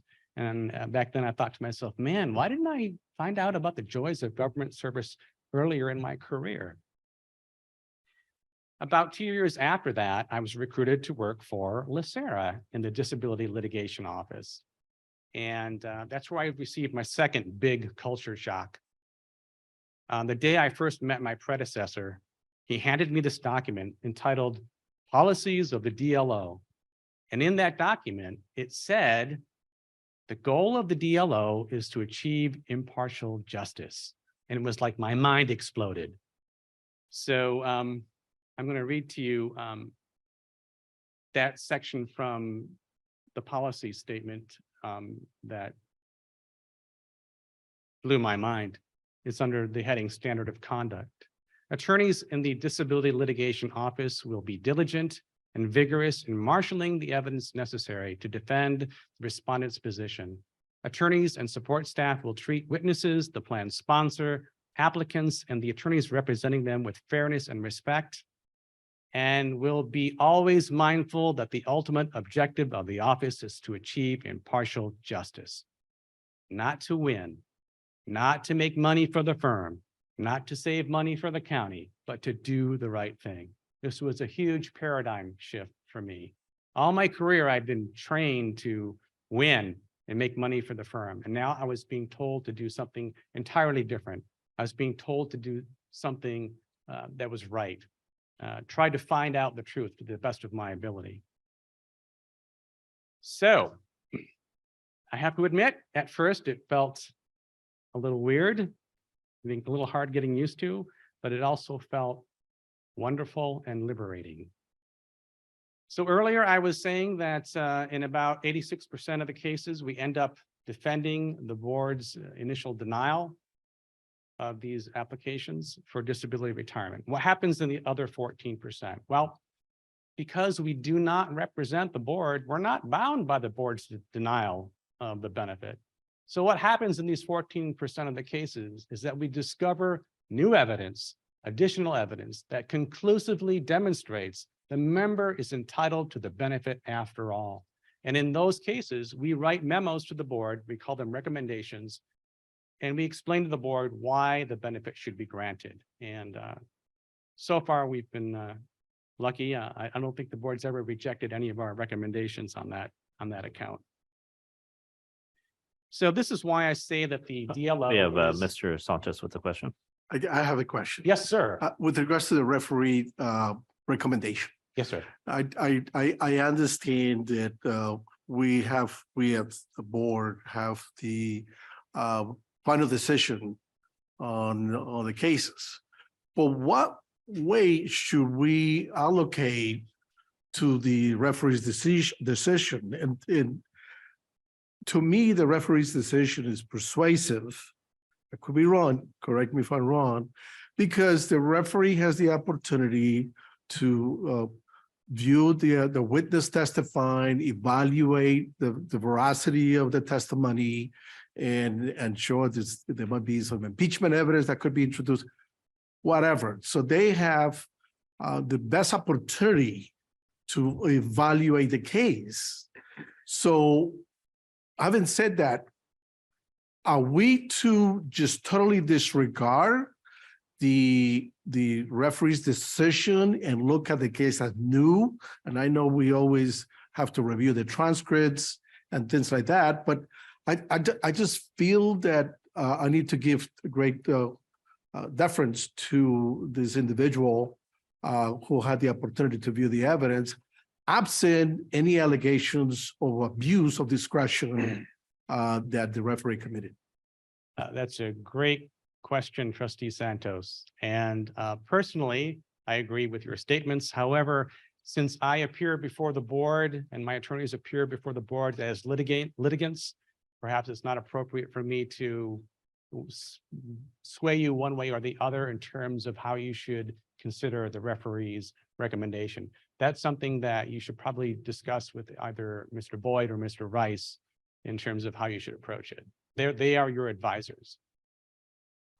My request, I guess, for a future meeting, or unless you can respond right now quickly, because I think that's important from my perspective. Keeping in mind that time is short. Typical lawyer answer, it depends. It depends on the decision. I mean, it depends on how strong the decision is. And that's your job, is to review that and make sure that you agree with that decision and you want that decision to represent you as a board.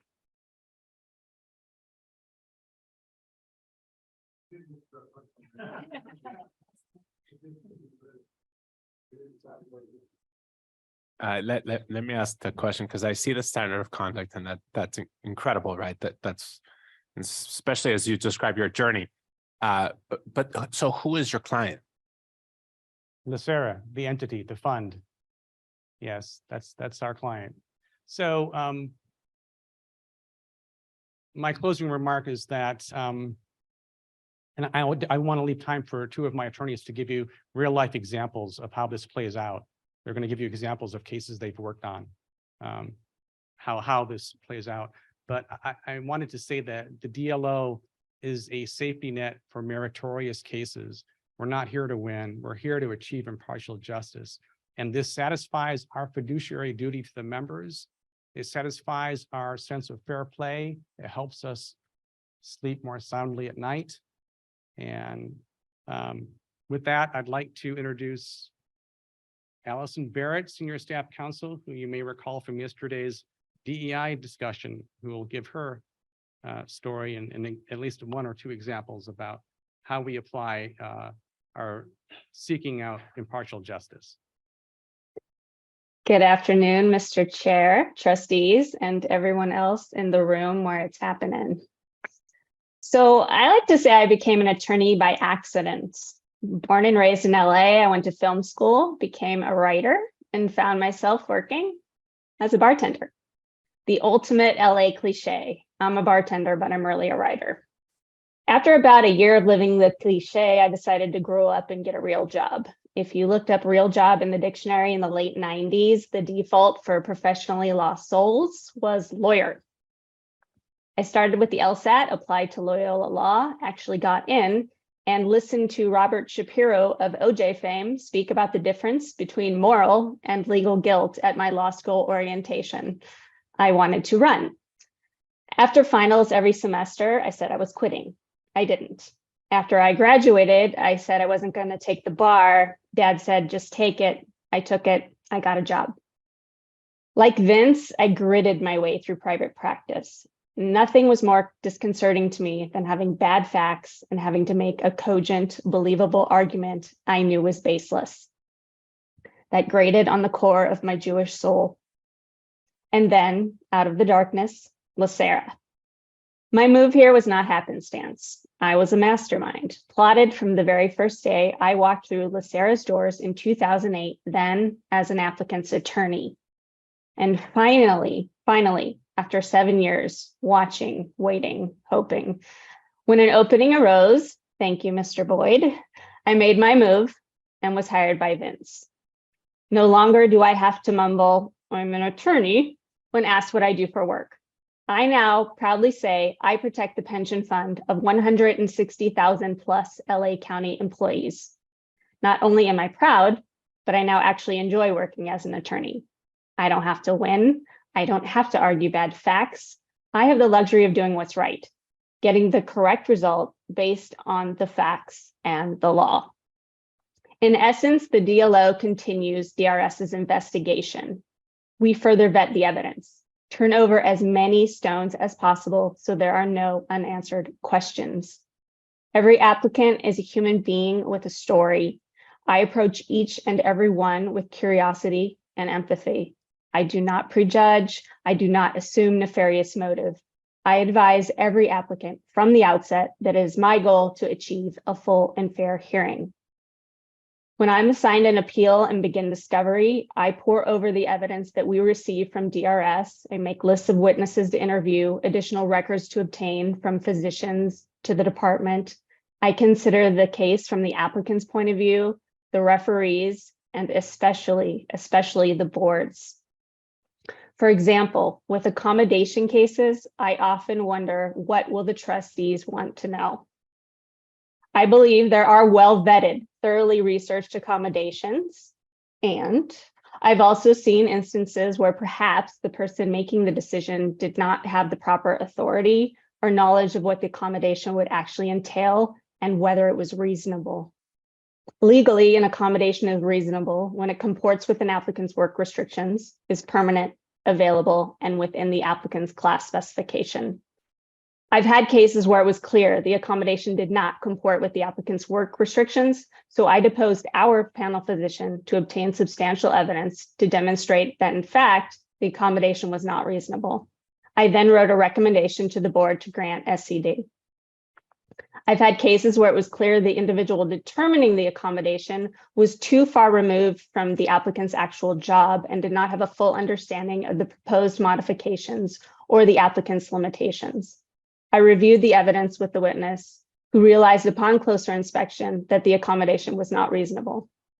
These are the lengths that we go to in the DLO to vet the evidence, so that when I sit before the board and make a recommendation or orally argue an appeal, I do so in the name of impartial justice each and every single time. For me, it's not about winning or losing. It is always, always about obtaining the right result. It's my job to present a complete picture of the facts and the law, from compiling my pre-hearing statement to analyzing the case in my closing brief, recommendation, or argument. And so now I've updated my cliche to say, I am an attorney, a writer on the side, and do bartend the occasional party. So please inquire about rates. And with that, my partner in crime, Senior Staff Counsel, Eugenia Durr. Thank you, Allison. Good afternoon. So my attorney story is a little more straightforward. As the firstborn child of immigrant parents from Taiwan, I was only allowed 3 choices of profession: doctor, lawyer, or engineer. Being a doctor didn't appeal to me, and to this day, I still can't watch when the doctor is drawing blood, so that was out. My dad's dream for me was to become an electrical engineer, and I actually tried really, really hard to fulfill that dream. But calculus and I didn't get along. In fact, we hated each other. So here I am, a lawyer. So like my colleagues, I started off in private practice, but let's just say I loved it so much that after a year and a half, I started considering other professions, specifically interior design. But along came county council workers' comp, and I decided to give lawyering another try. And FYI, until I started working for county council, I didn't know what workers' comp was at all. And in fact, this is where I first met Vince. He was my first official mentor and teacher, and he taught me everything I know. So if I suck, it's his fault. But it turns out I became a pretty good comp attorney, so I guess Vince can get credit for that too. So for those of you who don't know county council workers' comp very well, or LA County workers' comp, every attorney had roughly around 300 to 350 cases at any given time. So needless to say, it was really hard to give each case the attention it deserved. Also, our mission at County Council Workers' Comp was to save the county money. And that meant winning or getting the best settlement possible for the county. So when I got to LACERA, Vince said to me, "It's not about winning, Eugenia." I said, "Huh? Can you repeat that? What do you mean it's not about winning?" I thought I misheard Vince because I'm partially deaf, but it turns out I didn't. He meant it. And at that point, like Vince, I had to make a mental paradigm shift from winning to impartial justice, because that's what DLO is about. So Allison did a great job of explaining how we vet each case. And now I'm going to tell you specifically how that was done on one of my cases. So about a decade ago, I had a deputy sheriff who filed for a service-connected disability retirement due to complications from IBS and other gastrointestinal problems. The board initially denied this application because they couldn't find a real and measurable connection between the work stress and the IBS. So I got the case, and when I reviewed the records, something didn't feel right about me, or right to me about it. So I took a closer look at the applicant's workers' comp cases and discovered that he had a lot of orthopedic injuries that were work-related.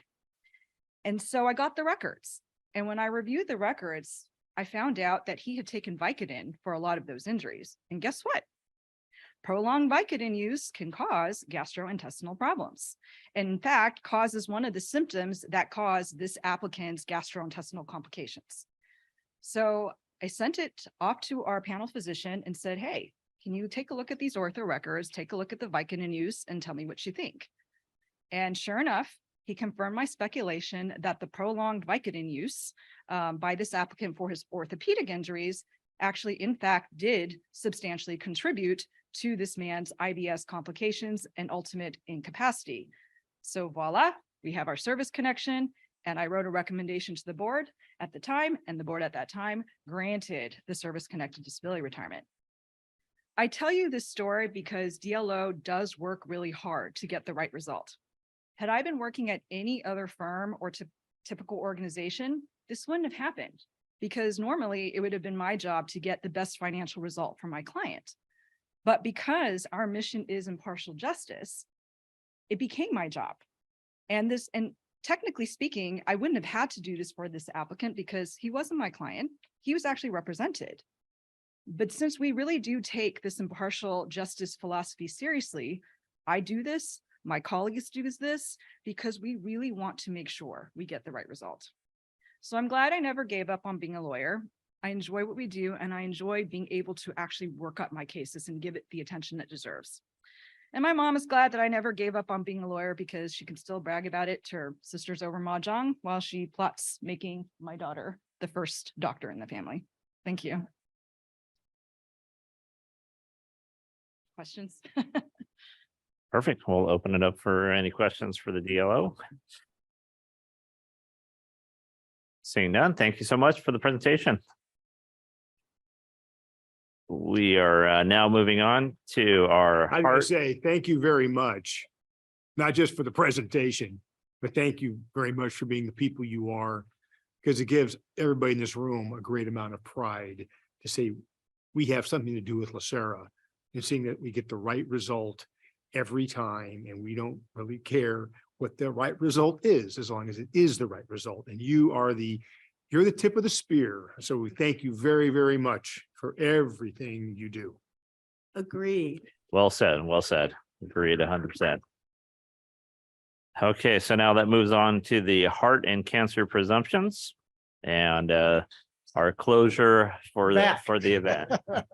So I got good news. I'm going to give you a presentation on the heart and cancer presumption. first 5 slides, we don't really need to cover because we covered most of the information earlier. And I also want you to forget everything I told you about causation in the earlier presentation. I'm going to just skip through this so we can get through this fast. Non-presumption cases, we know what the burden of proof is. We've gone through that. Okay, so burden of proof and presumption cases. So earlier I told you the applicant carries the burden of proof in these cases. When there is a presumption, the burden switches. It switches to LACERA.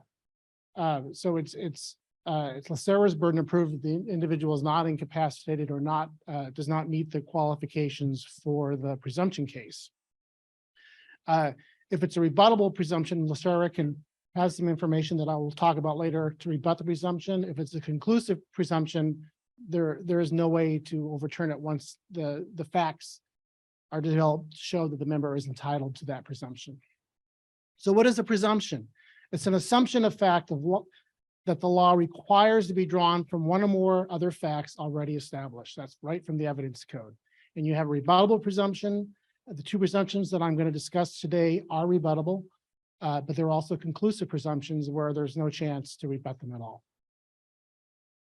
So the Hart presumption, this is under 31720.5.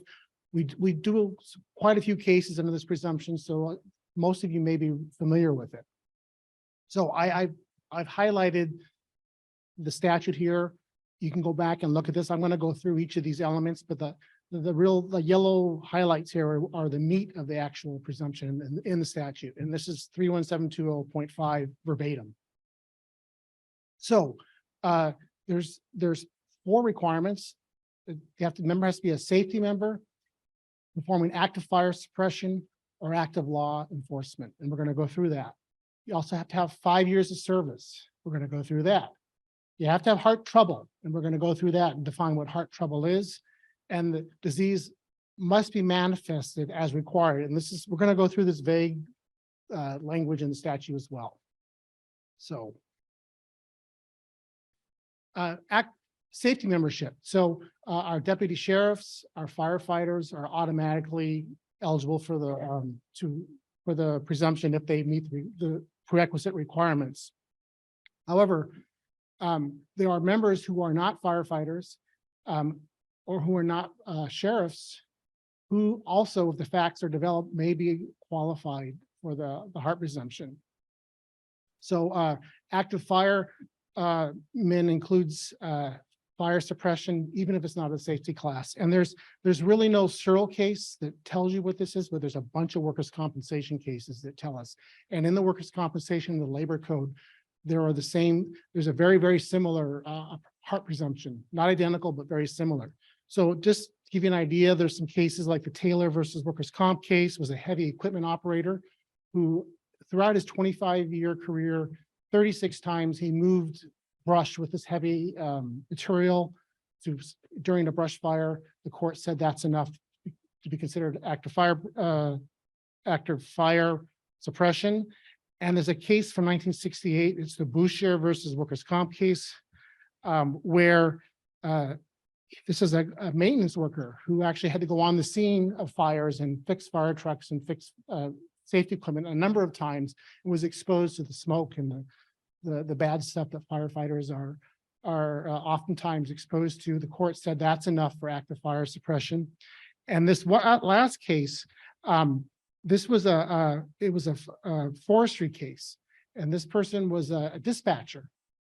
And this person was actively involved in dispatching different units to the fires that are going on in the forestry. And the facts panned out where the court said that's enough for this person to be considered active fire suppression and was entitled to the Hart presumption. Active law enforcement. Many of our members who aren't deputy sheriffs could be considered active law enforcement. And the key case that tells you what active law enforcement is this Ames versus Board of Retirement. And the factors that the board is to look at when they get these cases, the primary duty is to maintain security. They have contact with prisoners on a regular basis, their exposure to hazards from prisoner conduct, and the risk of injury from The necessity of being able to cope with the potential dangers is inherent in handling the prisoners. Our custody assistants fit right into that.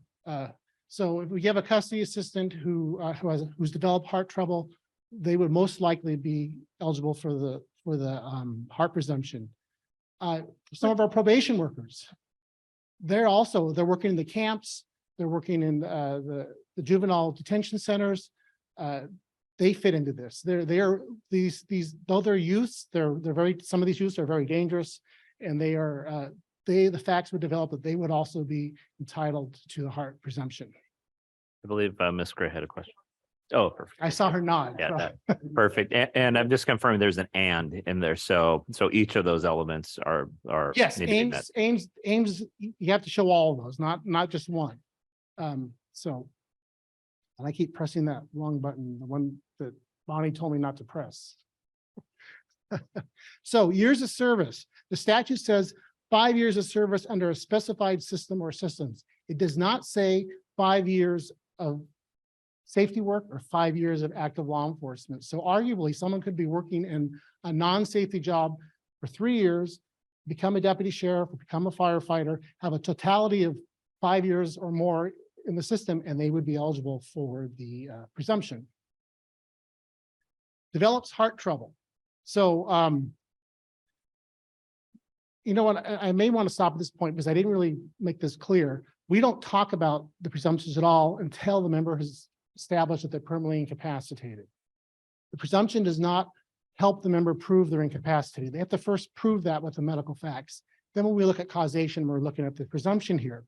So heart presumption, heart trouble is the word in the statute, and it's been defined in the workers' compensation arena in the Munzik case.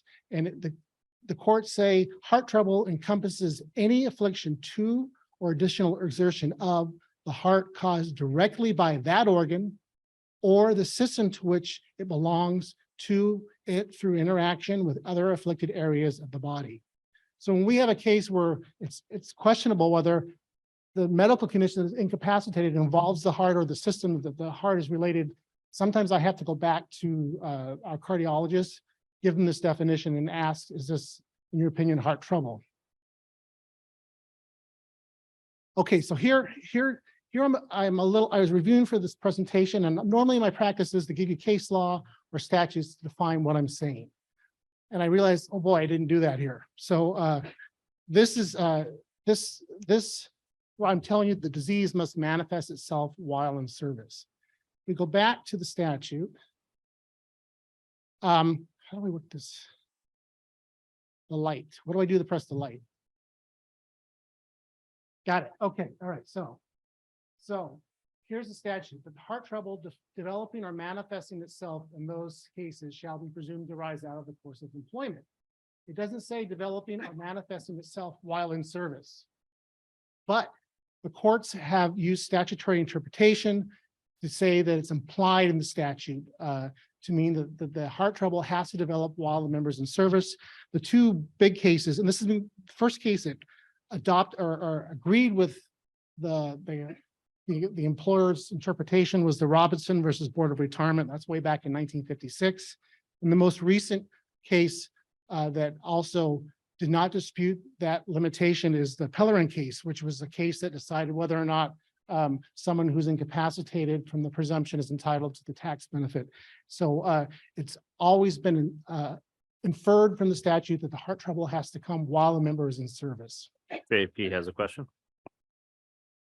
Yeah, just on another point, heart trouble, would that include an aortic dissection or an aortic aneurysm? I would tend to say yes. It's part of the system, the circulatory system that supports the heart. Okay. But again, I'm not a doctor, so when I have a case where it's questionable, I'm going to ask the doctor that. I'll give them, here's the legal definition, here's the condition, doctor. Is this considered heart trouble? Because again, as I told you earlier, I'm a layperson on medical issues. Although I probably could be a doctor with all the disability law I've done all these years. Okay, so where are we? Years of service, we covered that. Heart trouble. Okay, so can the heart presumption be rebutted? Yes. but it's almost impossible. It's really difficult to rebut it, but Pellerin told us that it was a rebuttable presumption. And there are a couple cases where have shown that if someone has a heart attack outside of service while lifting heavy equipment, I think there was a gentleman moving big cases of or big pieces of furniture in his garage, had a heart attack. The court said that was enough to rebut it. But I've been doing this since 2001, and I've never seen facts develop that rebut it, but it is rebuttable. Pellerin case, I just talked about it.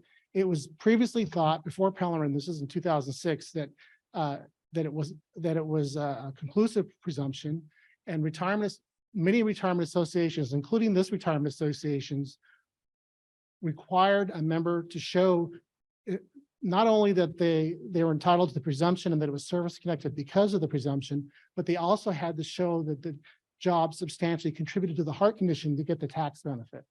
And when the Pellerin case came down, I was in disability litigation at the time. It made my job so much easier because we had a bunch of cases that were, the board found it service connected on the heart presumption, but members were appealing it, trying to prove that the job contributed to the heart condition so they could get the tax benefit. Pellerin case answered that and made this whole process a little more easier for some of the lawyers in here in the room and for the board as well. So there's, you no longer see us splitting hairs on disability retirement board packets. If the member meets the requirements for the presumption, we tell the board to grant it pursuant to 31720 and the heart presumption. Is there extension after the member retires? No. So once you retire, you're not entitled to the heart presumption. You have to be in service. Unlike the cancer presumption gives you up to 5 years after you retire to be entitled to the presumption. And that is because oftentimes the manifestation of cancer takes a lot longer and it's more difficult to discover. If the application is in before the person retires, does that count? Well, you have to show that the heart disease manifested while the person was in service. So, I mean, if the application was filed, almost always there should be some evidence. If you retire and let's say you have a heart attack 2 years later, there's no evidence of heart trouble in the medical evidence before the person retired, then they wouldn't be entitled to the presumption. If there was, say, EKG or electrocardiogram that showed some heart trouble, then I would say yes, the disease started to manifest itself while the member was in service. The incapacity doesn't have to be in service, but it has to manifest during the time the person's in service. Understood. JP?